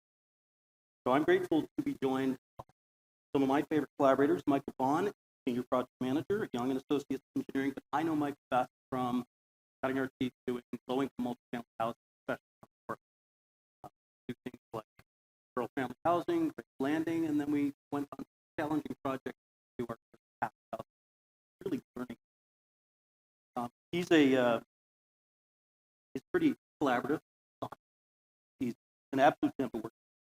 On a part is with Runberg Architecture, and Runberg has been an amazing partner for Walsh Construction in Seattle, contributing to a really collaborative process that comes up with options. And what Anna's really good at doing is balancing all of the various different. The incredible thing, though, about Anna and Runberg is they do it on a portable project. Adds another level of complexity. Degree of difficulty of that dot. Jeff Peters. Got, I think, too many actual roles, Skyline People Metal to list, but he's both partner and vice president. For me, he's a trusted advisor. I got to know Jeff working on a really challenging project, and he's kind of a special team. Especially during pre-con, when you're trying to figure something out, Jeff's the guy you want to have. And whether you ask Jeff or not, he's going to tell you exactly what he's got really good knowledge. He's really smart, thoughtful, critical thinker. Yes, said all the time. And these are the experts we need to work through the myriad decisions that come with a simple decision to incorporate. So let's hear what they have to say. Jeff, I'm going to start with you. So we decided we want a rain screen. What is it? Right, Marty. What does it do?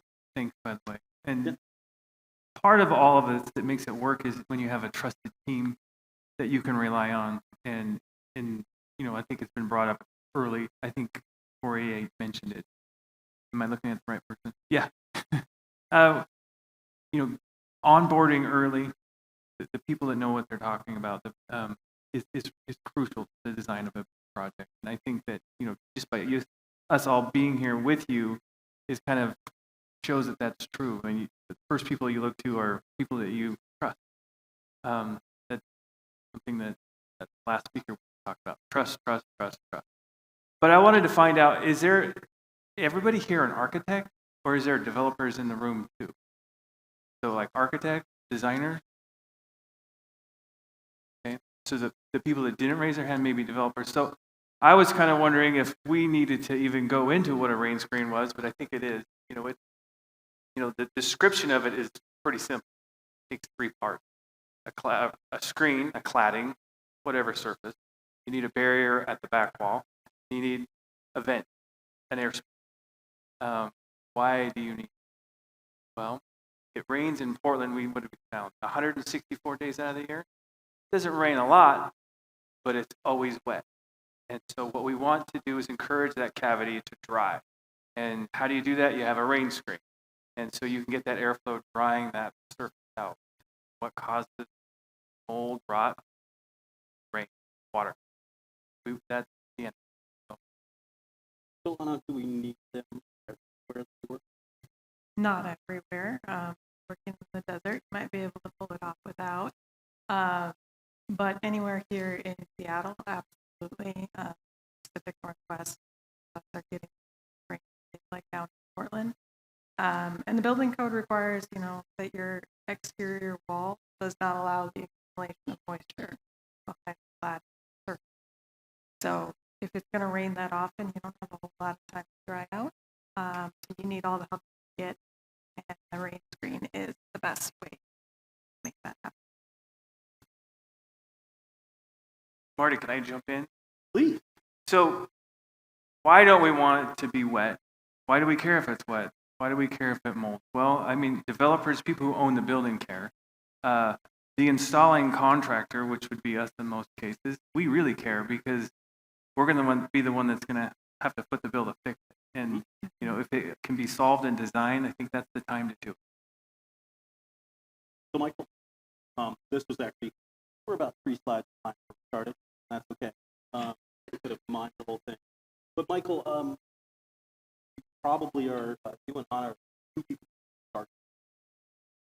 That's probably start. What do you think? Right, yeah. So depending on the kind of projects, mostly architects, that you work for, it may come as a surprise to you that not every client believes Rainscreen is a worthy component in the building or worth spending any money on. Like Marty said, the bulk of what I did when I was doing almost 30 years of architectural design work with affordable housing. And depending on the sophistication of the client and the project you were working on, they didn't always understand the value of the Rainscreen. And it was part of my job to protect them as their architect, say there's really important reasons. In most cases, affordable housing developers are long-term holders. They own their building for a long, long time, and they're required to be maintained as affordable housing for 60 years or more. So it just makes financial sense for owners to want to do the best building they can afford to do. Where they spend their money, of course, is a lot up to them, partially up to us. We have to protect our professional interests, but they're going to steer us as much as they can. So maybe we'll talk about it later. But having the owner on board as one of the partners championing a really great rate out of the building, it benefits them long term. It benefits us, protects us as the designers, and it benefits the subcontractors who have just as much. We're all giving birth to babies that never leave us as children, and we all want to raise really great children who do good things as adults. So Rainscreen try to convince the owners of that. So we've got the owner on board. Well, your architect, most of us start with a big block, but the block is pretty cool. Start really diving into the facade. And you really want, as you're diving in, to already be thinking Rainscreen, otherwise you're going to be like pinning yourself in a hole. You're going to have too many of those transitions. That's what Cora was talking about. You're going to want to start early. You're going to want to have great collaboration.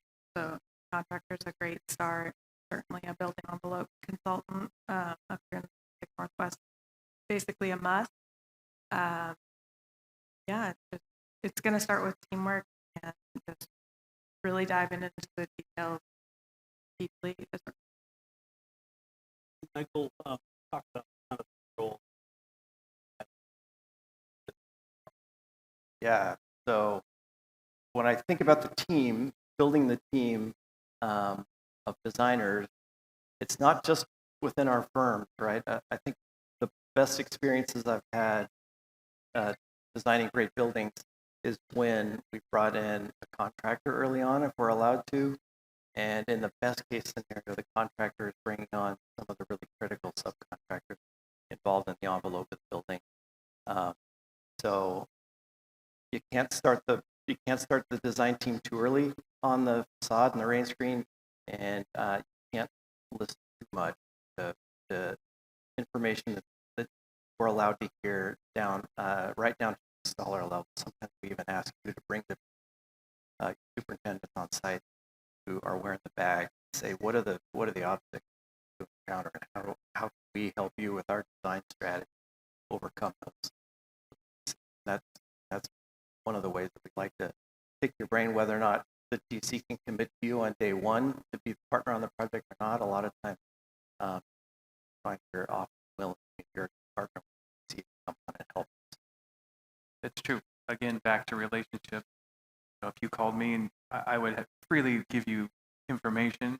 Most of the time, I do that with architects because you may not get this one, you may not get the next one, but they're going to remember you. And so, building a relationship isn't instant. It's a give and take. And so that's my philosophy, at least.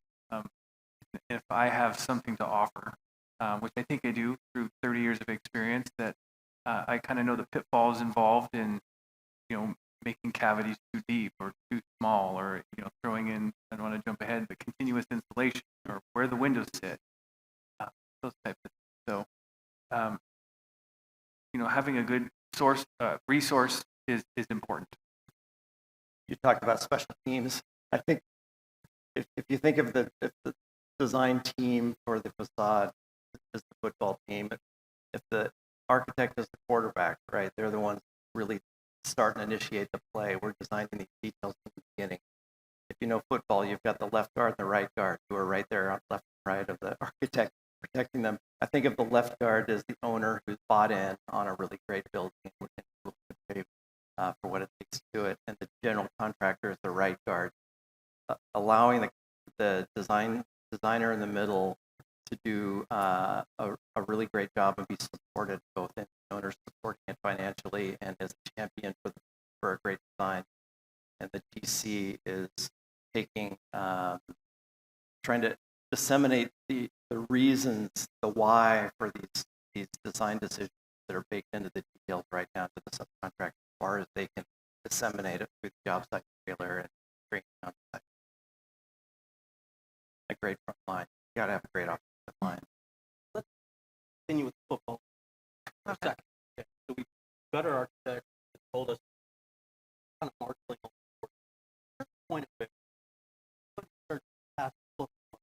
And there's one specific, and when it comes to this instance, you don't want that injury. So who picks up the football at that?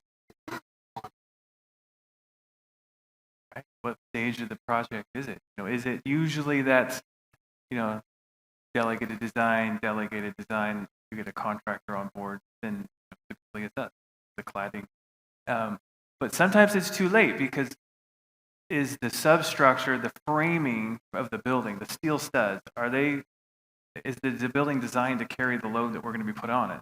Our cantilevers or whatever depth system we have. So it sometimes can be difficult. We did a job in Eugene, Oregon, and it was just that. The framer was let out as design build, and so they said, all right, 24-inch studs, and we're going to use, it was maybe 18 gauge, but 24 inches on center. Well, the cladding they picked really wants to have the studs at 16 inches on center. So we had to come up with a solution to use the studs because the owner already, the GMP, it's too late. And this kind of goes back to that part point.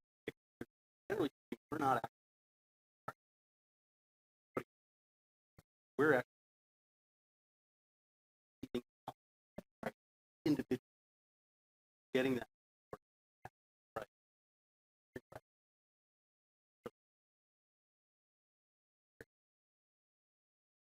Have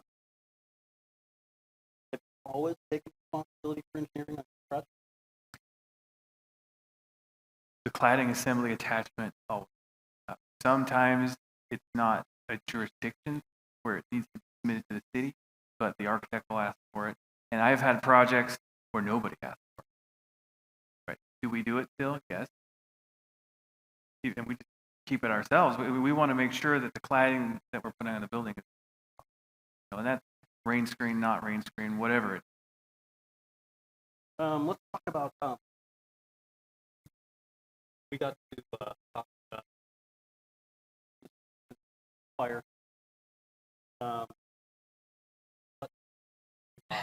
Yeah, like a big mess behind me. Yes, Seattle strikes all the NFPA 5 for most of them code. Also, if you do a lot of mid-rise, I do a lot of type 5 construction, and you're totally exempt. Great. But it is a requirement. Any other type of construction, or as long as you're above 45 feet, a lot of rises are above that. And the compliance with it is really challenging because of, like you were saying, we're not buying a certain system usually. We're assembling it from, there's a different WRB on every project. There's a different curing system, there's a different cladding system, there's different studs on the inside. And that's part of it. It comes all the way from the very inside of the building to the outside of the building. It has to be tested with all the components in the same order. That's expensive. And there's a million combinations. So when a jurisdiction asks proof compliance, like I'm not going to be able to find this unique thing. So some manufacturers are great and they've got some published tests and variations on the test. So, but otherwise you have to rely on an engineering judgment, which seems like kind of a crazy way to have your cladding for a surprise thing. You sort of expect on a high rise there's going to be some sort of test. Like, even like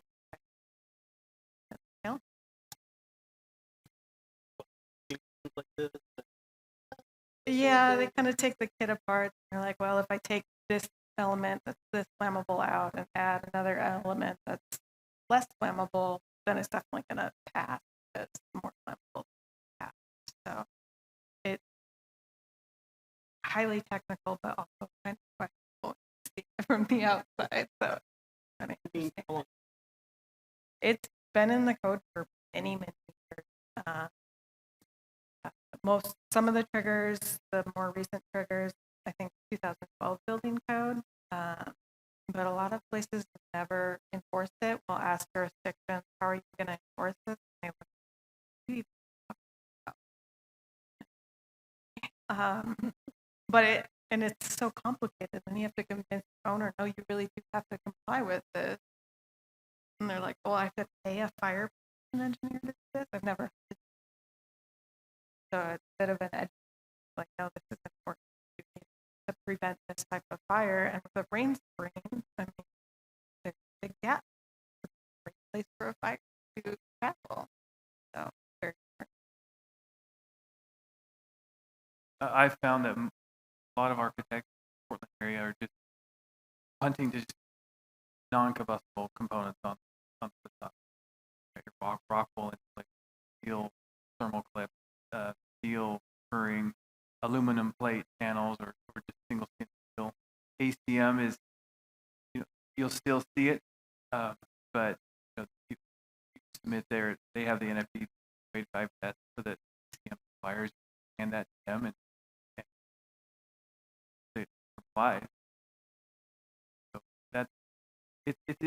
a tough thing because if you're sending it to a jurisdiction, you don't know how they're going to react. So all of the designers that we work with, they just go with non-combustion.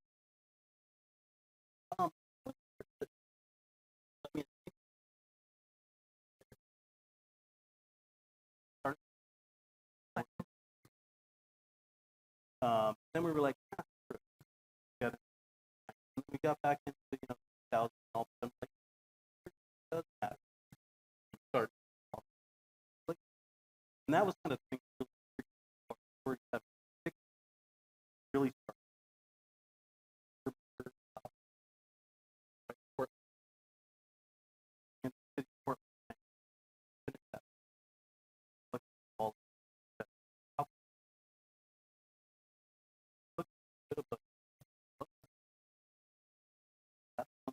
Talk about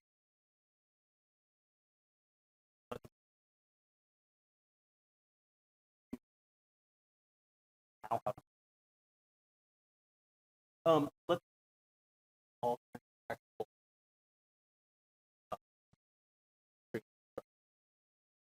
aesthetic. We were talking about this.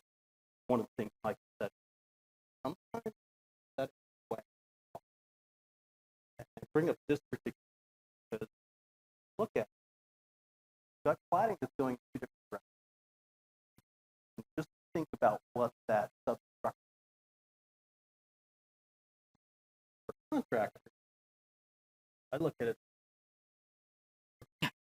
right? I mean, and of course we had that conversation. Oh, just simple. So we want to. Why doesn't the building? Why aren't you just designed to 4x8? Exactly. Exactly. But you wanted to talk about some of the complexity, some of the complexity in elevation. Yeah, well, maybe it was just the previous slide kind of shows the contractor, just the flat wall with the fluid applied on it. Like every contractor, just give me that building. Like we can be, if it is all about money, which I don't think I agree with Eric, but if it is all about money, man, here's the building, right? Like great Rainscreen, super robust, and super simple. But that's not the world I want to live in. I want to live in a world where I want to live in that. Yeah, right. You can make money at that. That is a picture of one of my jobs. I want to build that. I want to build that because there's no window, right? Yeah. And a window's just a hole in the wall. That's why you need the whole team. Otherwise, we're going to get a lot of that. So the question becomes, and maybe we'll talk about it more a little bit later, but as we get more and more exterior insulation and a more robust Rainscreen cavity and varying thicknesses of cladding, whether it's a hardy panel that's 5/16 or a true stone veneer that's much thicker. So we've got push and pull between what we want to create on the building and what we're technically trying to achieve behind the clad, create really great walls. And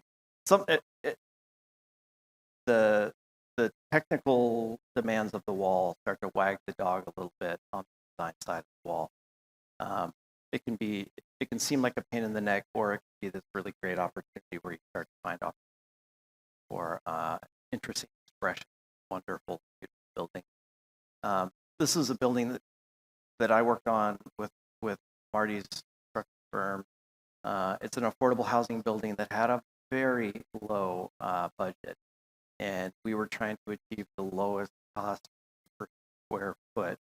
Or per unit, I think. We're attacking cost per unit, cost per apartment. How many families can we house for the dollar? And so we made some moves in the floor plate to push things in and out, but then the areas that you see in yellow are this kind of exaggerated lap size. We called it super lap. The clever for it. But it's got this kind of more involved, and maybe it's that 80-20 that we talked about earlier, but it's got this 20% of the building we developed a more complex Rainscreen support system for this super lap where we take fiber cement panels and create this interesting relief that isn't something in the catalog party or certain or whatever, but if we played with the depth of the Rainscreen, the depth of the support, members still maintain really great, start for pretty low cost. It take this idea to go further and get into the realm. I'll have time for that at the end, but these were just some moves that we made that we found where we could play with that depth and create for the very little cost, not go depth.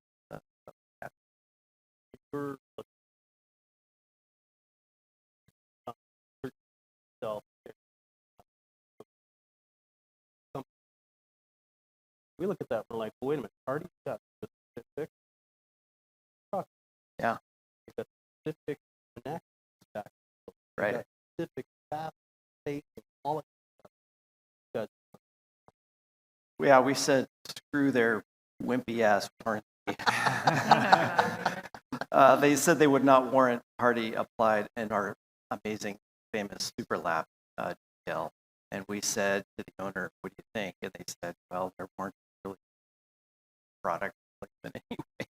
So it's just not worth it. Let's do what we want to do. And if it ever fails, we have to buy the next, the next 20% of the building is this very inexpensive cladding material anyway. So the warranty in that case was not the big deal. And we had a really good weather barrier behind. So we weren't worried about the building integrity.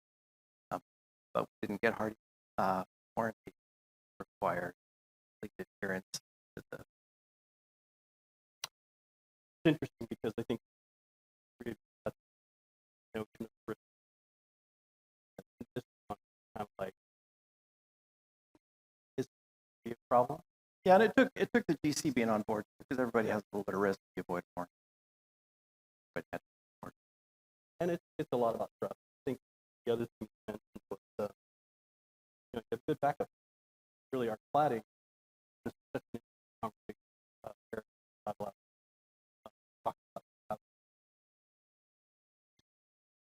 what seems essential to us.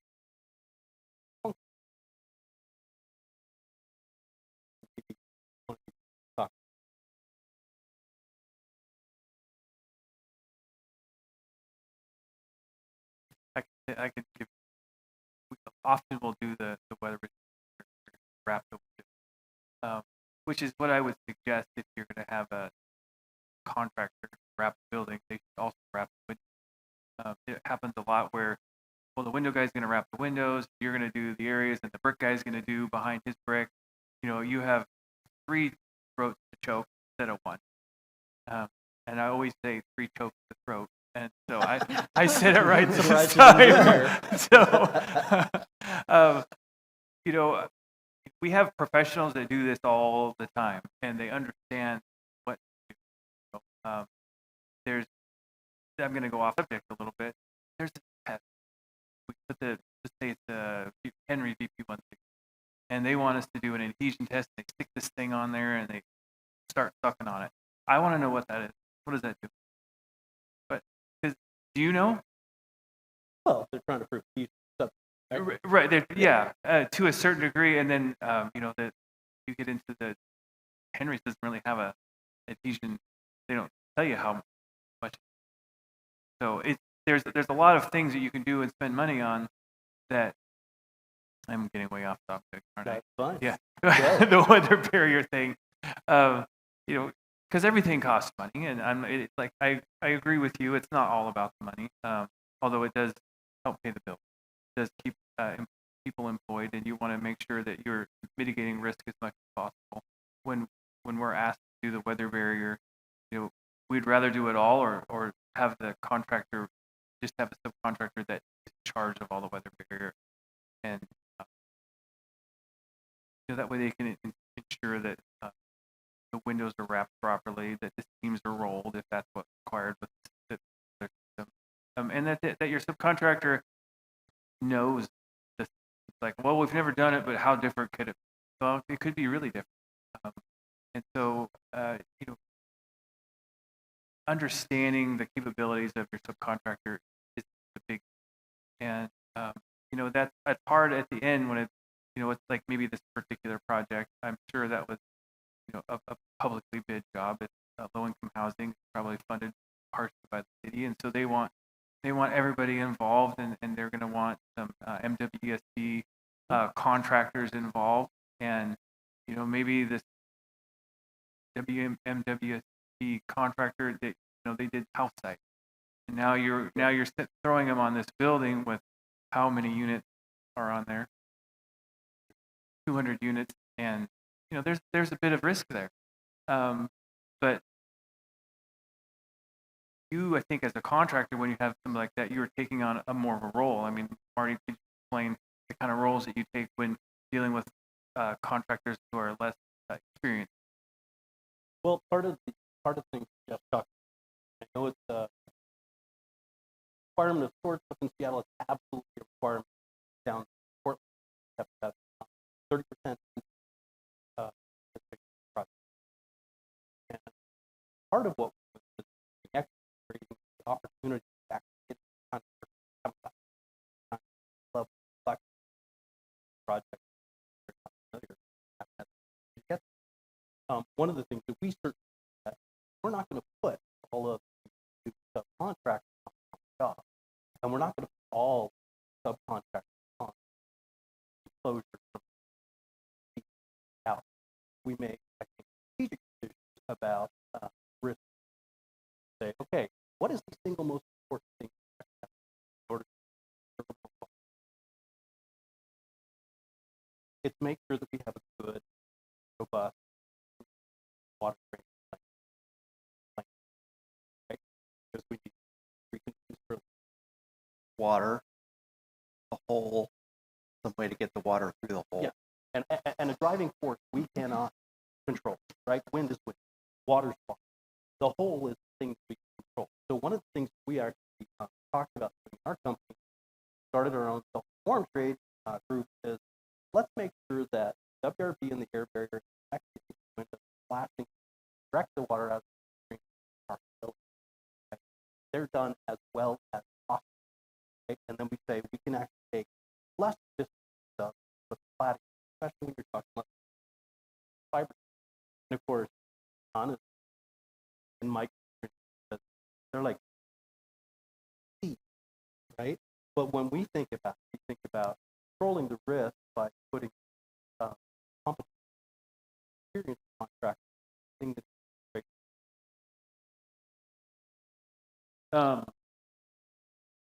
This is the question, and I'm sure people are going to have input. I'm sure you're going to just what is the right? Oh. Michael, you got a better answer than that. How much do you want to spend, or how much are you willing to spend?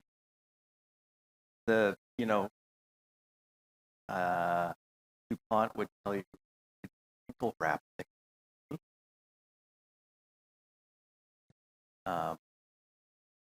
You're going to show projects we have time that see reason for depth of the screen, and somewhere in between is, and we're going to, and Anna and I are going to push and pull that gap to create interesting things, because it's cheaper than extending the floor. We had to pay money to pop out that yellow. We maybe could have done that sort of go that far, but you can go pretty far with it if you want. Spend money, and why would we ever do that? It's because design develops, and we're trying to create something wonderful at the end of the day. We've got a limited set of tools. Sometimes the depth of the range is one of our toolkits to play with design.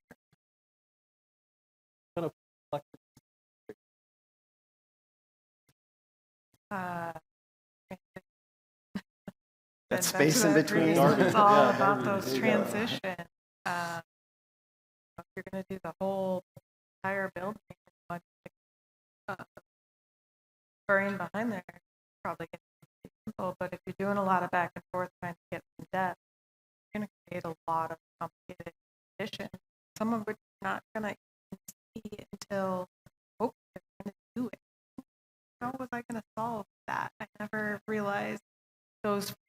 pieces were going to come together in the same spot.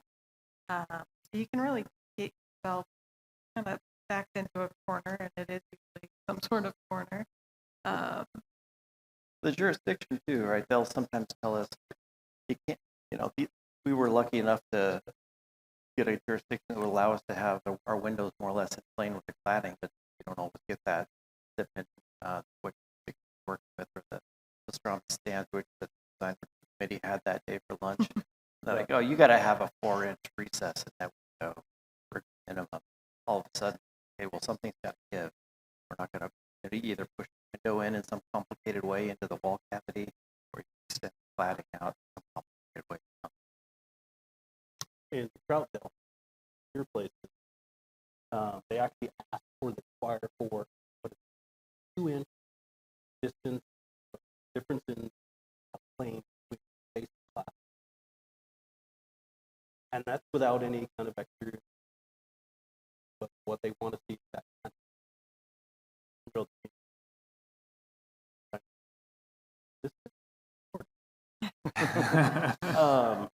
what does exterior insulation do?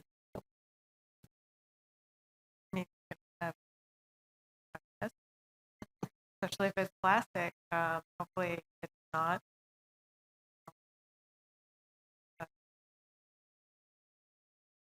Yeah, it just adds depth, right? It's something that we're seeing more and more of. More of our buildings are only passing energy compliance. And, the deeper that goes, the more it factors into our air cavity, more it factors in the depth of the assembly. I think the building showing here, I think it's a affordable house. We were trying to achieve passive house in this building. At the time, it was the largest passive house building in all of North America, and no one had tried a building this big in our sphere of professionals in the Pacific Northwest. So we were cutting some new ground, and this building had 2x10 walls. That cavity was built with blown-in insulation. We also our models were showing needed exterior insulation and triple window passive house. So everything got put out in the case of the building. We learned more on the next building, and we had to adjust all of the assembly back as more. It was a phased project, but it was accurate. Yeah, go ahead. Oh, on that last slide, a good example of what happens to your cladding when you're out on the step. See the brick in the window. Like, what do you fill that with? How do you close that off? Everybody's answer is sheet metal, right? And I'm like, great. But that is one of the things that we like to be involved in the project early, is because we put like a 16 gauge joggle clip that comes out, and they put the brick on, and then we slide that piece of metal on after the fact. Makes it a little bit difficult for the brickie because he likes to, all their mortar likes to plunge into that and push that flashing, but it's an easy thing to have the contractor stay on top of that, clean it out every day. But that's a good example of having somebody on board early. That how did you fix that? Do that? What did you do with that detail? It was sheet metal. Yeah. But how did they attach it? I think it was riveted in that case, but I'd have to go back. I think it was all riveted into, but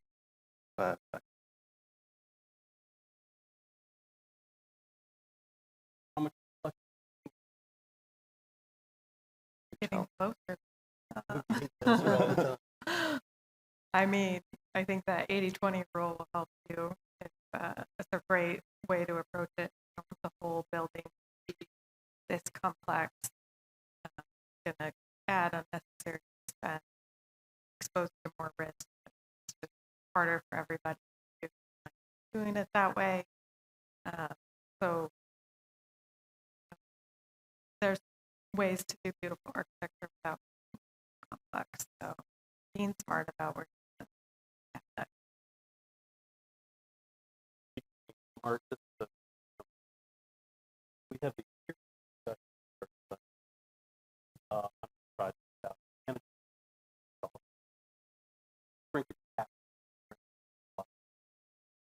project like, hey, through all that, like, so what? I'm like, well, come on, right? And then we started to look at the elevation. The way they put it together is water only go really one story out, but that's why I looked like, they were like, what? and we worked with this architect. Really good. Here we did. Basically took care of water management by basically.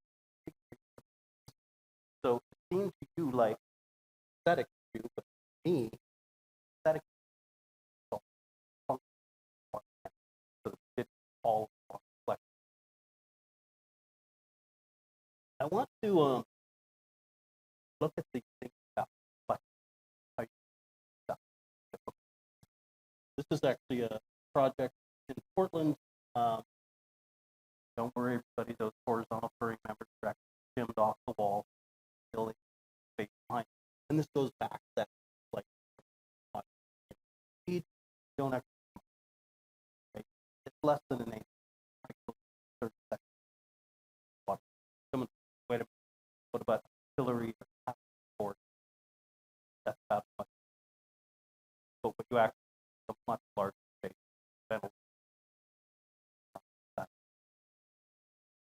Space matters, and there's a limit. Mike, you really want to speak before we. Well, this was part of that passive house project. These were sunshades that, because of the design of the building, we did want them to have some mass and scale, so they were kind of pieces. But we didn't think we could. We were being told by our passive house consultant that we couldn't have a lot of thermal. We were right on the edge. So we looked at some really expensive thermally broken clips that would allow us to project that off the building and allow room for that into its insulation brick pass behind these things. And I just felt like we spent weeks swirling on it. At the end, we looked at the thermal properties of wood and said, well, if we just do some nice big heavy wood blocks and only penetrate it by I think they were created gold with those Simpson off-the-shelf hanger or members. That it's a decent thermal bridge, and it performed plenty well enough for a reasonable thermal across the. So we'll go to reasonable. From reasonable to unreasonable. Reasonable. I think it's reasonable if you're selling galvanized metal. If you're selling galvanized metal, you're like, oh, that's a bulk payment. Yeah. I want to direct you to the green stripe, left-hand side. What is directly to the left? Anyone? Bueller? That's a downspout. Okay? There's a downspout. Black pipe runs the entire height of the building. And they basically created the Rainscreen to accommodate varying downspout inside. Well, it is a rain. It is a Rainscreen, fair enough. It's going to drain when it overflows. But I mean, this is the thing about the size of the Rainscreen is just because you're building a Rainscreen doesn't give you the light put components that need to be maintained inside of the Rainscreen.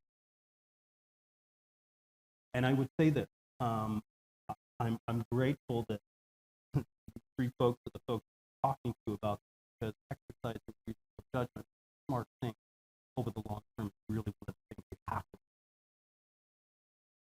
Here's the other thing. If you want to do this with a condo, go for it. Because Darbi will visit you in about 2 years. Okay? If you're going to do this on low-income multifamily, let me tell you what a crime this is.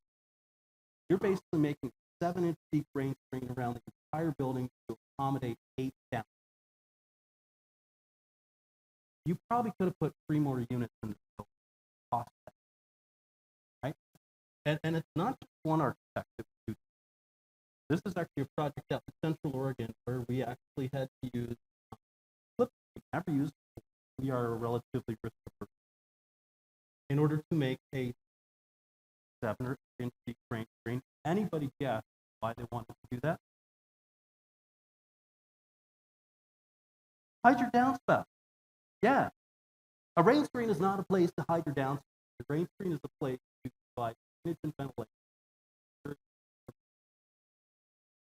There are reasonable limits, I think, to what you should be doing. There are crazy things you can do. This is great stuff. Any closing comments? Find a good team, somebody you like working with, problem solve. Bring the subcontractor into the room. As the architect, you have this big global knowledge. I think we know a lot. But when it comes to installing it, you don't know anything.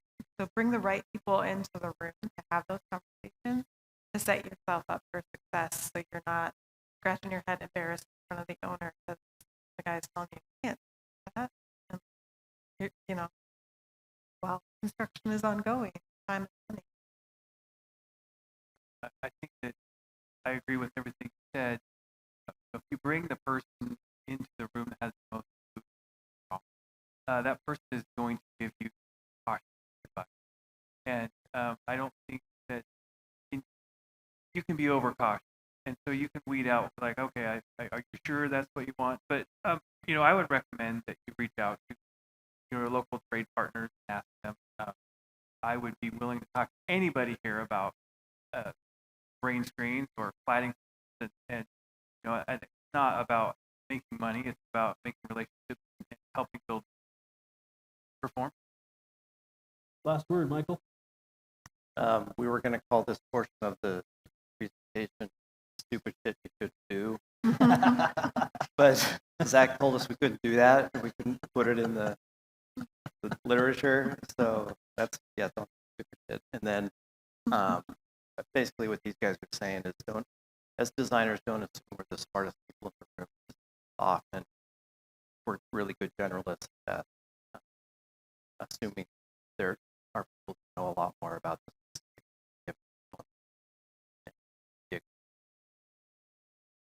Thank you to the three of you. I really appreciate it. And thank you for your time. All right. So, speaking of doing stupid stuff, throwing away your warranty might be one of them. I don't know. Just throwing it out there. Hiding downspouts in Rainscreen doesn't sound so risky anymore. That was a great conversation about Rainscreens. Totally kidding, by the way. Don't do stupid stuff. So we're gonna wrap up the conference today. Thanks to everybody that came. There are offerings, coffee and snacks to wrap up the day. It's also your opportunity to go visit the exhibitors and to get that last question into them, get their card, so you can make those connections. Then if we could have all the speakers for this third session come up for a photo, and then there's a little something that they give to each of you, that would be really great. And that wraps us up for the day. Thanks, everyone.